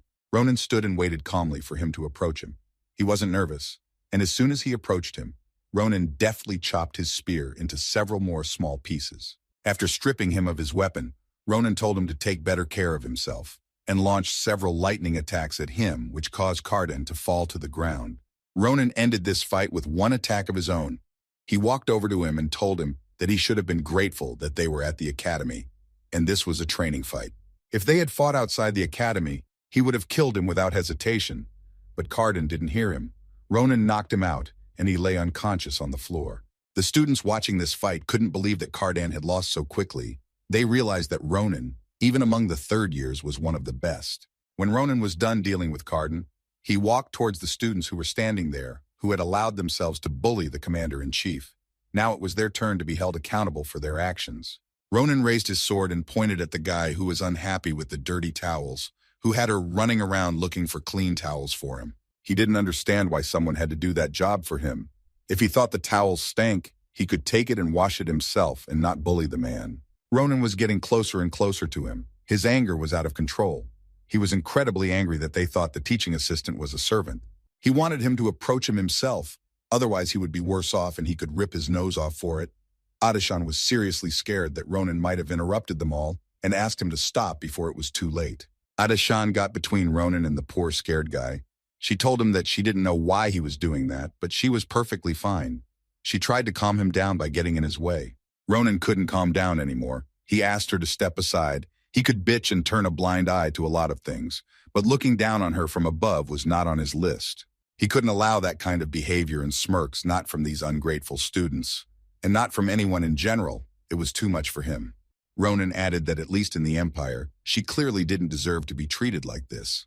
He knew full well that in the future, she would be the one to help save the Empire from the giants. He once again asked her to step aside. He couldn't stop until he personally dealt with anyone who humiliated her. He led her away and headed towards the student.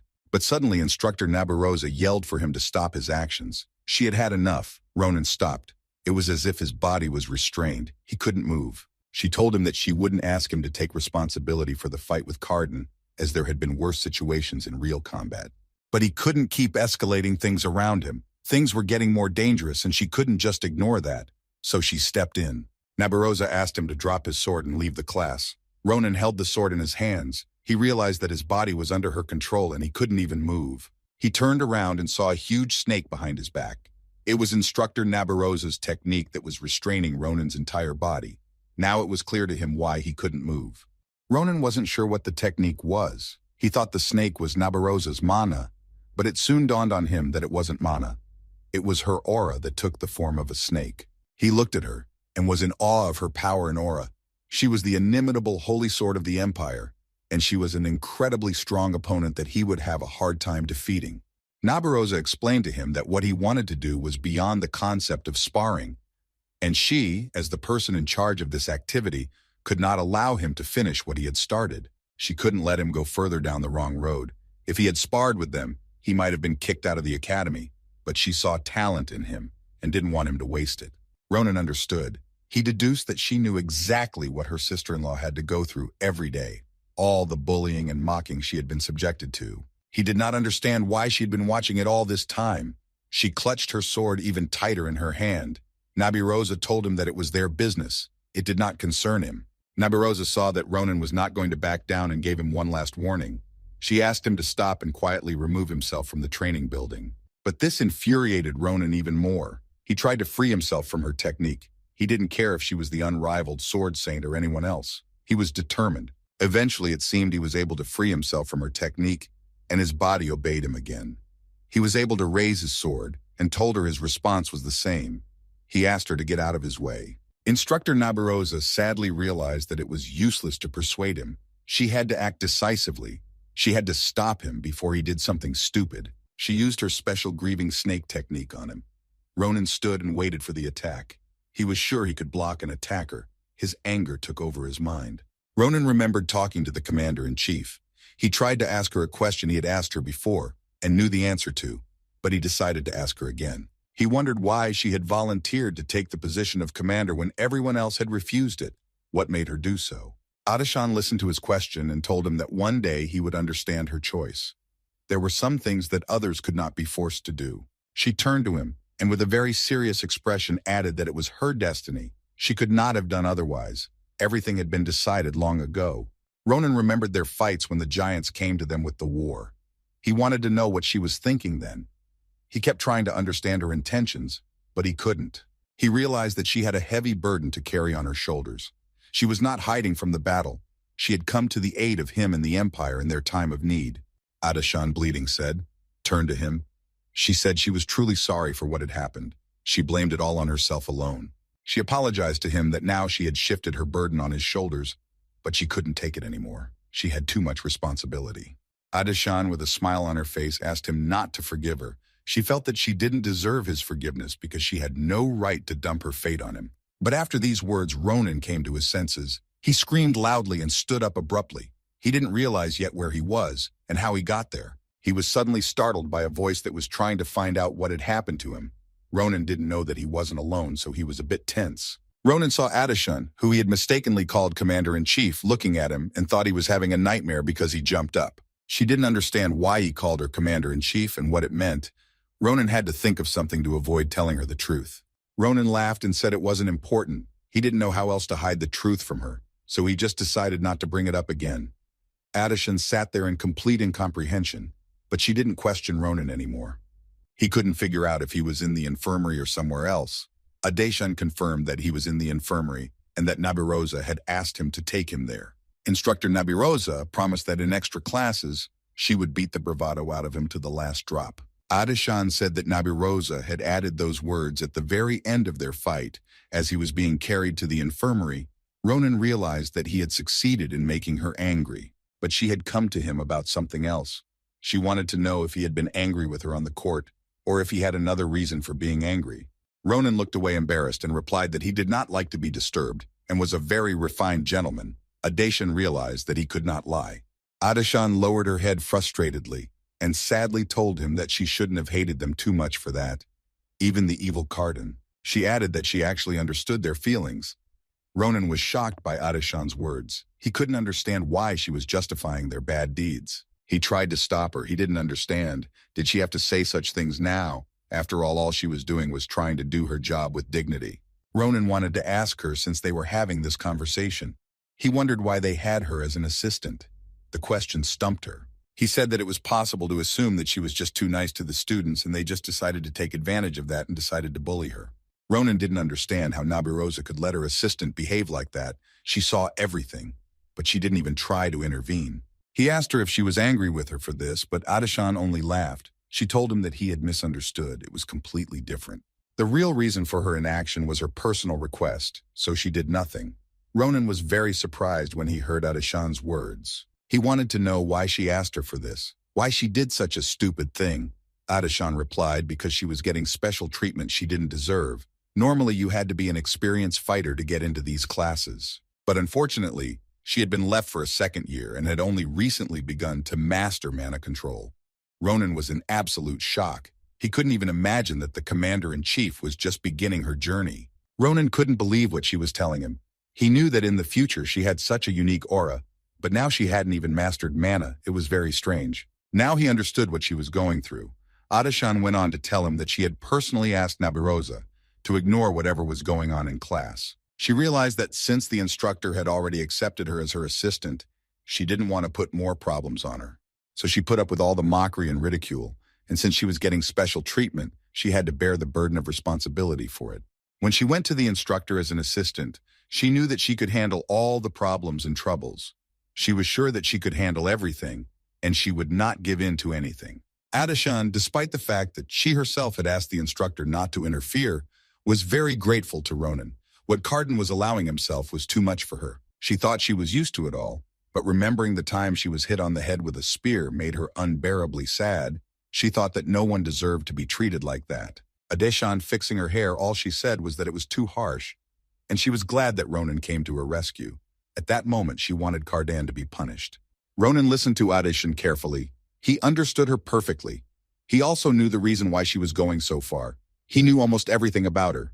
He knew that she had put up with it all for the sake of one day becoming the commander-in-chief. Adeshan was shocked when Ronan told her this. She couldn't believe that he knew about it. She thought her aspirations were obvious. Adeshan confirmed Ronan's words and added that even though she was a bit lacking and couldn't be proud of it yet, all she could do was to be a dutiful assistant. She smiled and confessed to him that her main dream and the essence of her life was to one day become the commander-in-chief of the Imperial Army. Adeshan quickly decided to justify herself. She said that such a statement from someone like her sounded very rash, and she knew it. Ronan sat on the bed and listened to her carefully. But she wasn't going to give up. She had a lot of knowledge of military science and strategy. And day in and day out, she put in a lot of effort. She worked hard day in and day out. They sat there for a long time sharing their thoughts. They didn't notice it was time for the next class to start, and she had to hurry. She didn't want to be late and cause trouble for Nabirosa. Leaving the room, Adeshan asked Ronan to rest properly, regain her strength, and get back to class soon. Ronan thanked her for her support. Ronan smiled at her and thanked her also for looking after him while he was unconscious. They were able to talk and figure things out. He enjoyed spending time with her. Adeshan was already near the door. She smiled back at him so much. She was so pleased to talk to him, and she was pleased that he understood her intentions and supported her. When she left the room, Ronan immediately sank into his memories, and he analyzed their conversation. He needed to get his thoughts in order. Ronan remembered her last words when she had asked him that if they ever met again, he would talk her out of doing something stupid and convince her to become a simple seamstress. Her last request never left his mind. A few days later, on their day off, Ronan and friends headed to the forge of the great Cappadocia. He couldn't wait any longer and wanted his sword. He told Maria and Ashel that he had been invited by the blacksmiths themselves to pick up their weapons. They went inside the building, but there was no one there. Didakin did not show up to greet them either. It seemed as if the forge was completely empty. Ronan didn't understand why no one was there to greet them. If they weren't ready, then why they had sent a bird of mail to him in the middle of the night, he couldn't understand it. The bird gave him the letter, and Ronan read it, and Ronan learned that Doran had managed to create him a sword. This weapon would be his best creation, and he demanded that he come for it as soon as possible. Ronan didn't understand this disrespectful attitude towards his customers. He kicked the helmet lying on the floor with all his might. He resented the fact that there were things scattered everywhere. He didn't understand why no one had cleaned up the place. Maria and Ashel stood behind him. Maria noticed that he had been very nervous lately. Ashel had noticed it as well. He suggested that he might have been having trouble in class. Ronan told them that he was tired of waiting for someone to come out to them. He told them that he was going to go down to the forge on his own. He discouraged Maria and Ashel with these words. Maria asked him if they could do whatever they wanted in a strange building. Ronan replied that they had invited him, and therefore he had the right to go down there. He asked them to stop talking and follow him. They entered the same empty room where they had to search for the secret button, so the elevator could start to descend. Ronan went to the wall, and if he remembered correctly, he pressed on one of the stones of the wall. Ronan managed to hit the right button and the elevator started to go down. He was serious and unemotional. It rubbed off on him that he was right, and they managed to head down. He was annoyed. He was angry at the old man for not knowing how to deal with customers. He thought that when he got to him, he would have told him how to deal with customers. When they arrived at the forge, he stopped talking and his face changed. What he saw made him forget that no one had met him upstairs. Ronan and his friends saw a forge that was on fire. Someone had attacked it and tried to burn it down. They were amazed at what they saw, and they didn't know who had done the attack and which of the blacksmiths had survived. He didn't understand what was going on here, but he knew that they had to get down and help everyone who was trying to get to safety. They went down and saw most of the blacksmiths were already dead. They arrived too late, but they could still save those who needed it. The fire was spreading more and more across the blacksmith. Ashel suddenly saw something that really scared him, and he immediately called Ronan so he could see what was destroying the smithy. Ronan saw a huge stone giant chasing after the remaining blacksmiths who were trying their best to get away from him. He couldn't believe that the giants had gotten to them. He didn't understand how he managed to get to this place. Ashel shouted that the blacksmiths would catch up with the giant quite soon. He wanted to know what they needed to do. They needed how to help them escape. Ashel saw Ronan standing there thinking about something. But now they had to act fast before the giant killed the poor blacksmiths. Ronan walked up to Ashel and took him by his tunic. Ronan took him under his arm and was going to jump down with him. He had no other option to get down quickly, so he decided to use Ashel. He stood on the railing of the elevator and prepared to jump. He turned to Maria and told her to run upstairs and get the instructors or something. Maria understood the task and went to get help. Ronan jumped down and asked Ashel to use his telekinesis magic right now while they were flying so they could land safely and not crash. Ashel used his invisible hand ability and they were able to land successfully. At that time, the giant had the blacksmiths cornered and was about to kill them. They couldn't believe they would be killed just like that. But after a moment, someone came to their rescue and cut the giant in half. They didn't see who it was yet, but they were glad to be alive. Help came to them at the most opportune moment. Ronan came to their defense. He got there just in time and killed the giant right in front of them. When he came down to them, he thought he had so many different thoughts in his head. He was stressed after talking to Adishan, but now all thoughts were behind him. After killing the giant, he came to normal. All his thoughts were focused on protecting the blacksmith. He turned to the giants and said it was their time to die. As Ronan was preparing to attack, he was already getting hit by a giant. Ronan remained calm and did not panic. He realized that they were not a threat to him, and he could destroy them at any time. He dodged the giant's attack and counterattacked. Ronan was so fast that the giant didn't even have time to do anything to defend himself. Ronan chopped him in half. After Ronan chopped him, the giant's body parts fell right in front of the blacksmiths. They couldn't believe that he alone was able to defeat such a powerful creature. They recognized him. They remembered that he was the one who had come to Duran for weapons. They were amazed that he, at such a young age, had scattered them in the blink of an eye. They couldn't believe their eyes. While the blacksmiths were talking amongst themselves, Ronan finished with the giant. He stood on his huge head and turned to the blacksmiths. He didn't have a scratch on him. They couldn't overpower him. Ronan asked the blacksmiths to tell him in a nutshell what had happened here.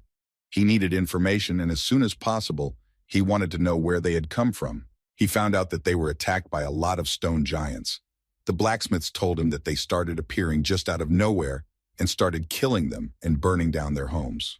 The blacksmiths said that they barely had time to escape them, and if it wasn't for Ronan, they would be dead by now, just like everyone else. The blacksmiths couldn't understand the reason why the giants decided to wipe them out. They said that they started to come out of the ground. They were in a rage, and this rage destroyed all the forges. They were mercilessly killing everyone they met on their way. They didn't know what purpose they were pursuing. The giants killed all the blacksmiths they could reach. No one could resist them. Everyone tried to escape, but they found them. They were waiting for help, and then Ronan suddenly appeared. The blacksmiths told him that the giants had captured several blacksmiths, including Doran. It was to him that Ronan had come. He hoped he had hidden his weapons. They said Didikin had chased after them, hoping to save his comrades. One of them told Ronan that Didikin was not a very good fighter. He had no special skills. He suggested that at this rate, the giants might have already eaten them. Ronan listened to them carefully and started to rise. He said that there were no more enemies left. He had killed the last giant they had in the forge. He turned around and turned to Ashel. He told him that until Maria returned with reinforcements, he needed to look for the wounded that might be in the area. There was hope to save them. Ronan told him that if he found anyone, he had to give them first aid. Ronan said he would leave him Cheetah. With him, it was much easier for Ashel to help the injured. Ashel asked what Ronan would do while he was searching for the injured. He told him that he would go looking for the missing. He had to save them.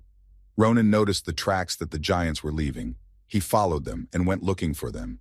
Ronan didn't forget that Doran had his sword that he needed for his classes. He couldn't let the giants kill his master, so he had to hurry to find them. Doran didn't let Ronan's weapon out of his hands. He thanked Didikin for risking his life and coming to save him.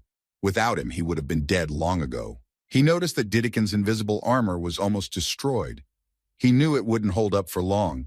Didikin asked the old man to run away as soon as possible, while he could still hold the giant back. Didikin was angry at the old man for telling him about the armor. He asked him to be quiet. He said he needed to concentrate, and he kept shooting him down. The half-wolf added that if the old man still had the energy to babble, he'd better get a sword and help him fight the giant. But Doran told him no. Doran told him that this blade was his best masterpiece. The other blades weren't even close to it. He couldn't tarnish it. It wasn't meant for him. He added that he couldn't afford to use it and tarnish it with his wretched level of swordsmanship. He would rather die than defile his masterpiece. Didikin said that even with his reverence for weapons, this was clearly too much. Now was not the time to think about such things. They needed to survive. Their conversation was interrupted by a giant who was already near them and was about to crush them. He raised his hands up and growled viciously. He was about to attack and finish them off. The giant hit them with all his might, but they were saved by Didikin, who stopped the attack of the evil giant. But he continued to press on him, and the half-wolf could not stand it for long. It was urgent to do something. Didikin realized that his protective charms placed on his armor were already exhausted, and soon the giant would be able to overpower them. They were on the verge of death. Only a miracle could save them. He threw back the giant's arm and thought that if he had known earlier that he would die this kind of death, he would have done what he wanted. But it was too late. In just a few long jumps, Ronan managed to reach the place where the Didikin was fighting with the giant. He was already behind him and was about to attack him. Ronan was just in time. He made a deadly attack on the Valken. They were very lucky Ronan had gone in search of them. The half-wolf was already running out of armor, and the next attack from the giant could have been their last. He noted that Didikin had handled them well. He had lasted as long as he needed to and protected the old man. Now he asked him to leave them to him. He could deal with them himself. Didikin wanted to stop him. He was worried that he might have gotten himself killed, but he wondered how he was able to find them. If it wasn't for him, they would be dead by now. The half-wolf remembered that there was still a whole crowd of giants upstairs. He didn't understand how he had defeated them so quickly and had time to come to their aid. Ronan was a mystery to him. Ronan confirmed that there was a whole crowd of them, but he had managed to kill them all while he was trying to save the other blacksmiths. It was no problem for him to kill these monsters. Didikin couldn't believe that he had single-handedly slaughtered them all. He thought it was impossible, but Ronan asked him to finish with the idle chatter. It was unnecessary for him right now. Ronan turned to Doran. He held out his hand and asked for the roll that was in his hands. He thought that his current sword was already at its limit, and he needed a new one. He remembered his words that it was a thing he called a masterpiece. He already knew that in the package was his sword, and he needed it now more than ever. Doran handed him the blade and added that the hilt was not yet finished, but he could still use it now. He would be able to withstand its power. Ronan took the sword and thanked the old man. Ronan gripped it firmly in his hands and prepared to see how good it was in battle. Had Doran really managed to create a masterpiece for him? As he drew his sword and prepared to use it, the giant stepped up and began to attack him. Ronan saw this. He calmly controlled the situation. Ronan decided to take a test swing to test the sword. He swung, using Nabarosa's instructor's technique, and a powerful stream blew away everything in its path. The monsters, seeing the attack coming, were shocked. They couldn't dodge it. Ronan saw how much the blade increased his power. He was speechless. He was surprised at the effect. Doran was literally glowing with happiness. He was proud of his work. Doran ran up to him to see if he liked La Mancha. When Ronan heard this, he couldn't understand. It was the name of the blade he had given him. Doran explained to him that it was the name of a knight who had a dream of reaching for the stars. The old man looked at the sword and realized that it was amazing. The sword was so light that its weight could not be felt in his hand, and the material was stronger than mithril itself. It was capable of withstanding any technique. Ronan noticed that the blade did not have a single spell on it, but it still had abilities that could be revealed to him over time. One of the sword's abilities had already revealed itself to Ronan. It could repair damage simply by absorbing blood. It was a much-needed ability. Ronan didn't understand how the old man had managed to do this. He wondered where the blade had gotten this ability. He assumed it was because of the cheetah shell that was part of the sword. He looked at Doran and said that it had surpassed all his expectations. Doran was happy to hear that. Didikin, watching them, didn't understand if this was the time to talk. Didikin interrupted them and said that they had to get out of this place soon. They were the last ones, so there was no need to save anyone else. Ronan told the half-wolf to take Duran and leave, and he still had some things to check before leaving this place. Didikin wanted to know from him what exactly he wanted to check. He wouldn't tell him the whole truth. He said it was nothing.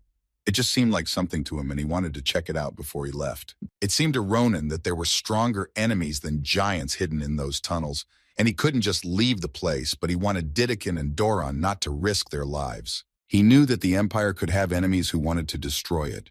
He knew that this was what had happened in the future, and he couldn't let the Empire be destroyed again. Didikin was surprised to hear that someone else could be in the dungeon besides them.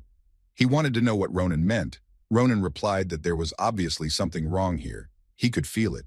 Ronan said that he knew a lot about the habits of the giants. They usually didn't gather in crowds, they acted alone, and if you didn't mess with them, they behaved decently and didn't destroy everything around them.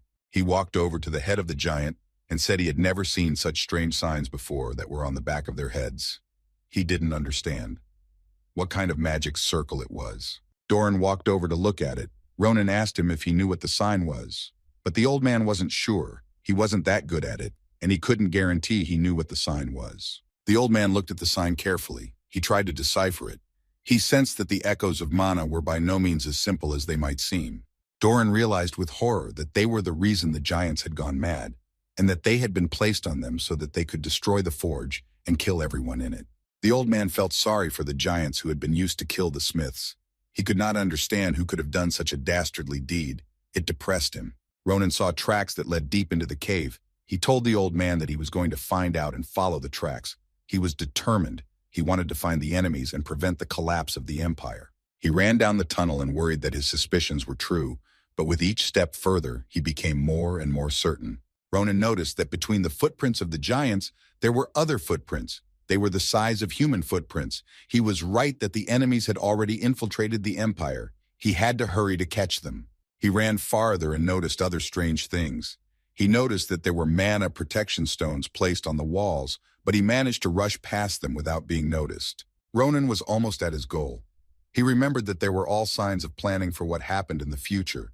He needed to catch them and find out as much as he could to be ready for an attack. Suddenly he stopped. Ronan heard voices. He couldn't make out clearly what they were talking about. He needed to get closer. He decided not to give himself away right away. He sat down near the rock so that he could hear their conversation. He should have found out who it was and noticed they had arrived in the dungeon of the forge. He thought that this way he could find out something valuable. He managed to see a huge giant that was bigger than the ones that had attacked them. It looked deadlier, but it hadn't been activated yet and carried no threat to him. Ronan also noticed two people standing near the giant and talking about something. One look at this picture was enough for him to realize who was behind it all. They stood and looked at the giant. They realized that the other giants next to him looked like mere toddlers. He was of incredible size. Ronan was calm. It looked like he was still sealed up, but if he started moving, he would immediately engage them. He couldn't let the hygiant get to the smiths. But suddenly he heard one of them say that someone had infiltrated them, but they didn't know where he was yet. Ronan didn't start to worry much. He hadn't found out their real plans yet, as they had already discovered him. One of the enemies asked if his partner was sure of what she was saying. He confirmed it, adding that her mental link to the subordinate stone giants had suddenly broken. She said that it seemed to her that a third party had intervened in the battle, her partner removing his hood, furious that the Imperial warriors had finally reacted in time. He wanted to know what they should do. They had no more giants, and the biggest giant they were not yet able to control. There was only one thing left for them to do. The villain, with a wicked smirk on his face, asked her, maybe he should have gone upstairs and killed them all himself, since the giants couldn't finish what they started. The girl told her partner Eduan that she shouldn't have done that. They had destroyed most of the workshops, and it would have already greatly affected the production of weapons in the Empire. She feared that if they went into battle and revealed their identities, that person wouldn't sit idly by. They had no use for it. Eduan noted that his partner Cyrilla was very strict. He said that apparently they had no other choice. Cyrilla suggested that he back off. Now was not the time to show his true colors yet. He asked Cyrilla that if he was going to retreat, he could get rid of him, to which she replied that he could do as he wished. Eduan began to prepare his attack.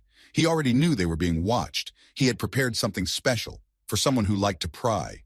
He laughed and said that he had smelled the smell of blacksmith sulfur from him long ago. Ronan understood that he was talking about him. He could also see that he was going to direct the tongues of flame that came from his hands at him.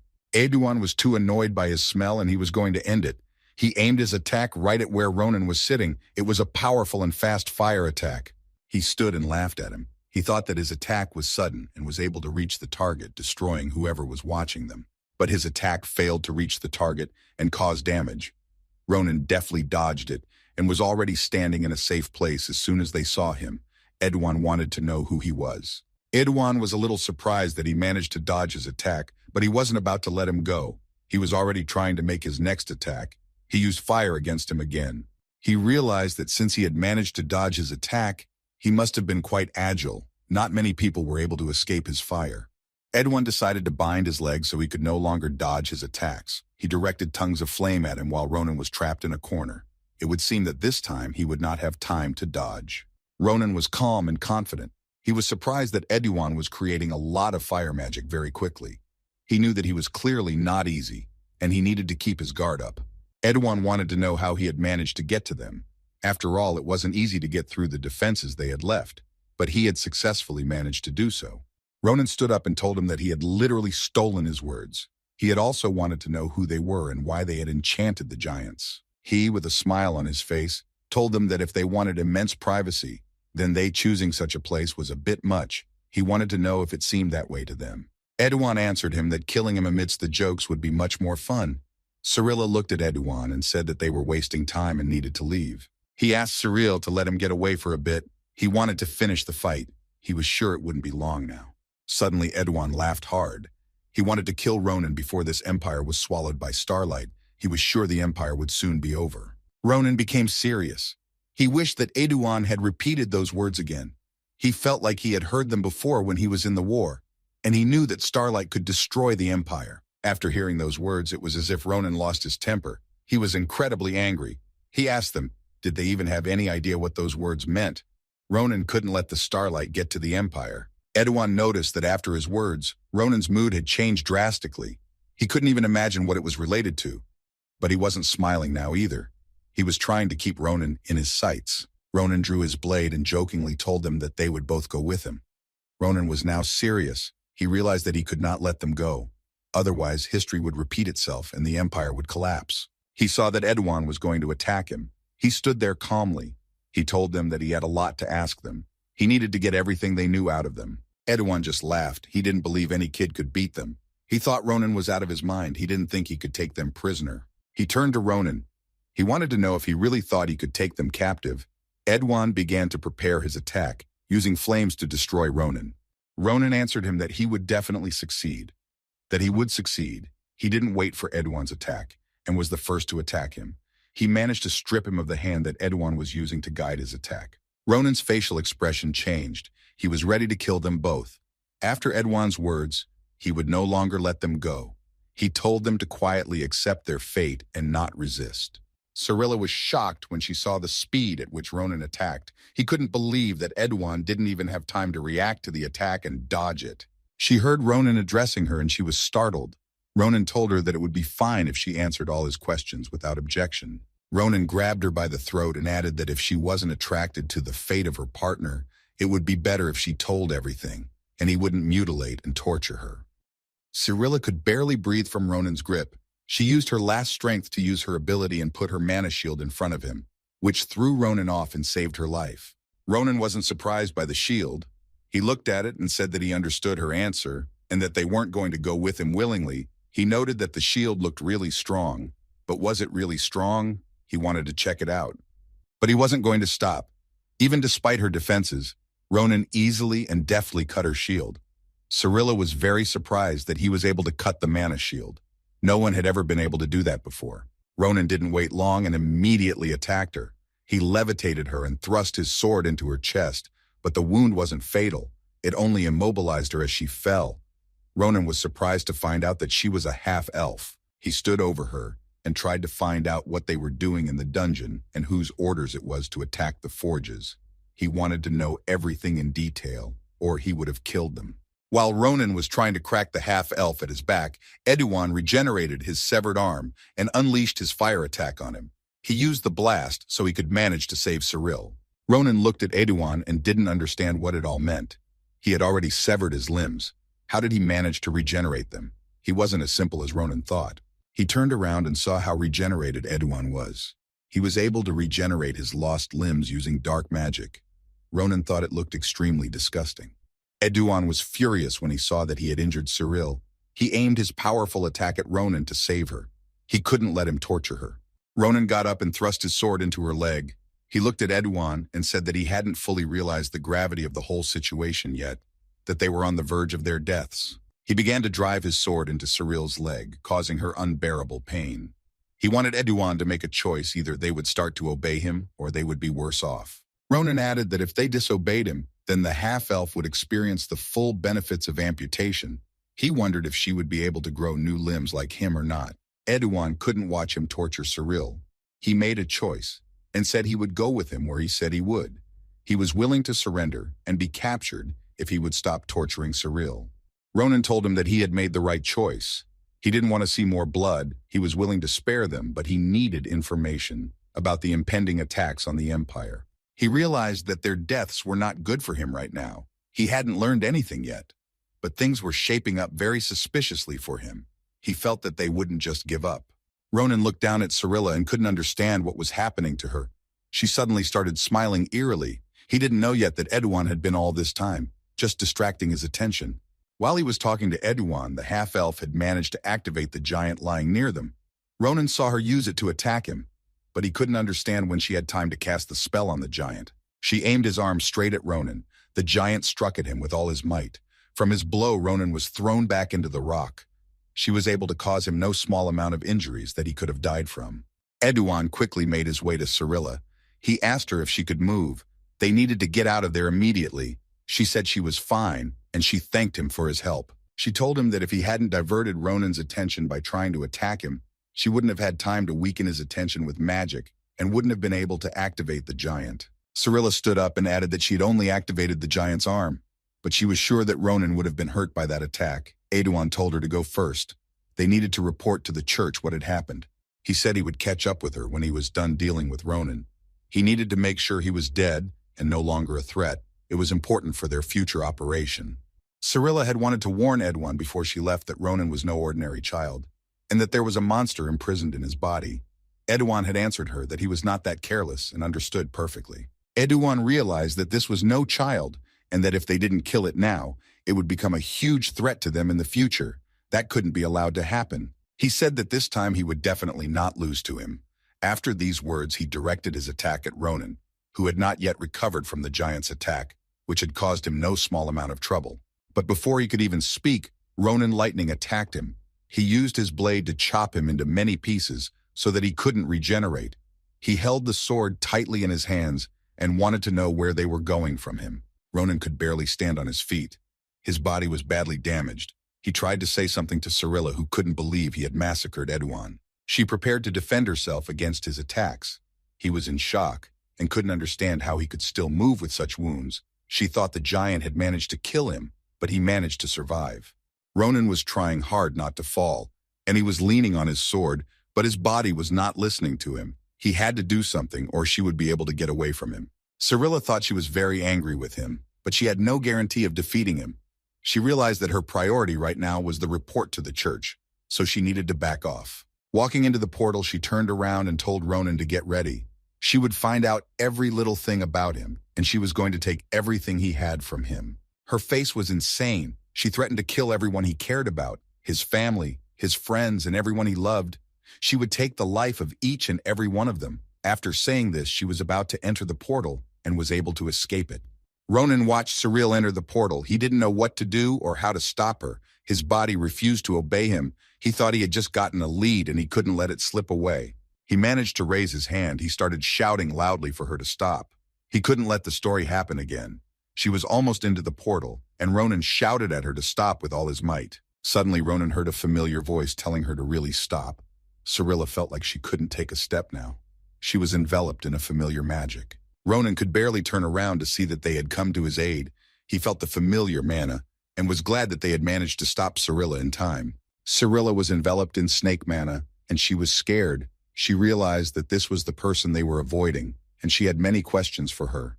She wanted to know who dared to touch her apprentice. Cyrilla couldn't break free and escape. Ronan tried to get up and recover. He heard him being informed that everyone was already aware of what was going on in the dungeon and that he had done his job perfectly. He saw Instructor Nabarose, who had arrived very timely. It was she who had managed to stop Shirla near the portal itself. She was proud that Ronan had managed to confront them and save the remaining blacksmiths. Ronan told her that he was very happy to see her here. Now his lead from him wouldn't be going anywhere. Nabarose replied to him that if he could talk to her, then he was fine. Nabarosa used her secret technique and immobilized Cirilla. She wanted to deal with them first and get even for what they had done to her student. They were completely at her mercy. Cyril realized that the aura that was capable of taking the form of a snake and paralyzing her entire body was her. But she didn't understand how she was here. She couldn't stay there and get captured by her, then their whole plan would fall apart.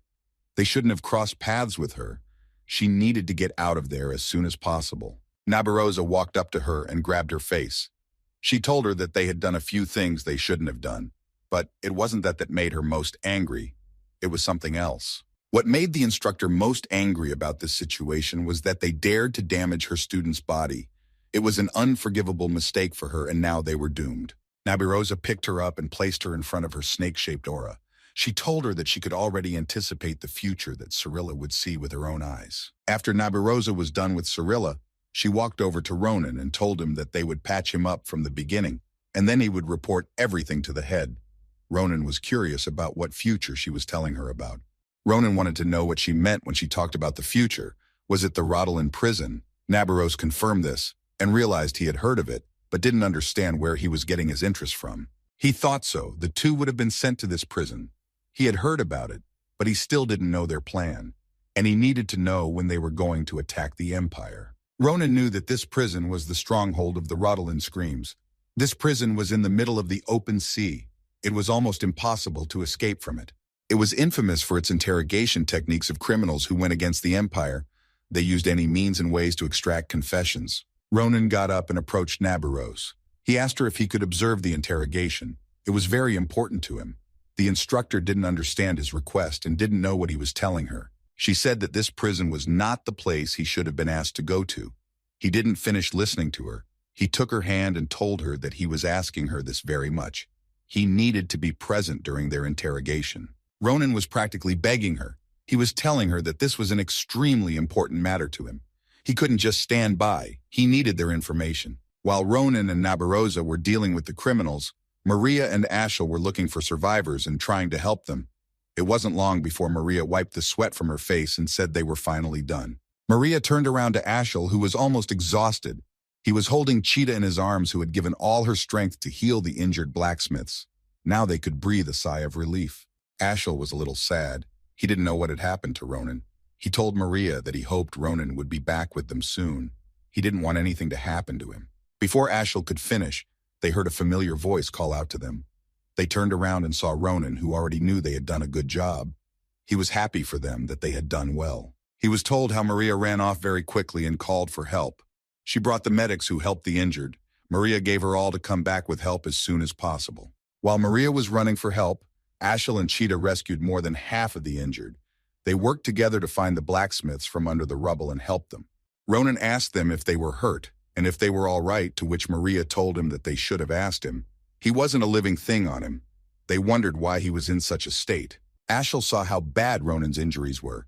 He reached out to Cheetah to get him treated as soon as possible, but Ronan replied that he was fine and that he had already received first aid. They could take it easy. Ronan noticed the bodies of the criminals they had apprehended being brought out of the dungeon. They were alive but unconscious. He informed Maria and Ashel that he still had some work to do right now. A few hours later, Ronan and Instructor Nabarosa were already at the secret location. They were waiting to meet the Rotolan convoy. They were standing on the edge of a cliff in the Gren forest. They stood and looked carefully into the distance. The rendezvous would be soon. Besides them, there were several guards on the cliff, in case the prisoners started to break out. After a while, Nabarosa noticed the convoy approaching. A Rotolan escort appeared in the sky above them. They landed and greeted Nabarosa's instructor. They informed her that they had come at the call of the Empire so that they could pick up and escort the criminals. They saw that there were two bodies lying right in front of them.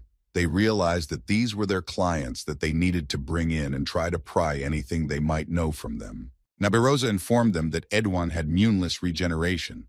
She asked that this fact be taken into account when questioning him, to which one of the escort replied that their interrogator would be happy to know. He scrutinized Edwan's body and said that it was the first time they had come across such an amusing object in a long time. It lifted their spirits. They listened to what Nabarosa told them and began loading the bodies on board. They said their goodbyes and asked them to continue to work hard for peace in the empire. As they departed, Nabarosa told Ronan that a week in Rodalan would be enough to loosen the tongues of these criminals. Nabarosa watched the departing carriage carefully. She told Ronan that she would let him know when she received the notice, and asked him to be ready to go to prison at any moment. She turned to him and asked if that would be an option, to which Ronan responded positively. He thanked the instructor and glanced at the departing escort. Ronan noticed that time was passing quickly. With the help of the Empire, the rebuilding of the Great Cappadocia was progressing at a decent pace. Didakan and Doron were working hard to get the forge up and running faster. He at that time returned to the academy, where he actively attended the instructor's extra classes. He was learning new techniques and methods that could help him in further battles. A couple days passed and they received their notices. Now they could go to the fortress of the Rodalan Cries, where the Doznavator was so engrossed in the process that he completely forgot that his guests must have already arrived. The Doznavator came out to them, taking off his pith suit. He looked completely harmless. He greeted them and thanked them profusely for visiting them. He informed them that he was the investigator in charge of the recently arrived criminals, and he was also their guide for the near future. The investigator asked them if they wished to visit the prisoners first. Nabarosa replied that that was why they had come to the island, and added that they would listen to the information they received on the way. He turned around and politely asked them to follow him. Ronan looked at him, and something about him confused him. He didn't expect him to be so friendly and polite. Ronan turned to the instructor and said that the Carrick investigator seemed strange to him. He couldn't believe that such a nice old man was the investigator of the infamous Rodalan. He added that it looked all suspicious, but Nabarosa warned him that everyone said that when they first met him, but she didn't advise judging a book by its cover. Nabarosa added that he himself would soon find out why he was called the worst nightmare, such a pronunciation he'd gotten for a reason, and that he was fully justified in giving it to him. Karaka, the investigator, was walking slowly.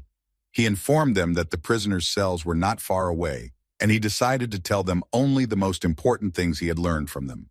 He stopped and turned to them. He said that first of all, they should know what he thought was the most important thing, and he told them something strange. He said only Nebula Cladae. The investigator said that was what they called themselves. Nabarosa told him that it was the first time she had heard such a name. Ronan hesitated, but it was obvious that he didn't know they existed either.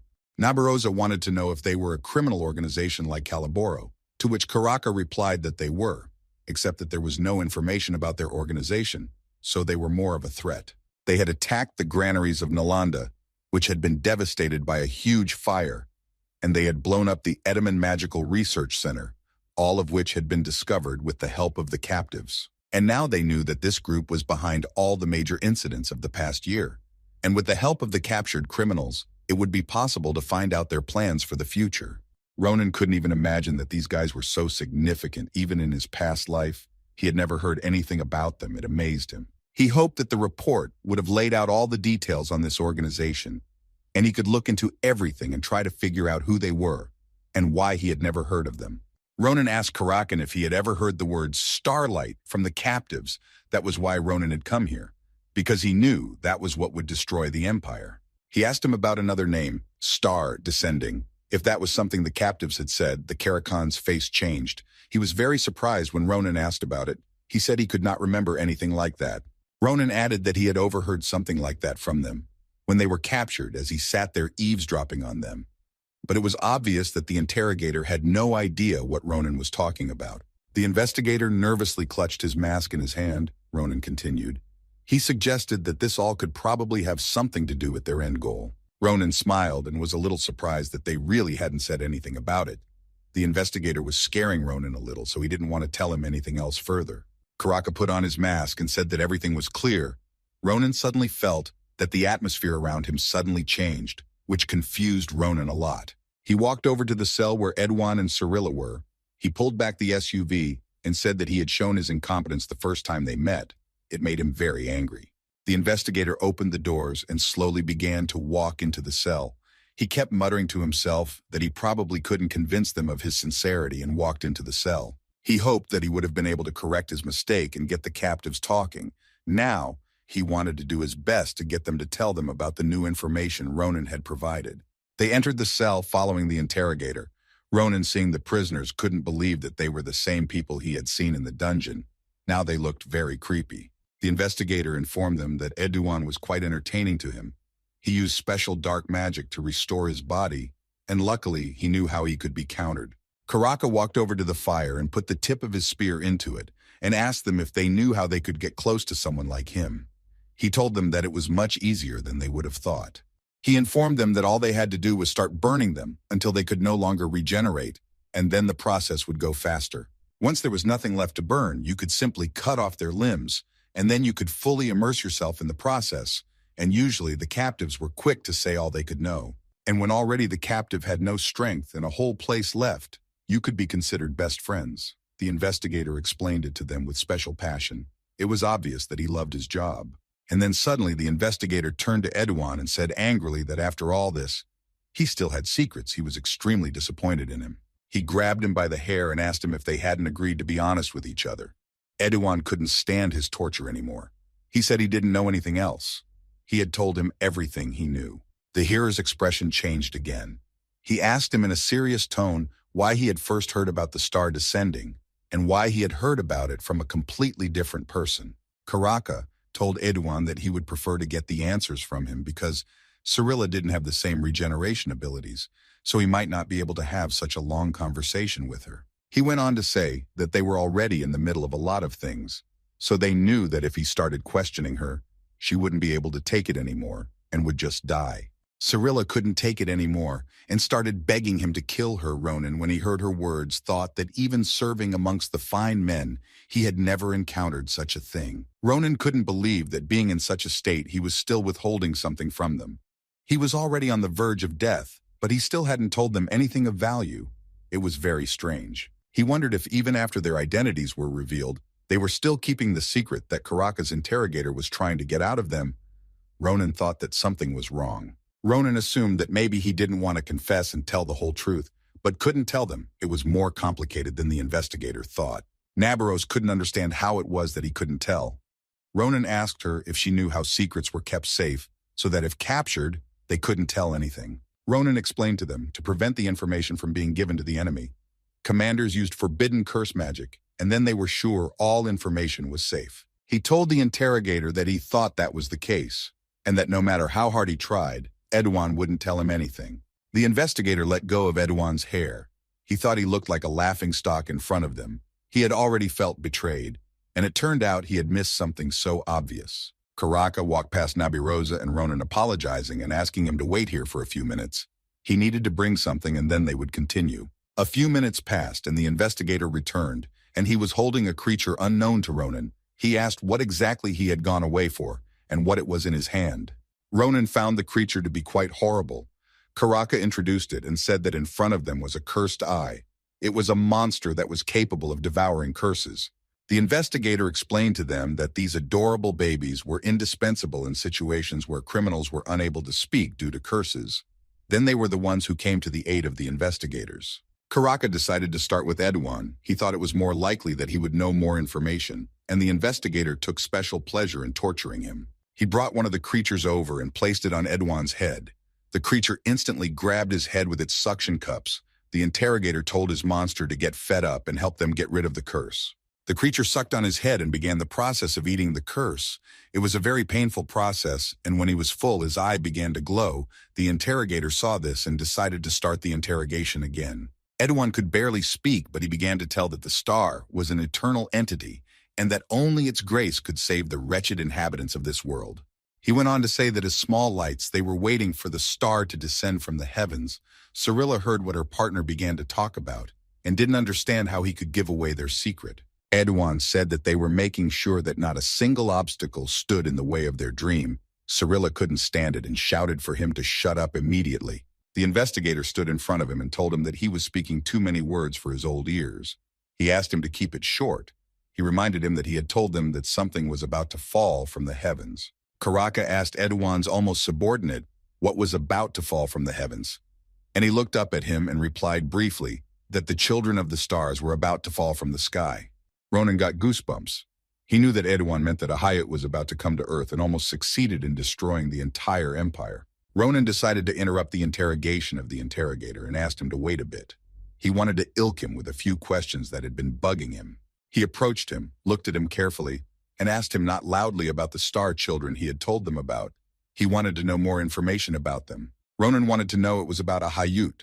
When he mentioned the star children, Edouan couldn't believe what he knew about him, but he couldn't resist and only told him the truth. Edouan didn't have time to answer him. His face slowly began to puff up and get wider and wider, a little more, and it would have exploded. Ronan looked at him and couldn't understand what was happening to him. But suddenly the investigator put his hand on Ronan's shoulder. He asked him to step aside. It wasn't safe for him to be near Edouan now. He knew what was about to happen. Unexpectedly for Ronan, Edouan just exploded right in front of him. The investigator standing beside him managed to put up a shield in time and prevented the explosion from damaging him. Ronan was shocked that such a thing could happen. The investigator could not have expected such an effect at all. He could not believe it had ended like that. He didn't understand how this could have happened. Even after absorbing the curse with his eye, Edouan still exploded. The spell he was subjected to was incredibly strong. Ronan asked the investigator how often they had such incidents, to which the Karaka replied that it wasn't too often. It was rare for things to come to this. The investigator suggested that the curse placed on Edouan might have been in two parts, and one of them they hadn't taken into account, and the cursed eye hadn't been able to fully absorb the magic, and as a result, there had been an explosion. He explained that the essence of the first curse was to prevent those who were not part of their organization from being told about the descending star, so they could be secure in their information. The point of the second curse was for it to trigger at the mention of words associated with it. As soon as one of the organization called the words, the curse would trigger and the body would be destroyed. After Karaka explained the essence of these curses to them, he approached Ronan and placed his hand on his shoulder to ask him which Ahayut he was referring to. He told him that if his guess was correct, then it must be a secret that only the Nebula Cladi organization possessed.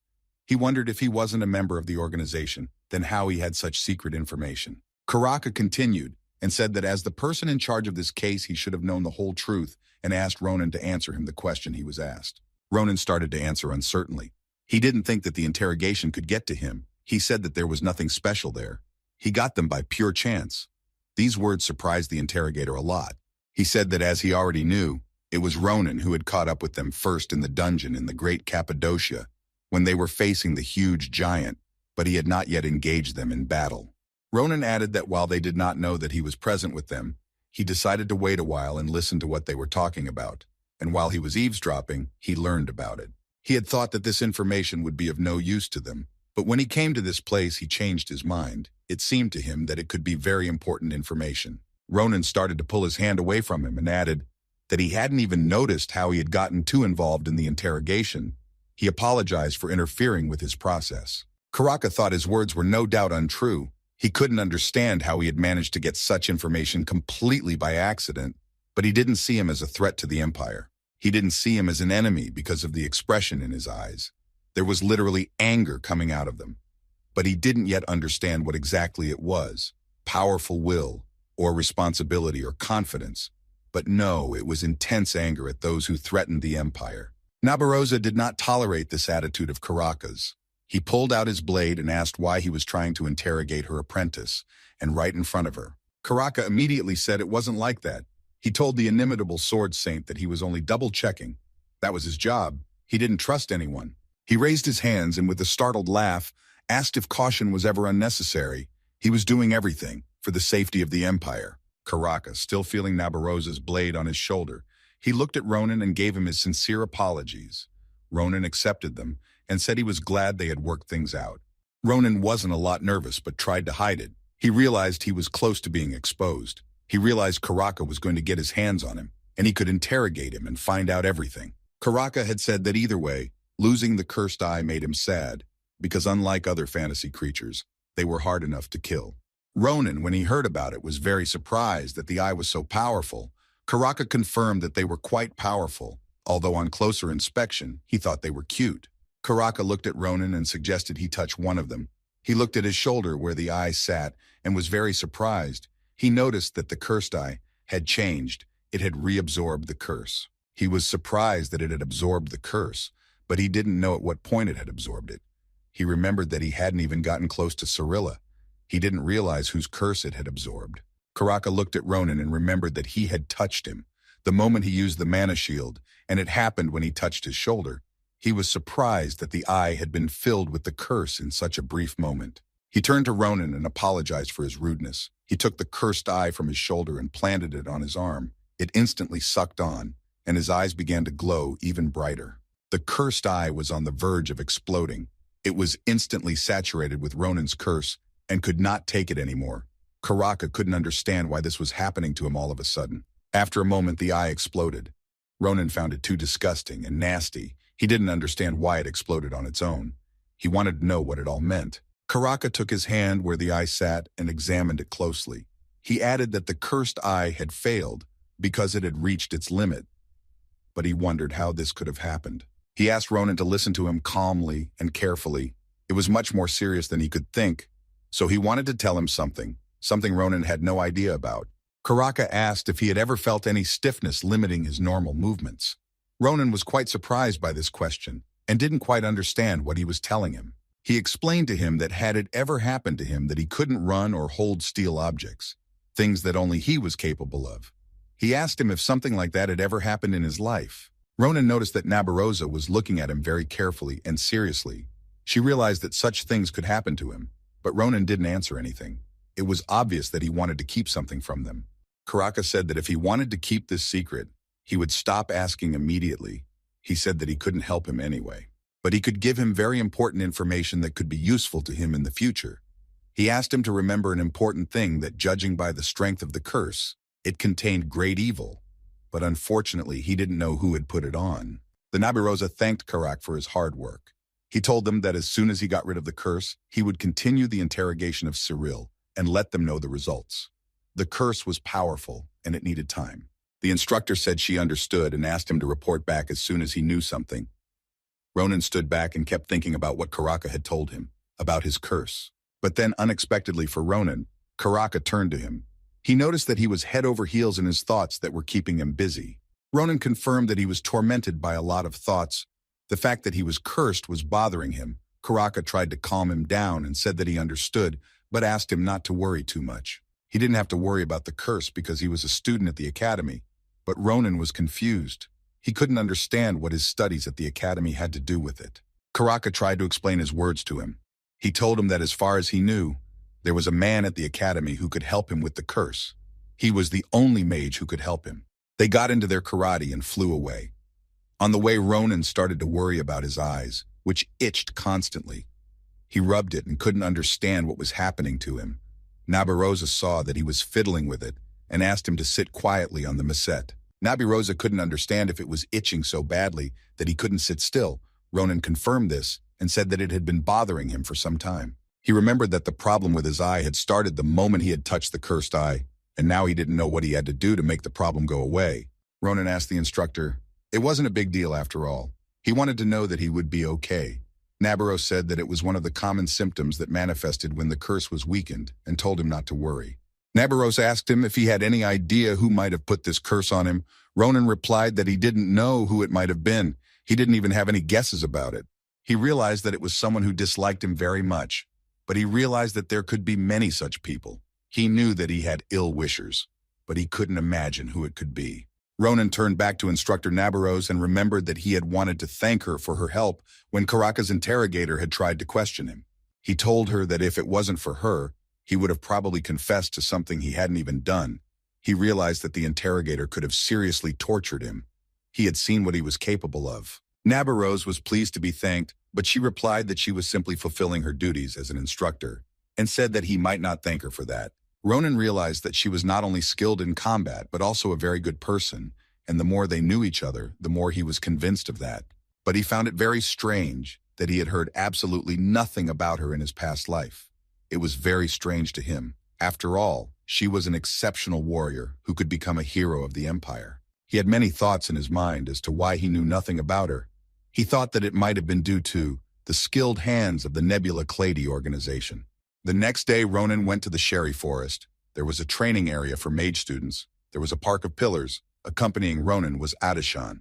Adishan greeted him. It was obvious that she was very happy to see him. She said that this was their first meeting since the day he stood up for her in class. She said that if it wasn't for Nabirosa's instructor, this meeting might not have happened, but she was happy that they were able to meet. She wanted to know how he was doing all this time. Ronan saw her and remembered the problem of the commander-in-chief and her request to persuade her to become an ordinary seamstress.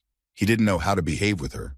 Now Adishan dreamed of becoming commander-in-chief and was happy. He didn't know what to do about her request. He didn't have time to think about what he should do. The events that had happened had put Adishan's thoughts away. Ronan decided not to react to the commander-in-chief's request and put the matter on hold for now. He turned to her, and with a smile on his face, he greeted her back, telling her that it had indeed been a long time since they had seen each other. He asked her how she was doing. She said that after that time, all the guys who were wary of Cardan had become much friendlier towards her. Adeshan said that she was a little concerned about Cardan's terror at the sight of her. He no longer wanted to approach her.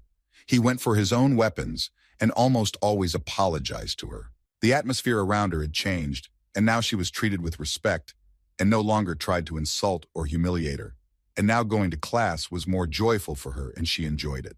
They entered the Park of Columns, and Adishan said that Nabirosa's instructor told her that he needed to get rid of the curse. She was worried about him. Ronan confirmed it, and they had come to this place for that very reason. Ronan told her that he had to meet Professor Secret, who was in this place. Ronan hoped that he would help him get rid of the curse. But he was very confused about such a place. He realized that the professor was obviously an unusual person if he preferred to be in such a place. Adishan smilingly said that Ronan was right. She told him that Professor Secret's office was also very unusual, so it was a place where only mage students came to visit. That's why she asked some of them to take them to his office. Ronan had no idea who Adishan had asked. He was curious as to who it was. Adishan looked around and realized that she had not arrived yet, and they had to wait for her. After a few minutes, a mage girl ran up to Adishan and hugged her. She told her that she missed her a lot. Adishan hugged her back. They looked like sisters. Ronan stood aside and was shocked by her appearance. They were talking sweetly to each other. It was obvious that they hadn't seen each other in a while. They were curious to know how they were doing. They didn't even notice that Ronan was standing aside. The girl seemed very familiar to him, and he remembered where he had seen her. It was the girl who had approached him on the first day and told him about predators and sheep. Adishan apologized for pulling her out so suddenly, but she had one urgent thing to do. She told Adishan that there was no need to apologize. She was always happy to help them. She asked Adishan why she wanted to visit Professor Secret. What business had brought her to this place? She was curious, but she didn't know yet that it wasn't her who needed help. It was Ronan who kept standing aside and silent. But he decided to intervene and raised his hand and said that she had come at his request, and he needed Professor Secret's help. He told her that it had been a long time since they had seen each other, but he didn't know how to address her better Elizabeth, or was it better Ali? She was surprised to meet Ronan. She hadn't expected him to be present when they met. She wondered what he was there for. They came to an old small house. Ronan looked and asked Elizabeth, was it really the professor's office? It looked more like an abandoned house with no one watching over it. Ronan said he wasn't too uncomfortable and he was slightly worried. He turned around and asked if she was going to kill him here and bury him so no one would find him. He assumed that maybe he had seen something he shouldn't have and she was mad at him, but she was more pissed off that he called her Ali. She asked him not to call her that, and she didn't understand where he got the idea that she might have killed him. Elizabeth turned around and told him to follow him and not to ask stupid questions. Ronan followed him and realized that it was quite unexpected that the commander-in-chief and someone like her could be friends. But he remembered that Adishan was born Akalusha, and they belonged to the same family. Ronan wondered how they met. It seemed to him that they were completely different. They approached an old house. They opened the door and went inside where an old woman was sitting in front of them. Ronan looked at her and thought it was Professor Secret. Elizabeth told him not to get ahead of himself and rush things. She said they had one more step to take to get to the professor. She walked over to the old lady and extended her hand. She was going to use magic. Elizabeth briefly explained what she was going to do. Ronan listened to her, but he didn't understand what he should have prepared for. Elizabeth told him that it didn't matter what would happen now. She asked him to stand still and not move. This was an important condition. She approached the old woman and started to cast a spell, at the end of which she asked to open up to her and directed her magic at the old woman. Ronan looked at her and was surprised that nothing happened after her magic. But suddenly, out of the blue, The old woman's head enlarged many times over, and right in front of him, her huge mouth opened up and began to consume all the air in the room and pull them inside. Ronan was confused and didn't understand what was happening. He was a little frightened, but Elizabeth hurried to calm him down and asked him not to be so frightened. Elizabeth told him that they had been transported to Professor Sparacio's actual office. Ronan was surprised that there had only been an entrance before, but now he was amazed by the professor's office. It was quite spacious. Ronan couldn't realize how abnormal one had to be to make such a horrible entrance. As soon as he had finished speaking, there was a voice behind him who already knew he had arrived at his place. It was Professor Secret. He said that he had been waiting for the student that Nabarosa had sent, and it was just as she had told him. He approached him and said that he sensed in him something very determined. Professor Secret was the best curse master on the continent, and she was already years old. Although she looked like a young girl, she was the only one who could help him. Ronan seemed like a very curious guy to her. Ronan was greatly surprised by Master Secret's appearance. She seemed too young to him, and he was beginning to doubt that she would be able to rid her of the curse.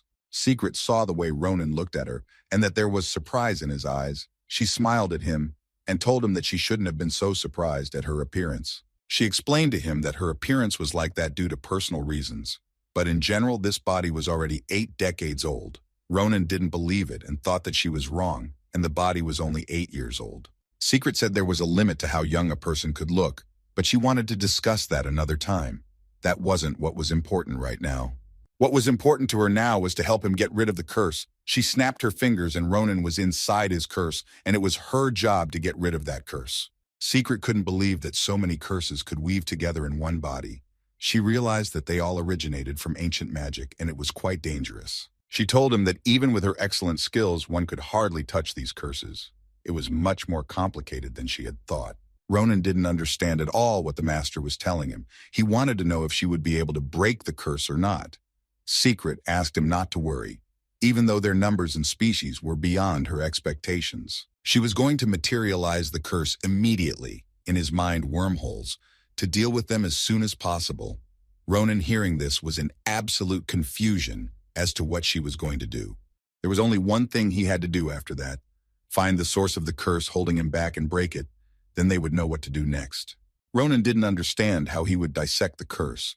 He didn't know how he would figure out exactly what he needed to destroy. To which the master replied that he would understand as soon as he saw it. She flew up to him, and with a press of her finger to his forehead, she sent him to the depths of his mind while wishing him a good journey. Now it was up to him and how successful he would be in his attempt to find the curse. After the master pressed his forehead, it was as if he began to fall from an open door into the unknown. Ronan was shocked that everything was happening so fast. He was not prepared for such an ordeal. Ronan didn't fall for long. Soon he began to notice green leaves and trees. He thought it was the source of his curse that was in the mind's loft. He near the tree, and was surprised when he realized the place he found himself in. In front of him was his home, the one he had been born in and lived in all his life with his sister. He couldn't believe that this was the source of the curse. He was beginning to understand, and assumed that the source he didn't understand was inside his house. But he was in no hurry to enter it. He decided to wait for a while. Ronan wanted to know what was going on, but then a little girl ran past him, as if she didn't notice his presence. She was shouting to her mother that she had come home. He recognized the little girl's voice. It was his older sister, Iril, but now she was just a child who was happily coming home to her mother. Iril, after she got home, she immediately sat down by her brother's crib. She turned to her mom and asked her why he was sleeping all the time. She was worried if he was sick, she wouldn't want him to be. Her mom, with a smile on her face, answered her that babies, when they slept, they grew. She looked at her with awe and love and said that she herself was just like him. She added that if her brother were to fall ill one day, she as the eldest would look after him. To which Irel replied that she would always protect him, for he was her little brother, whom she loved very much. Ronan entered the house and was surprised. He remembered that this was how their house had been shortly after his birth. He remembered it and could not forget it. He was happy here. He realized that the little child in the cradle sleeping so sweetly was himself. Ronan was amazed at how carefree and peaceful he slept, not thinking about anything in the world. Ronan thought there was no way that could be. He couldn't believe he had ever been this way. He always seemed to be born with a splinter in one place at once, and always looking for adventure. He walked closer to the crib and looked closely at the baby, and he realized that right now he was in his past. But he didn't remember any of it. Suddenly, the door opened right behind him, and an unknown man entered the house. Ronan was horrified that he couldn't move a finger. His whole body was paralyzed. He didn't understand what kind of person had entered the house. Ronan saw Irel run up to him happily and hug him. His mother greeted him and told him he was home earlier than usual today. The unknown man asked her where the baby was, and she said he was in the cradle. And she noticed that he wanted very badly to gaze upon little Ronan. She smiled at him and had no sense of fear at all. It was like she knew he could do nothing bad to her son, and she happily pointed Ronan out to him. The unknown man raised his hand and showed the spell to his mother. She, when she saw what he was going to use, asked him if it was dangerous for the child. But she didn't even realize he could attack her. The unknown man directed his magic at his mom, and she started to slowly fall to the floor, not realizing what he was going to do. When his mom fell on the floor, Irel noticed it, and she didn't understand why his mom suddenly fell. But the unknown man used his spell on her as well, and she fell unconscious as well. Ronan was furious. He didn't understand what the unknown man was doing to his family members. As the unknown man approached his crib, he pulled out his hand and Ronan saw that it had the same curse on it that was in his body. Now he realized what he needed to dissect. Ronan saw John Doe put the curse on him, but he couldn't do anything about it, and he realized that it was him he had to destroy. It was John Doe who was the source of his curse. While Ronan was trying to defeat his curse, Master Secret realized, quite unexpectedly for her, that she had prepared properly, but she had already almost spent all of her mana. She tried to keep Ronan in his mind's loft, but she was finding it increasingly difficult. She realized that it was an incredibly strong curse that rested on him. Elizabeth asked her if it was that bad. She wanted to know how many curses he had on him, if even Master Secret was having trouble dealing with them. She told her that if it was just the number of curses, he had at least 10 curses on him. Elizabeth was horrified when she heard the number. She couldn't believe it. Elizabeth thought with horror that it would be impossible for even a great master like Secret to remove that many curses. But the master objected. She said that it wouldn't take that much effort.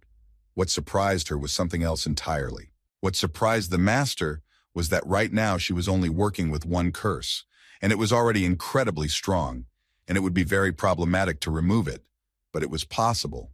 Ronan stood and watched as the unknown man continued to place curses on him. He was incredibly angry with him, and if he could move, he would have dealt with him long ago. As soon as he was done with the curse, he turned around and headed out, whispering to cancel the spell he had applied to his mother and Irel.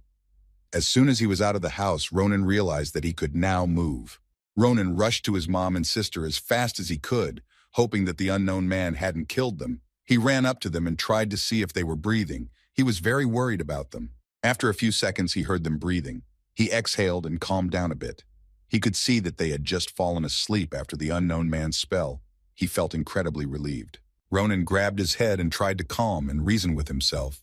He reminded himself that in the recesses of his mind, he had only one task before him that needed to be accomplished immediately. He realized that he had to catch up and kill him for the curse to dissipate, but he didn't know if he would succeed or not, but he believed in his own strength and ability. Ronan ran to the door and chopped it open with his blade. When he ran outside, he couldn't believe that the unknown man had stopped and decided to wait for him. This was to Ronan's advantage. He didn't have to look for him. He realized that he had stopped for a reason. He figured that the unknown man wanted something from him. Otherwise, he would have fled to safety long ago. Ronan wanted to know what he was waiting for. Ronan drew his blade and was incredibly angry at him. He couldn't forgive him for daring to touch his family right in front of him. Ronan was going to punish him for it. He told the unknown man that he would never forgive him for that, and he couldn't even hope for mercy. A slow death awaited him, and Ronan ran at him with a lightning-fast attack. Ronan swung his sword and attacked him, but his attack failed. The unknown using magic to block him with his sword, Ronan didn't expect him to have such abilities. The unknown attacked back at Ronan moments later, and he could barely contain the power of his magic. He didn't realize how it was possible that he was so strong. Ronan tried to dodge and fend off his attacks. He couldn't understand, since when curses could use swords for their attacks, Ronan didn't relax and tried to defend himself. He realized that his opponent's technique was superior to his. He tried his best, but the unknown man did not back down and made his attacks harder and harder, giving Ronan no time to breathe. The unknown man was in no hurry to kill him. He slowly and gradually inflicted small cuts all over his body. But when he was done, he gave him a decisive blow, piercing his body completely. Ronan fell to one knee. He realized that the curse could finish him at any moment. He could barely move and defend himself from its attacks. but the unknown man was in no hurry to finish him. He couldn't believe that his attacks couldn't reach their target. He wanted to know who he was that could resist his level of swordsmanship and his attacks. Ronan saw that he was about to leave. He wondered if he would have just left him like that. Ronan realized that he couldn't let that happen. He gathered all his strength and forced himself to get up and continue the fight. He thought he still had a lot of questions. The unknown man stopped and saw Ronan getting up, and he heard Ronan tell him that they were not done fighting yet. Ronan could not understand why he had done all this, why he had put a curse on him, who he was that he could enter his house. All these questions tormented Ronan, and he wanted to hear the answers to them. He remembered the way his sister and mother had greeted him. He remembered their facial expressions, their tone, their actions, and he knew that they didn't behave like that with random people. Ronan knew that his older sister Irel had always looked at him with roughly the same affection. He realized that the unknown man was not a stranger to them. And that meant that the unknown man was the one that no one had ever mentioned in his family, the one that everyone had forgotten about. But now Ronan realized who this man was. Ronan didn't understand why he did this, why he put the curse on him. The unknown man looked at him and answered nothing. Ronan stood up and asked him if he had nothing to say to him. He clutched his sword in his hand. A red aura began to appear around him. Ronan didn't notice it. He was very angry with him for upsetting his mother and Irel. He couldn't forgive him for what he had done. Ronan looked at him and realized that he wasn't going to apologize or explain himself. Then Ronan attacked him. He didn't understand how after all he had done, he allowed himself to be called their father. The unknown man listened to him and looked at him carefully. He saw Ronan moving towards him with his attack. He didn't defend himself or dodge. He took the blow and Ronan killed him. Ronan walked up to him and told him that now he might not have to answer. He promised him that he would figure it out himself in time, and he would erase him from his memory forever. After he killed him, he realized that now his father would leave his body. He managed to dissect one of his curses. As soon as it left his body, Ronan woke up, but he couldn't figure out where he was. He turned around and saw the wizard, who was glad he was finally awake. She looked at him and asked how he was feeling now. Ronan looked at her very carefully, and there was surprise on his face. He didn't realize who was standing in front of him, but suddenly he realized who it was, but he couldn't believe his eyes. In front of him stood Professor Secret, but now she looked like her grandmother when they first met. She looked like a child, and Ronan couldn't understand what was wrong.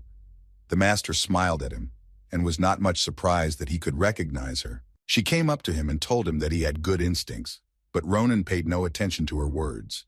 He wanted to know why she had aged so drastically. Could it be because of him and his curse? Secret hurried to reassure him. She told him that he had nothing to do with it, but it didn't matter. She wondered if he felt any change or not. Ronan looked at her and could hardly answer her. He just mumbled something.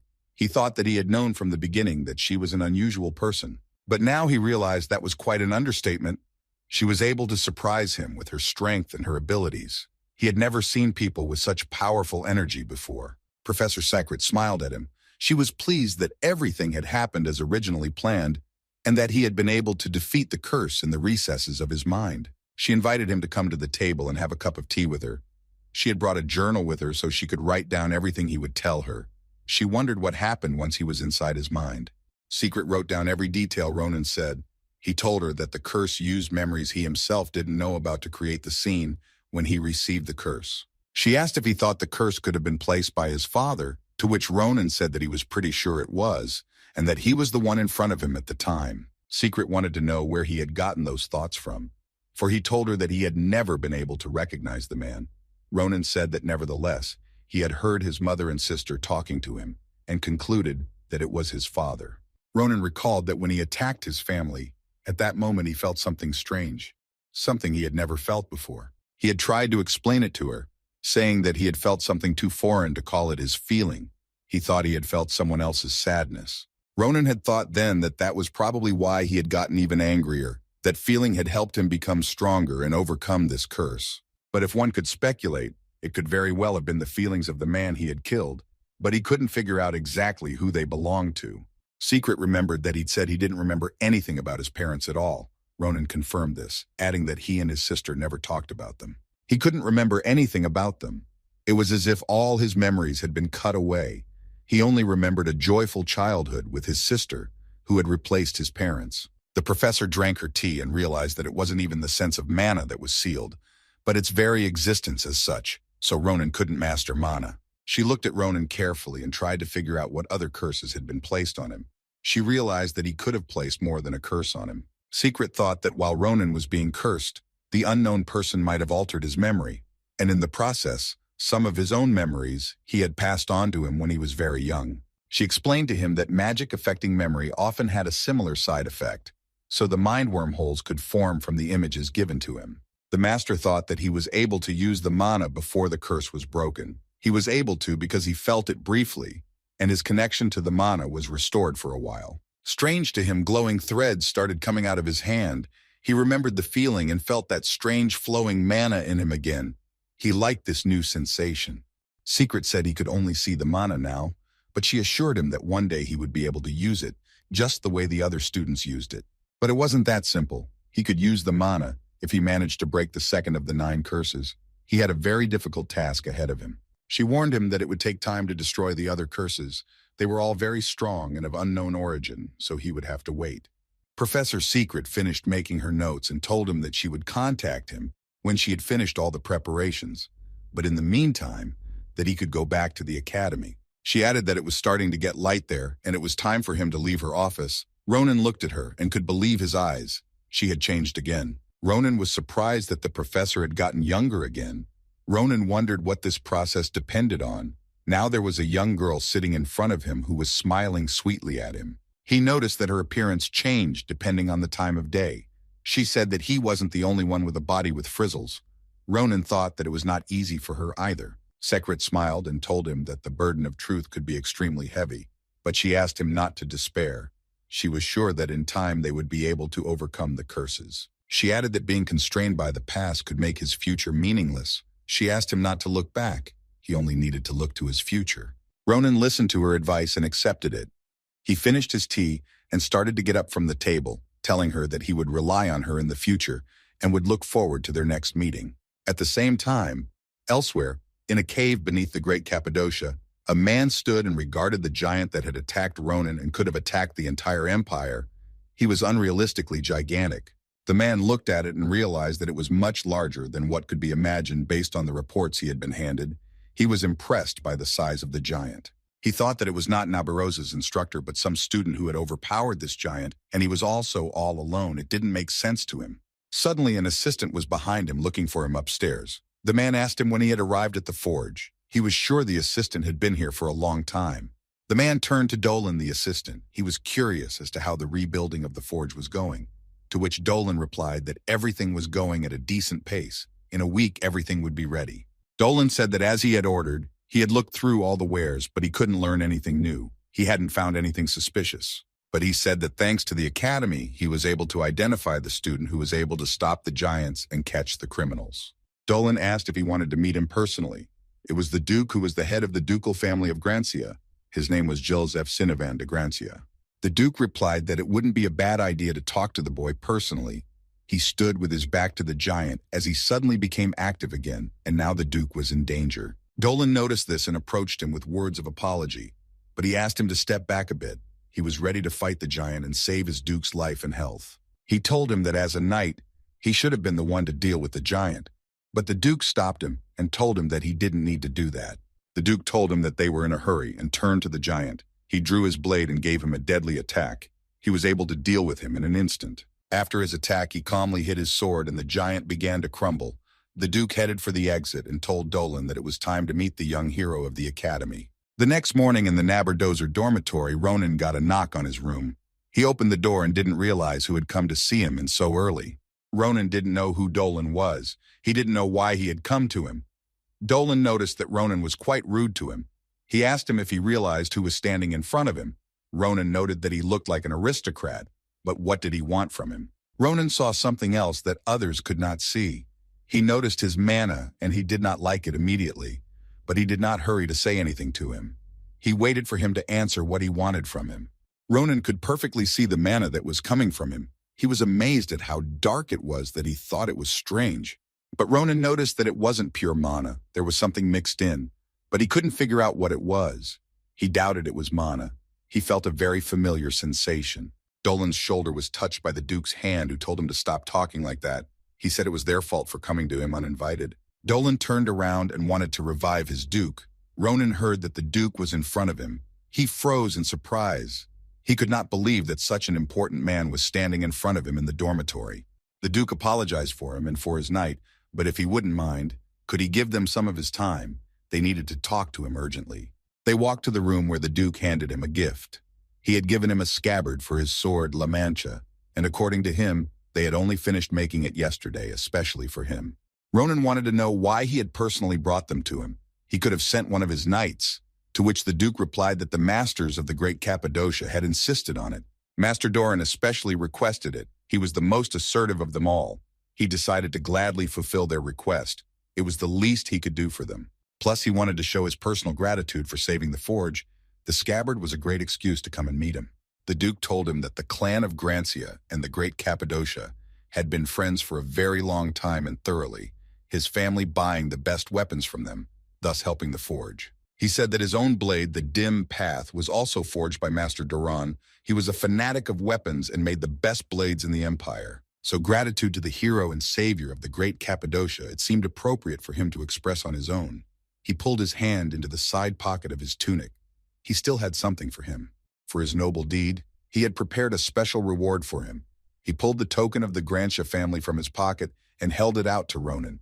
But it wasn't just any token. It bore the seal of the patriarch. Ronan was shocked. He couldn't believe that the duke wanted to give him such a treasure. It could have allowed him to buy up anything he wanted. He replied to Ronan that it was the least he owed to him, so as not to disgrace the honor of Grancia. The Duke of Grancia informed him that those students who had helped him then were now also accepting their tokens and gifts from the masters. They deserved to. He hoped they would have enjoyed their gifts. The masters had worked very hard when they made them for them. They were incredibly grateful to them for keeping them alive. Ronan thought that Maria and Ashel would be preying on those gifts now. The Duke placed the teacup on the table and said that he was glad they had enjoyed everything, and then he suggested they move on to the next question. He asked Ronan what he could tell him about those who had staged the attack on Cappadocia. He needed to know more information about them. The Duke added that he now had a special interest in their nefarious deeds. He could not forgive them for the attack on their forge. He also wished to prevent similar attacks from their side. When the Duke talked about the criminals, he emphasized a great deal of mana that Ronan had seen. It impressed him. He thought that this was what the head of the Grancia family was really like. Ronan said he wasn't sure how much they knew about them, but he was sure that these criminals were much more cunning than one could imagine. Dolan, standing behind the Duke's back, clenched his teeth nervously. Ronan went on to say that the villains were quite fast, and that it took him a very long time to catch them. They were stronger than they might have seemed at first glance. Ronan felt an unusual mana around him, and thought that Dolan had not reacted in any way so far but tensed up at the mention of the criminals. It gave Ronan some interesting thoughts. He compared the feeling to how it was similar to what he had felt while fighting with Edouin and Cyril. He had felt the exact same mana. Ronan looked closely at the Night Duke and couldn't believe that he was somehow related to him. He realized that there was something wrong. Ronan stopped talking abruptly before he could finish his speech. The Duke couldn't understand why he abruptly stopped talking. Ronan was surprised by the Duke's reaction. Didn't he notice exactly what his subordinate was emitting? Grancia thought he was getting sick. Ronan continued to remain silent, thinking that Duke Grancia was one of the strongest men in the entire continent, and did not see what was coming from his knight.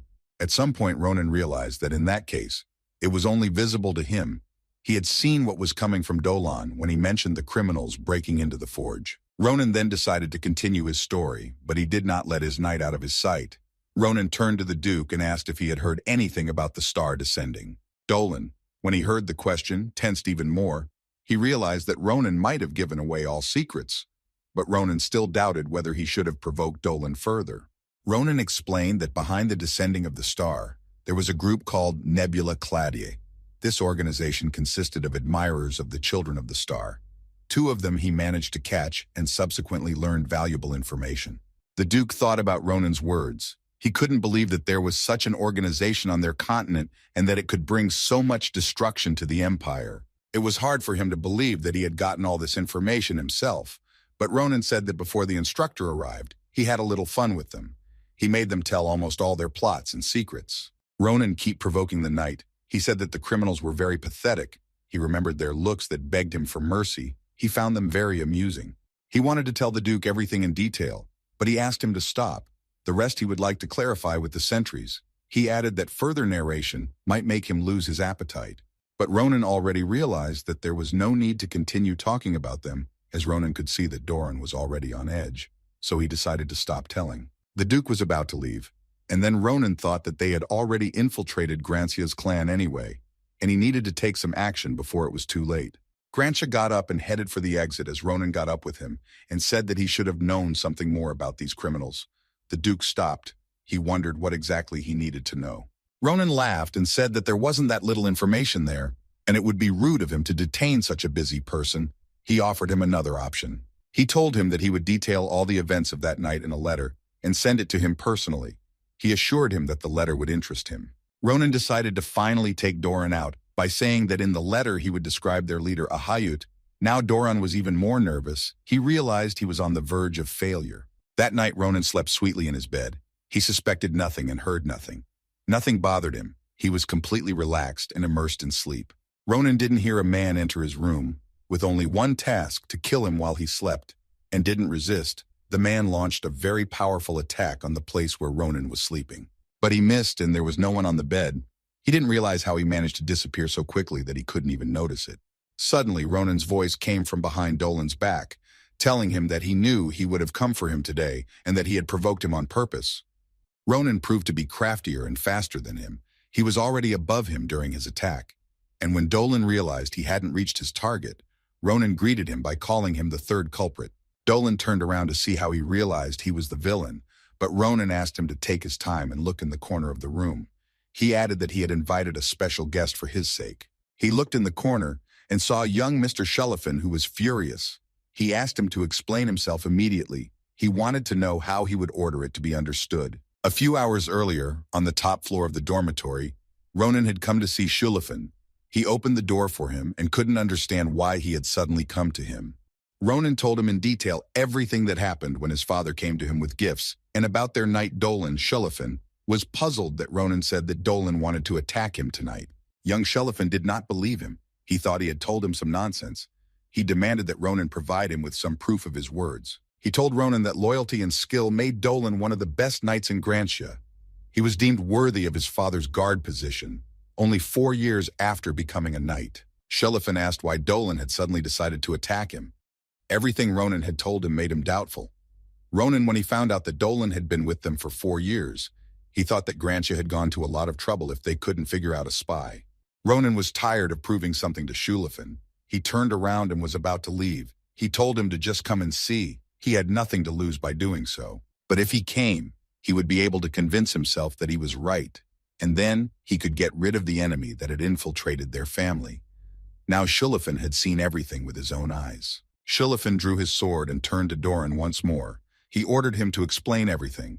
He wanted what organization he worked for, and how long he had been spying in their family. Ronan told him with a smirk what kind of traitor would even answer him if he was just asked to. Ronan didn't understand how he was going to continue to live in this world. Dolan didn't bother explaining anything to Shullifan. He raised his foot and brought it down sharply. By doing so, he used his mana to attack them while they were surprised by it. As soon as the mana touched Ronan, he felt his whole body start to get heavy, and he found it hard to move. He realized he was trapped by Dolan. His mana was strong. Dolan decided to take advantage of the moment and started attacking Ronan. He managed to fend off the first attack, but he used his mana to immobilize him and immediately launched a second attack that threw Ronan to the back of the room. Shullifan stood there, unable to help Ronan. His body wasn't listening, and he couldn't get rid of his mana. He didn't understand why Dolan was doing all this. He was very upset that Dolan had betrayed them. Dolan went to attack Shullifan and said that it was fortunate that he had never mastered controlling the area of effect of his mana. He knew that because of his character, to use such a powerful skill, at the risk of hurting others, he obviously wouldn't. Even so, he was sorry that he would have to kill him because he knew a lot, and leaving him alive was not an option. Dolan made an attack with his sword, but Shullifan managed to block it and prevent him from injuring himself.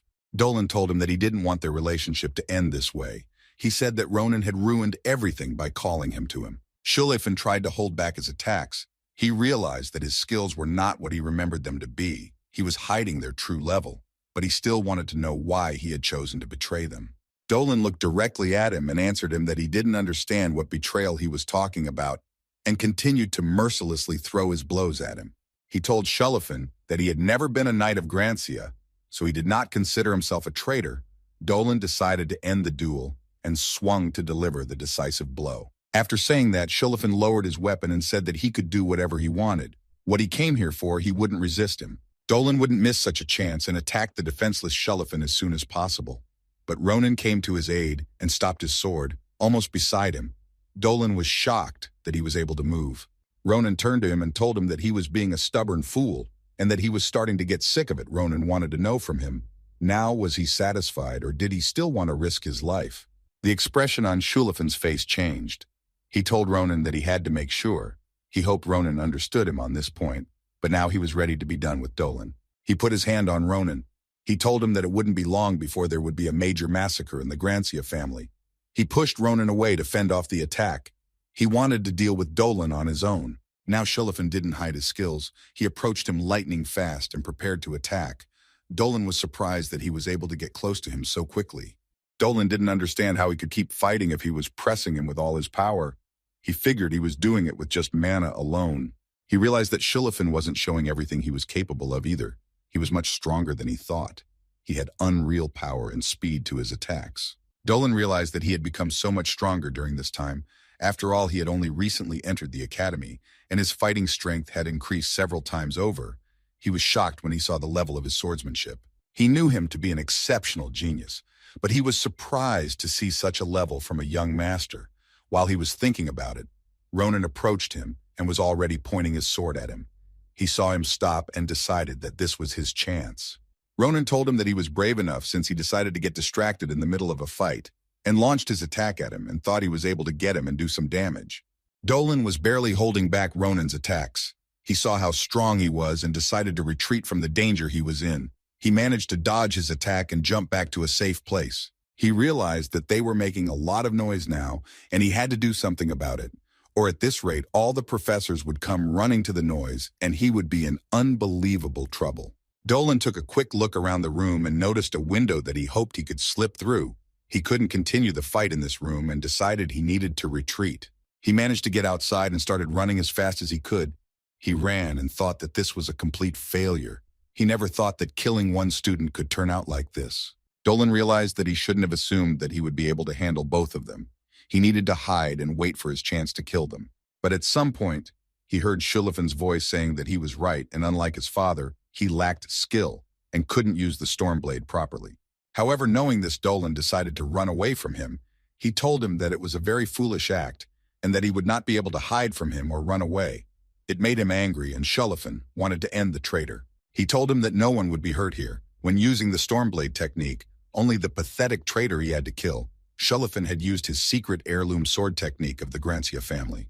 Dolan realized that he would not have been able to defend himself or escape from this technique. It was incredibly strong, but he tried to put up a block, but the technique overtook him, and his last words were about his dear star. Shulafin walked over to him, putting his blade away in its scabbard, and told him that from today, for the whole family, his name would be forgotten, though he didn't think it was important. He didn't stand by him for long. He knew he wouldn't be able to do anything anymore. Shulafin didn't feel sorry for him, for he had never been a Grancia. Not far from where they were fighting, Shulafin waited for Ronan. He noted that he was able to deal with him quickly, even though he didn't deserve it. Shulafin looked at him and didn't understand why he was here. Ronan smiled at him and acted very friendly. He noted that Grancia didn't look happy, even though he had managed to get rid of the appendage and spy in their family. It was obvious that he was upset. He looked at Dolan, who was lying there not moving, and said that he doubted he could have lived to be transported to Rodolin. To which Shulafin replied that not to worry, he had just trimmed his tendons a little. Shulafin turned to Ronan and said that he should have been here anyway, and he needed to hurry home so he could report everything to his father. He added that they had to hunt down all the traitors as soon as possible before they all started hiding, and then the whole family would be at risk. He couldn't let that happen. Shulafin, running away, said that the rest was on him. He had to wait for reinforcements and tell them everything. Ronan couldn't believe he had left everything on him alone. Ronan shouted after him that he had trashed the place with his attack, and he was making him deal with the aftermath. Ronan was not happy with that. He spent a long time shouting nasty things at the back of the fleeing Shulafin. While he was standing there yelling, his instructor Nabirosa came to help him. She asked him what happened here and what that body was. She was the first to show up when she heard the commotion. She was trying to find out what had happened here, who had attacked him, and from the looks of it, a storm had just raged in this place. Ronan turned around and was not surprised to see Nabirosa. Following Nabirosa was the head of the academy. Ronan noticed that the instructor was dressed very homely. She was wearing pajamas with a huge snake on her chest. Ronan didn't know where he should start, so he decided the first thing to say was that her pajamas were just fire. Nabirosa got a little angry and asked him to answer the question of what happened there. The head also asked Ronan not to explain, and added that Nabirosa's instructor's pajama preferences weren't important right now. It was more important to know who attacked him and why. He said they were glad he wasn't hurt, but they were still waiting for any explanations from him. Ronan turned to look at the body and was about to tell them everything. But he asked the head before he would start telling them explanations. He wanted to say something. The head was surprised at such a request, and he wondered what exactly Ronan wanted to say. Ronan, with all his might, started shouting all sorts of nasty things at Ahayut. This was his method of testing. He wanted to make sure there were no traitors around. If there were any, they would definitely react to these words, and Ronan would see their mana. After Ronan made sure that there were no traitors among them, the head invited him to his office to discuss everything in more detail. He sadly realized that there were pests in the Grancia family. Now, he knew that the problem was more serious than he thought. The head told him that he had been a great help to them, and this time, thanks to Ronan, they could have prevented something bigger. Ronan felt a little uncomfortable with the head's compliments. Ronan kept from the head that he had the ability to see special mana. He decided to keep it a secret. It could help him identify new traitors. He couldn't quite figure out how he was able to see the special mana. He wanted to figure it out, but he realized that traitors could soon infiltrate the empire. Ronan realized that if the information leaked out, then not only him, but all his loved ones would be in danger. He couldn't let that happen, so he didn't tell the head anything. The head told him that the case of Dolan would soon be investigated on a much larger scale, and they would involve the Grancia clan. He asked him not to worry. He smiled at Ronan and told him that as it was, their empire was in unpayable debt to him, even after the incident when the giants had attacked the craftsman's settlement. The head told him that he would like to reward him appropriately. He wanted to know from Ronan what his greatest wish was. Ronan was very happy to know this. Ronan didn't think long and said that he would like to organize something at the academy. With his permission, the head became curious as to what he wanted to unveil that he needed his approval. The next day, in the central square of the academy, Ronan gathered the students to make an important announcement. He asked them to listen to him carefully. He had an interesting proposal for them. Ronan began to tell them what they were all gathered for. He asked them, the clubs being that they were forced to sit in four walls. Weren't they fed up with that? He wondered if they would like to change that. He put his announcement on the board and added that he had found a solution to this problem for them, and it was called a Special Adventure Club. Ronan was obsessed with this idea of starting a club for students. The guy standing next to him wanted to ask him what the special club meant, but Ronan didn't let him finish. He was already ready for such a question, so he continued his speech. He told them that it was an extremely practical society, with extracurricular activities whose main motive was combat, which would make them into those who could honorably serve the empire. Ronan literally sputtered to himself. He added that with the approval of the head, it was the only club that was allowed to go outside, and that made it the best. He looked at those who were listening to him and said that if they were interested, they could approach the first arena of the Galilean building during the designated interview hours. While Ronan was telling the students for the club, one girl followed him closely. She listened intently to what he had to say, but she didn't approach the rest of the students, staying to the side. A few days later, Ronan was sitting outside the Galilean building thinking. He had put on a show in the square trying to attract some people to his club. He was surprised that no one came. It had been quite some time and there was no one else in the club except Maria and Ashel. It was frustrating Ronan. He thought there would be a lot of people, but he was wrong. Maria looked at him and with a smile on her face, she asked him if he had any idea why no one had come. She told him it was the consequences of the interviews he had done. She remembered that he used to hound everyone who came for an interview, saying that it was a test of their skills, and the other students were afraid to go to his club. And for those who did make it, he told them all sorts of scary stories, such as whether they were willing to give their lives for the club. Many were afraid they might die in the club. Ashel hesitantly added that the academy had already started talking about how it would take at least a dozen lives for them to join their club. Ronan was disappointed in the students. He knew all the real battles were so harsh He thought they were simple cowards. But he realized that wasn't a bad thing for his club. He felt he only wanted promising students, not cowards, and at that moment Brahm joined them. Ronan was glad to see him. He said that he had no need to test his skills, and that he himself had insisted on their duel, after which he went to the infirmary. He added that he had passed the interview anyway, and now he was in their club. Brahm looked at him and thanked him for welcoming him to the club. Ronan wanted him to know right away what was ahead of him. He said their club was going to be very exhausting. He once again wanted to know if he was sure he could handle it. Brahm laughed and said that he had high hopes for it, and that for the strength he could get from the battles he was willing to do anything. Ronan looked at them and said that they could split up now. They should have rested before the club officially started. They would need the strength. Ashel wondered what Ronan was going to do while they rested. He answered Ashel that he was going to still stay and wait for the recruitment time to expire. He thought he might get lucky and a talented student would come to their club. It had been a long time. The moon had already risen outside, but still no one had come to Ronan's club. He didn't know what to do. He was left waiting with Adashan, who wanted to help him. Ronan turned to her and thanked her for taking the time to help him. Even though she had her own responsibilities, Adashan smiled and said she was always happy to help. They decided to pack up. It was clear that no one else would be coming. Adashan said that she was sorry that, because of the responsibilities she had, she didn't get a chance to join them at the club. Ronan, hearing her words, thought that he couldn't bring himself to tell her that even if he tried, he wouldn't have been able to get her into that club. He realized that she had to decide if she wanted to give up her dream of becoming the commander-in-chief or not. This was a decision only she could make. For Ronan, this was a very serious matter that troubled him constantly. He remembered very well Adashan's last request in the future. He decided to think about this matter as soon as possible. But all of a sudden, the girl who had been watching him in the square appeared in the hall where he was waiting for the students. She entered and saw that they were still in place. It was a relief for her. Ronan couldn't see her face and didn't know who was in front of him, but he asked her excitedly if she had come for an interview. He wondered if she wanted to join their club. The girl didn't understand what club he was talking about, but later she quietly asked if she would join the club, but Ronan interrupted her. He couldn't understand what she was saying. He couldn't hear what she was saying. She repeated her question so that Ronan could hear her. She took off her hood and looked directly at him. Now Ronan could see the face of his interlocutor.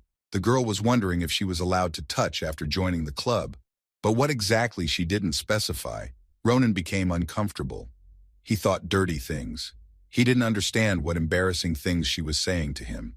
But she replied sharply that it wasn't him to touch, but the one who was sitting on his shoulder. She wanted to touch Cheetah, who was as surprised as Ronan was.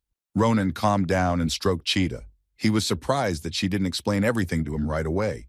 He told him that there was a small misunderstanding between them. He told her that Cheetah had always been with him, and that once she joined the club, she would definitely have a chance to touch him and befriend him.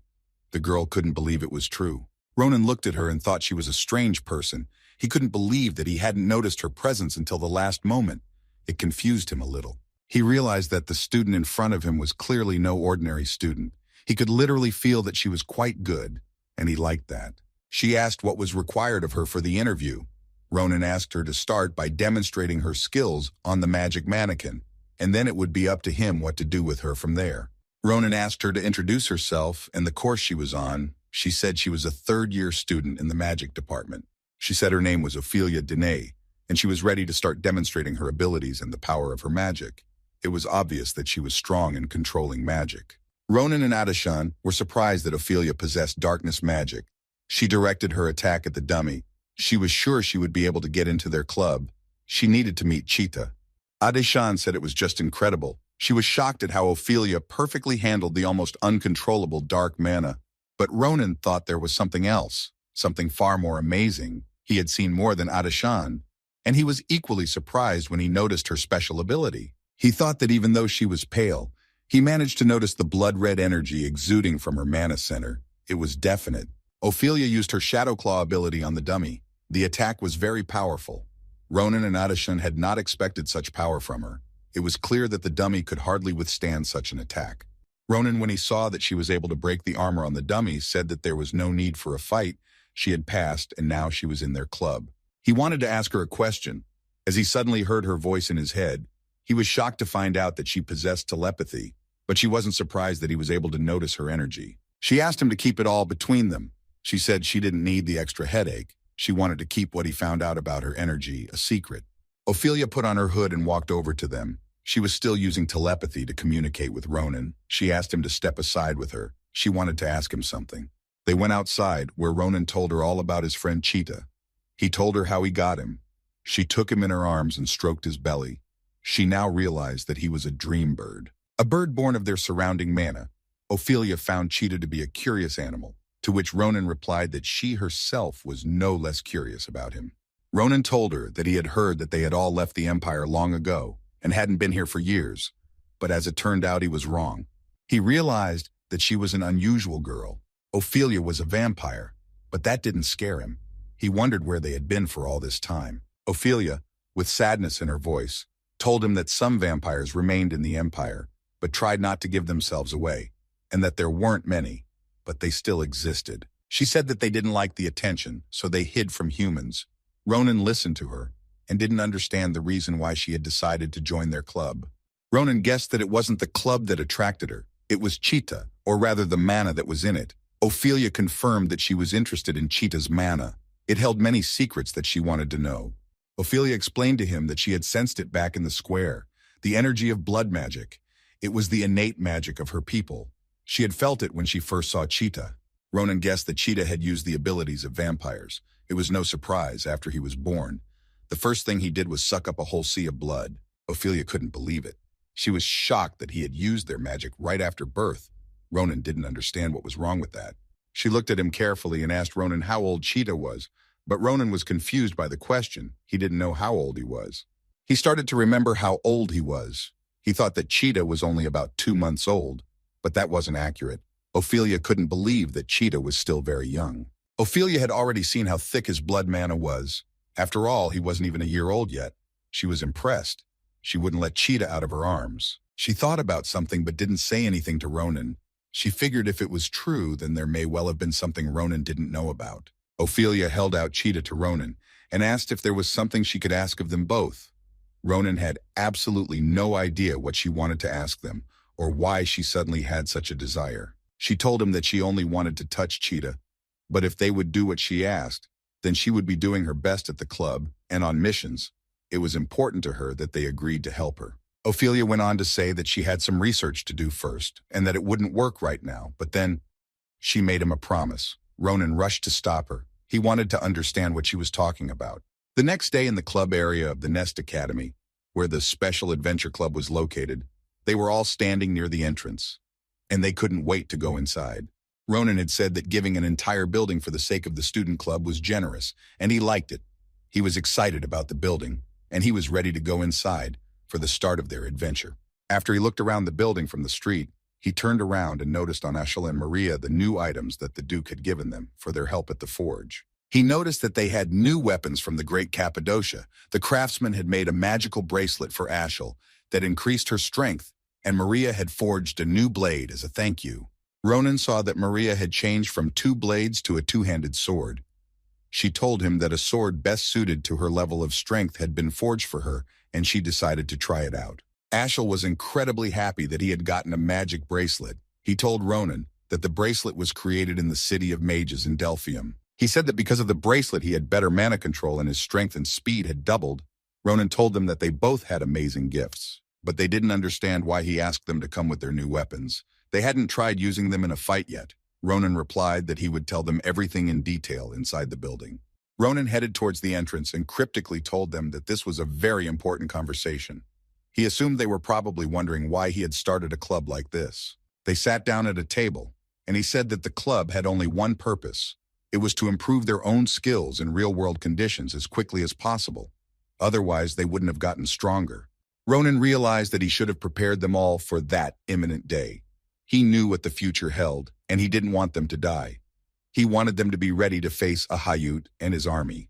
He pulled out a map and pointed out the place where they would go first. It was one of the mountain ranges, and it was still unexplored by the Empire. They would go to pump up their skills and discover new lands for the Empire, and they would start with Mount Vadian.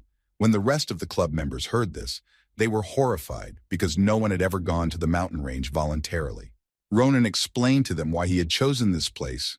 He said that as they realized it was not the most usual and easy place to go, it was the perfect place to gain some real experience.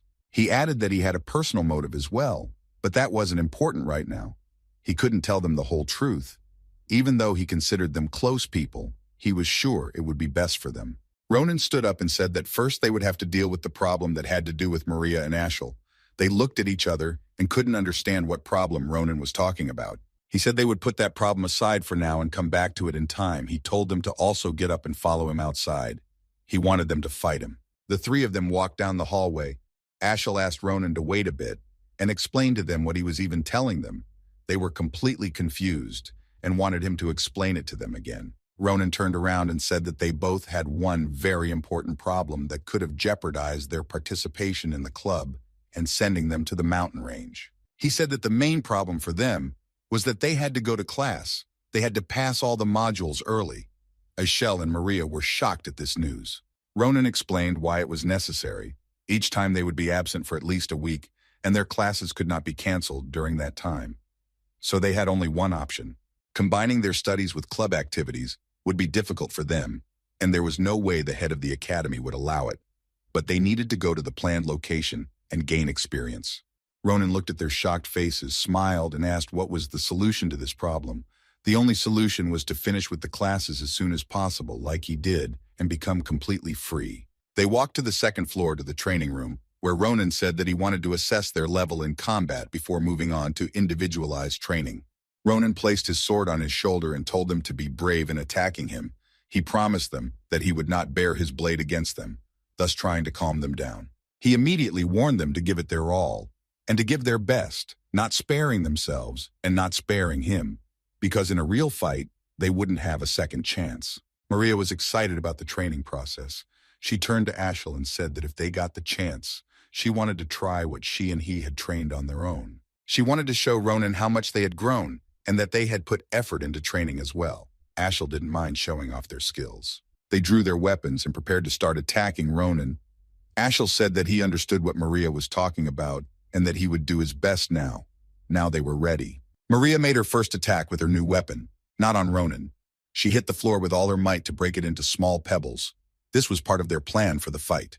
Ronan saw Maria's kick. He told her that her strength had shocked him. He was happy with the training he had started, but he didn't forget to be careful. He kept the fight under control. But he didn't understand why she landed the first blow on the floor, when suddenly he noticed that the broken stones started to rise into the air.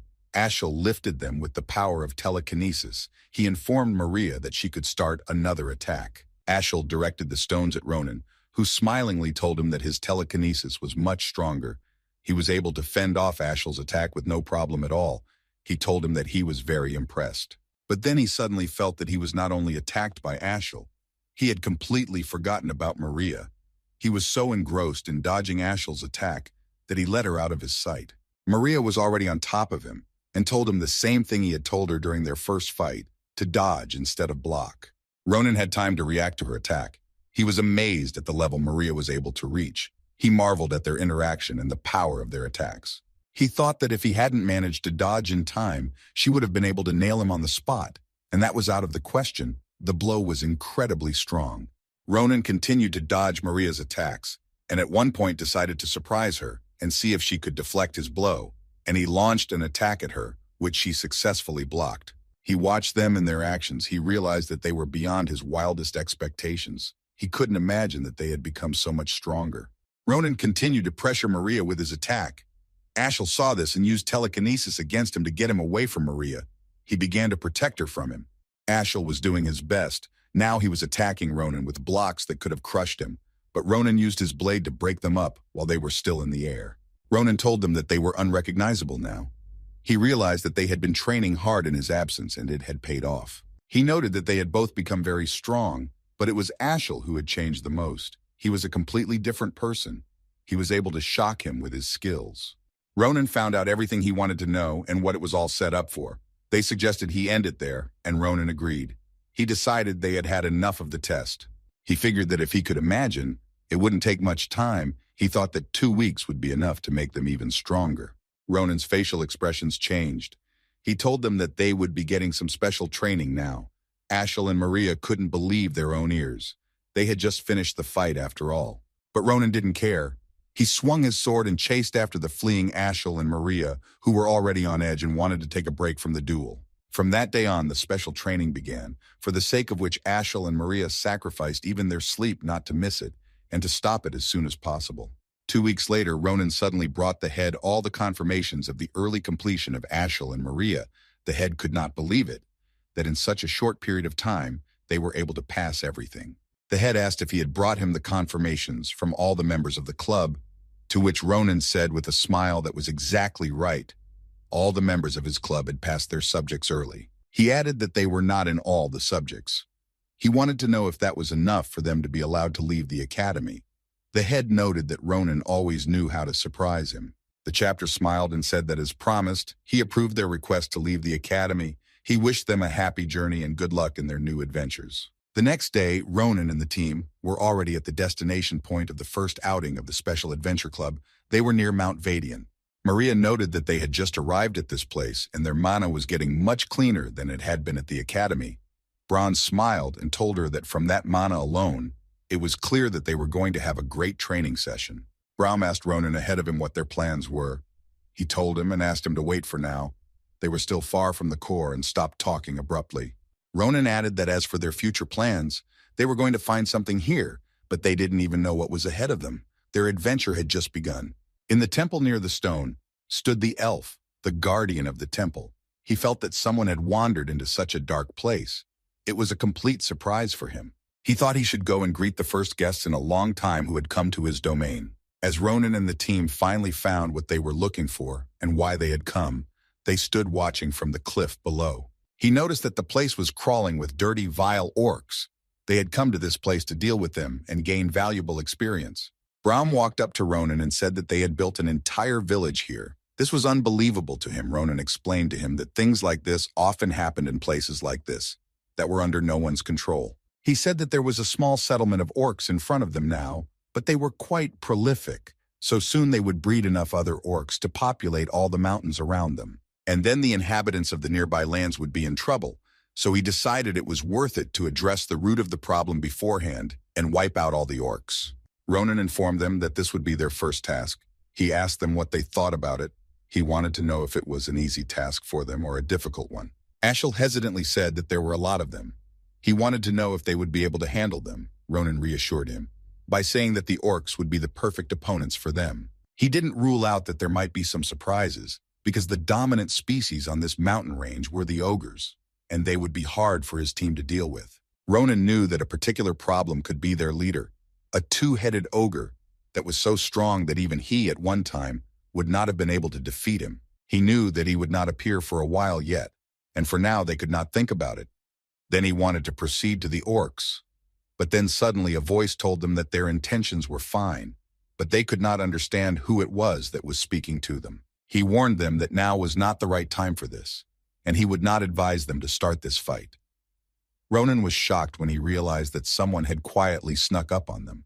Ronan turned around to see who had managed to sneak up on them so quietly that he didn't even feel anything when he appeared. He wondered who this elf was, where he had come from and what he wanted from them. The elf was smiling at them. He looked completely harmless. He told them that there was no need for them to be wary. He told them that he was a simple priest dwelling in these mountains. He told them that he served an ancient spirit whose divine name was Senial. Ronan didn't trust him and prepared to pull out his blade and attack him, but he asked them how they looked at the idea of continuing the conversation in a more spread-out place. The elf wanted to say that it wasn't too safe to be there, but he didn't even have time to say it before Ronan approached him and put his sword to his throat. He didn't trust him. Maria and Ashel were surprised by Ronan's action. They thought he was out of his mind. They didn't know that he could recognize traitors by special mana, so he wanted to test the elf. Ronan said that lately they had been getting a lot of unknown people. He didn't like it. He asked them to listen to him carefully and repeat everything he would say. He began to vilify Ahayut again, and if he was a traitor, he would surely react to his words. After the elf passed the test, they traveled with him to safety. The elf said that it was the most shameful episode in the last 200 years of his life, to which Ronan asked him to forget about it. He said that he could consider those words as a holy cry. Ronan could not believe that the elf was 200 years old. He wondered how old he was now, to which the elf said that he had stopped counting long ago and he was not sure how old he was. He thought for a while and said that he must have been over 1,000 years old. The words shocked everyone. They couldn't believe that he could have lived that long. Ronan looked at him and realized that the elf had been born before the empire was founded, but he knew nothing about him and had never heard of their existence. He watched the elf as he sniffed various flowers. He approached him and asked him what he had told them about when he first met them. He wondered why it was a bad time to attack the monsters then. The elf listened to Ronan and replied that lately he had noticed that the monsters were acting too unusual, so he decided to stop them to avoid unnecessary casualties. He told him that the orcs were not at all nocturnal, that they hunted more during the day, but now they had begun to walk the mountains almost every night, which was uncharacteristic of them. The elf added that the ogres, who usually did not leave their territory, had been seen in the vicinity of this ridge. He said that something very strange was happening here, and since he could not find out the reasons for the monsters' behavior, he thought that they should be as careful as possible not to get trapped by the monsters. The elf offered them some rest and used his special magic. He pressed a point so that his secret hideout could appear that no one knew about. He opened his home to them, where he had lived for over 100 years. He led them to his temple, which was called Sanyel. Here they would be safe. Brahm was surprised. The temple appeared right out of nowhere. He assumed it was a magical barrier. Ashel was amazed. It was the first time he had seen a barrier of that size. He thought the elf was superior in strength and magic, even to his instructor. Ashel ran to Ronan to ask him if he knew that there was a temple on this spot, but Ronan told him that wasn't it obvious how stunned he was by his appearance. He didn't know anything about this temple. The elf turned to them, and with a smile on his face invited them to come with him inside the temple. Now it was clear to everyone that he was no ordinary elf at all. The first thing they saw was a huge stone. They all walked up to it. Maria asked if it was Sanyel the elf was serving. They looked at it and found it intimidating. The elf confirmed that he worshipped it and added that it was a special stone. But to them, a story about a stone would seem too boring, the elf thought, not taking his eyes off the stone. He turned to them and told them that while they could unload and take a quiet breather, he added that there were many spare rooms in the temple, and if they needed anything, they could let him know about it. Maria remembered that Ronan had told them that he had another purpose for his search and suggested they ask him about it. Ronan was a little confused and asked him where he could find the location of the cursed eyes. The elf, when he heard about them, was horrified. He didn't understand what he could possibly need them for. He tried to explain to Ronan what it was all about and why he had such a reaction to them. He realized that he had sought them out because of his curse. Ronan was shocked that he knew of his problem. The elf now realized that it was the cause, the strange and dangerous echoes around him. The elf, after some thought, turned to Ronan and asked him to give him some of his time. He wanted to talk to him alone so that no one would know about his curse. They went out into the fresh air to have some tea and discuss things. The elf told him that he had sensed from the first time he looked at him that he was no ordinary student. Ronan smiled at him. He was pleasantly surprised that he thought highly of him, but suddenly he thought about it. He hadn't noticed himself giving in to his pressure. He set his sword aside, and looking at the elf realized that he was definitely not connected in any way to those traitors he had caught. There was no strange mana emanating from him that he could sense in them. It was strange to Ronan that he didn't see his mana at all, but he remembered that he hadn't reacted at all to the mention of a Hayut, which had irritated the other traitors. The elf poured tea into a cup and handed it to Ronan. He noticed that he was overwhelmed with different thoughts. He asked him to drink the tea that would make him feel better. Ronan looked at the tea and hoped he hadn't put anything in it, but then the smell of it reached him and Ronan froze. The smell of it made him question even more. The smell seemed familiar to him. He had never encountered such a smell before, but then he realized that it was the pure flow of mana in his cup. He was shocked when he was able to feel this mana. The elf sat back and smiled. He realized that Ronan had seen this mana and that he was in a stupor. Then he decided to ask him if he liked the scent of the tea.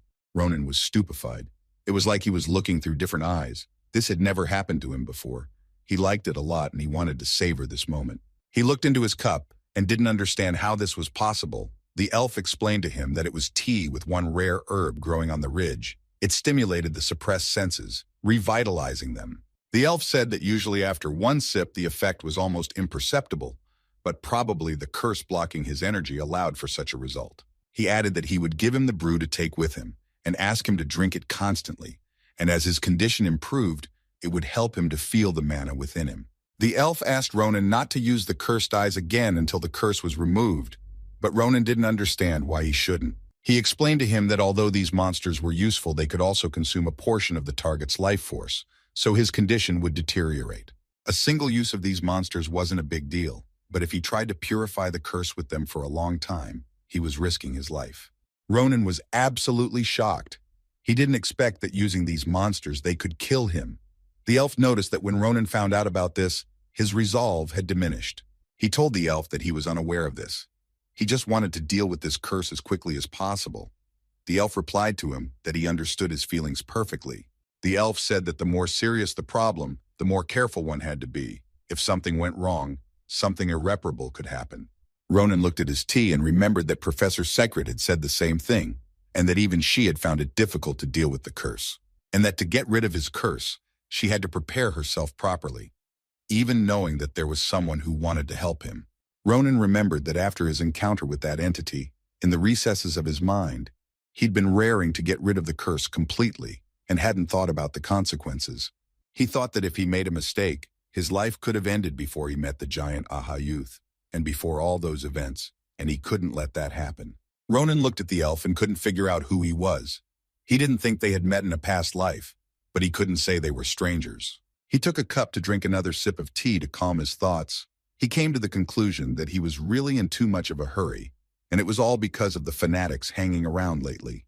The elf couldn't understand what fanatics Ronan was talking about. He tried to explain and told him about the traitors within the Empire who were waiting for the star to descend. Ronan added that they were a bunch of sullen and strange people. After his story, the elf wondered if they were acting up again, and that soon everything could happen again.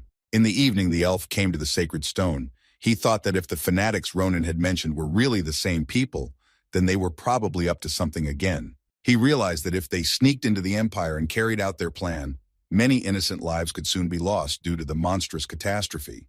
The elf thought that he would once again only be able to watch this. He could not intervene and prevent this catastrophe. He could only watch, and it weighed heavily on him. Thoughts were running through his mind one after another. What if he could still intervene and fix the disaster? What would be the consequences? He didn't know what to do. Suddenly, Ronan approached him. He noticed that Sarante was still awake and standing near the sacred stone, thinking about something. He decided to approach him and talk to him. Sarante wondered why he wasn't in bed. If it wasn't that uncomfortable, Ronan replied that he had just gotten up for a drink of water and noticed him near the stone. Ronan looked at the stone and wondered if such a stone was an image of a god. He found it quite fascinating. He asked the elf if there was some hidden meaning. Sarante told him that every 1,000 years their order moved 1,000 yao of cobblestones to the remotest area of the empire, to the shrine of Dakonya. That was the meaning. He said that rains and storms always raged there, and most of the boulders would not survive for 2 centuries, simply disappearing under the onslaught of the elements. And yet the stones that could withstand 1,000 years, surpassing time itself and proving their will, became for them something more than an ordinary stone. They believed that having passed all the tests and withstood the elements, the souls of the stones became the images of Sanyel, whom they worshipped. Sarante told him that he still remembered vividly the day he and his brothers had brought that divine image to the temple. Ronan said it had a very deep meaning. Ronan asked that judging by what he said, there should have been many priests, so why was there no one in the temple? To which the elf replied that everyone had different reasons for leaving, and that it was not an easy job. Sarante explained to him that devoting their entire lives to a god who would never answer them was not something everyone could handle. Soon many brothers would simply give up and leave. The elf said that he himself had hesitated a few times with his choice. He sometimes wanted to give up his faith and live freely like his brothers. But each of those times he had a premonition that made him stay where he was, that the will of Sanyel contained in this image would one day be a stepping stone to saving the world. It was a premonition that overtook him, a destiny that he could not pass on to anyone else. When Ronan heard those words, he remembered the commander-in-chief as if she had spoken them. Sarante put his hand on Ronan's arm and said that it seemed to him that this moment was near and that he could find someone to take over, but it was still early. The next day, forgetting about Sarante's words for now, the boys started training. They did what they came to do. They improved their level and strength. They also gained experience little by little. After the training, Ronan and Sarante brewed them a special tea to purify their mana, but the special tea had a noticeable effect on them. They felt mana differently, as well as Ronan. When they drank their tea, they would sit on the ground and enjoy the influx of mana, Combined with the energy of the mana artery, they would be aided in increasing their sensitivity. While they trained and drank their tea, Ronan was traveling the mountains with Sarante at this time, helping him gather the various herbs he needed. Such kindness to them, from their very first meeting, and sensing the truth of his feelings, literally in every gesture, the longer they were with him, the more strange this elf seemed. 2 quiet days passed without any special events. Everyone was happy and nothing disturbed them.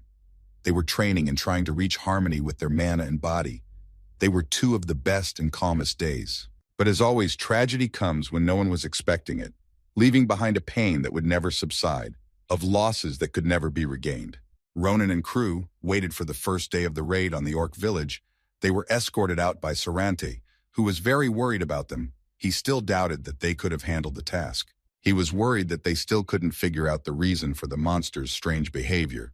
He wished they would wait a little longer and stay with him at the temple. Ronan looked at him and said with a smile, he had said that the monsters were only acting unusual, but they weren't getting stronger. He tried to reassure him. He pointed to his teams and told him that they had gotten stronger and would be able to smear them if they were in danger, and asked him not to worry. They would do fine. Ronan said that unfortunately their journey was also coming to an end. It was time for them to return to the academy. Sarante replied that if that was the case, there was nothing they could do about it. Sarante asked them to endow them with magic that would allow them to get past the barrier on their return journey, and with it, they would be free to visit his temple. He asked in case of danger to drop everything and return to the temple immediately. He didn't like that they wanted to fight orcs. He considered it an extremely dangerous raid. Sarante asked them not to relax even for a moment, because even if they were very strong, this forest was still an extremely gloomy place. In the evening, a half-elf, who thought that things would be much more difficult, was killing orcs in this forest. She didn't even think that finding him would be so difficult for her. She thought that killing those stupid monsters was not enough to lure him out of the secret place, but she was desperate and prepared a new plan to lure him to her. Then she decided not to kill any more monsters. She made a promise that she would personally meet the one she was looking for, the guardian of the Temple of Sarante. Meanwhile, in the orc village, the loot was being shared. The orcs were sharing human clothing and jewelry that they felt did not fit them. Ronan looked around the village and realized that while they were gone, there had been an attack on a neighboring village. He turned to the team and asked if they were ready to avenge the innocent people. The orcs stood there unsuspecting and tried on the jewelry they took from the people they killed. They took and killed from everyone without exception. They didn't spare even small children. They discussed that a little girl didn't want to give him the jewelry until she died, and then he killed her. Before he could finish his sentence, Ashel had brought Brahm and Maria down to them, who were the first ones ready to take revenge on them. The orcs couldn't believe that humans had come to them willingly, but they didn't expect that after a moment they began to attack them. They were very strong and killed anyone who got in their way. While Maria and Brahm were working downstairs, they were covered by Ashel, who was using stones to attack the stupid orcs. They didn't even have time to react before the stones hit them in the head. Ronan stood behind Ashel and told him that his marksmanship amazed him. He asked him if he was used to killing monsters, to which Ashel hesitantly replied that he was. He approached Ashel and told him in his ear that it was time to sweep the orcs off the land, that he should not spare them, for they had killed all the villagers, and they had not spared them. Ashel did his best to sweep them away. He set off a massive explosion that made the orcs run for their lives, but it was impossible for them to escape. When Ashel saw the aftermath of his attack and the dead orcs, he told Ronan that he was sure that divine retribution would one day come upon him. Ronan hugged him and told him not to worry about it, and that if there was punishment for such a thing, it would come upon all the team. He turned around and turned to Brahm and Maria to confirm his words. Brahm said that he would have been with Ashel anyway. They all tried to calm the boy down, but soon he smiled and said that everyone realized that it was Ashel who would get the biggest punishment. And after these words, he started crying hard. He couldn't hold back his emotions anymore. Ronan thought that everyone was able to show their abilities in a real battle. He thought that this trip to the mountains was definitely worth it. He was satisfied with his team. He was already thinking that he could give them a harder task next time, when suddenly Cheetah put his paw on his face and Ronan could see him winging them towards the forest, as if someone else was there. They didn't realize what else could be lurking in the forest and who Cheetah saw there.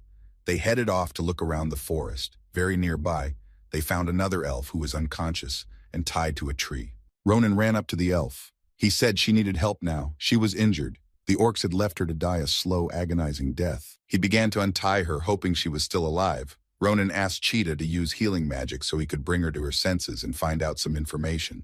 The elf girl slowly began to regain consciousness. She didn't yet realize that they were trying to save her and didn't know who they were. Ronan asked her if she could talk to him. She woke up and immediately felt sick. She saw mana around them, and she was vomiting blood.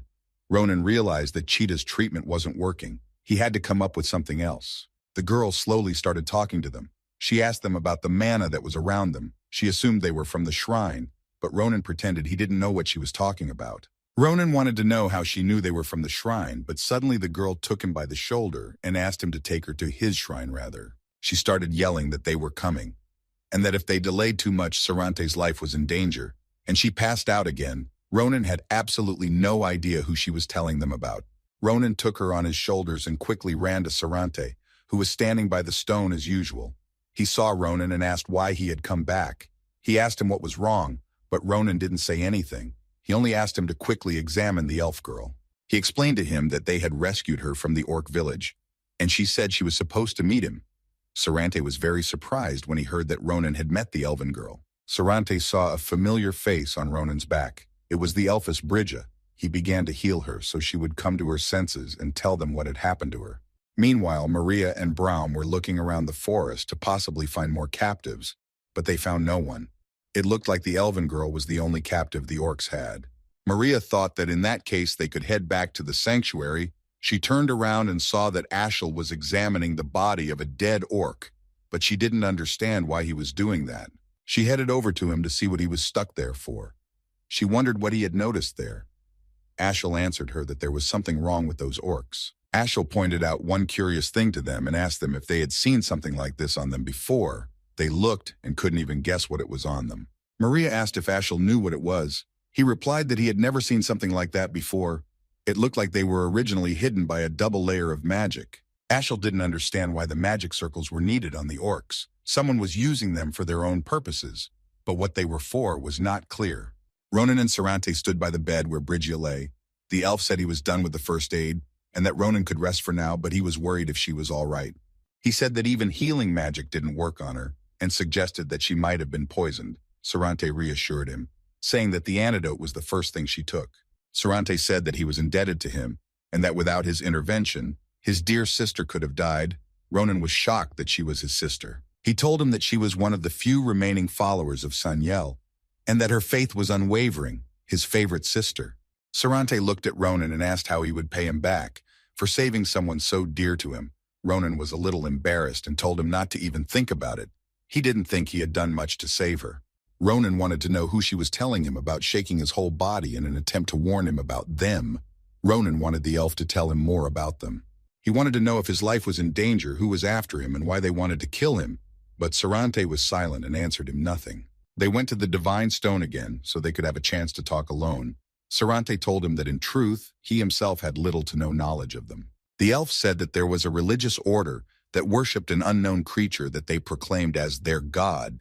They had hidden their identities for so long that even he no longer knew anything. All he knew was that they had done a great deal of evil, and they called themselves the Religious Order of Nebula Clady.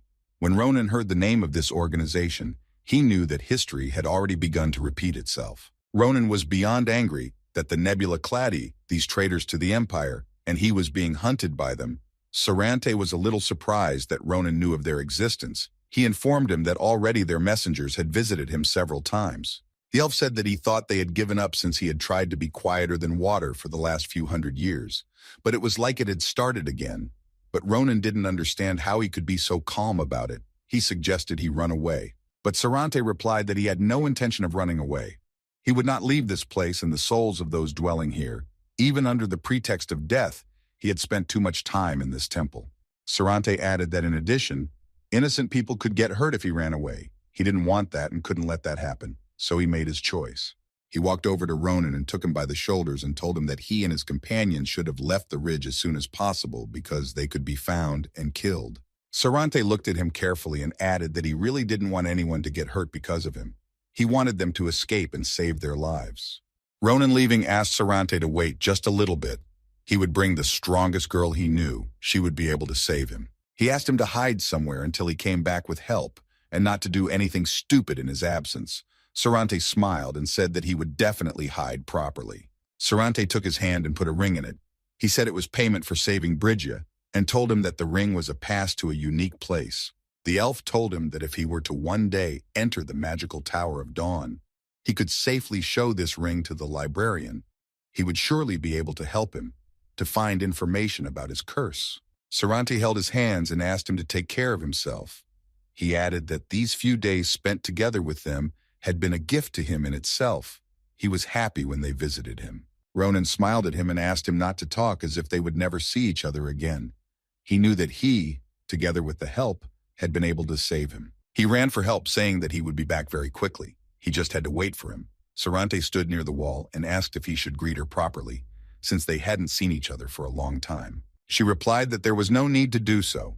In front of him was the assassin of the religious order of Bridget, who Ronan had brought wounded to the temple to Saparat. He didn't know she was pretending to find the elf. Sarante told her that out of all possible candidates, she was the one chosen to be the assassin. He added that her superiors were quite cruel. She replied to him that he was no less cruel since he had given her paralyzing poison.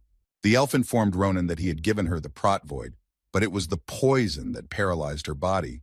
Sarante said that he had done so because the shadow of the Reheim itself appeared before him. He noted the fact that she had played out a ridiculous spectacle of being captured by some orcs. She told him that she had no choice, and that it was not easy to meet him. Bridget told him that all her attempts to get his attention with the crowds of monsters were failing, and then she suddenly spotted them, the ones who could have arranged the meeting. She was referring to Ronan and his team who had raided the orc village. She noticed that they were radiating his energy that he had gifted them with before the raid. Bridget went on to say that at first she thought that cutting them into pieces and then scattering them around would have been a more effective way to lure him out. But due to her previous attachment as a believer, she managed to restrain that impulse. She hoped that Sarante would have appreciated her gesture of goodwill. Sarante finished listening to her and said that if that was the case, he couldn't let her go now. He was going to fight her so she couldn't hurt his friends. She laughed, saying that she was only joking, but anyway, it was time to finish talking. She was going to voice to him the orders she had received. Bridget informed him that she had been ordered to lure Sarate to their side, and if he refused, she needed to kill him. She already knew the answer, so she started attacking him. Meanwhile, Ronan returned to the forest where his team was already approaching him. They couldn't understand where he was, why he left them in the forest. They were slightly angry with him. Ronan noted that they had arrived very timely. He asked if they had looked around, if there were any other captives.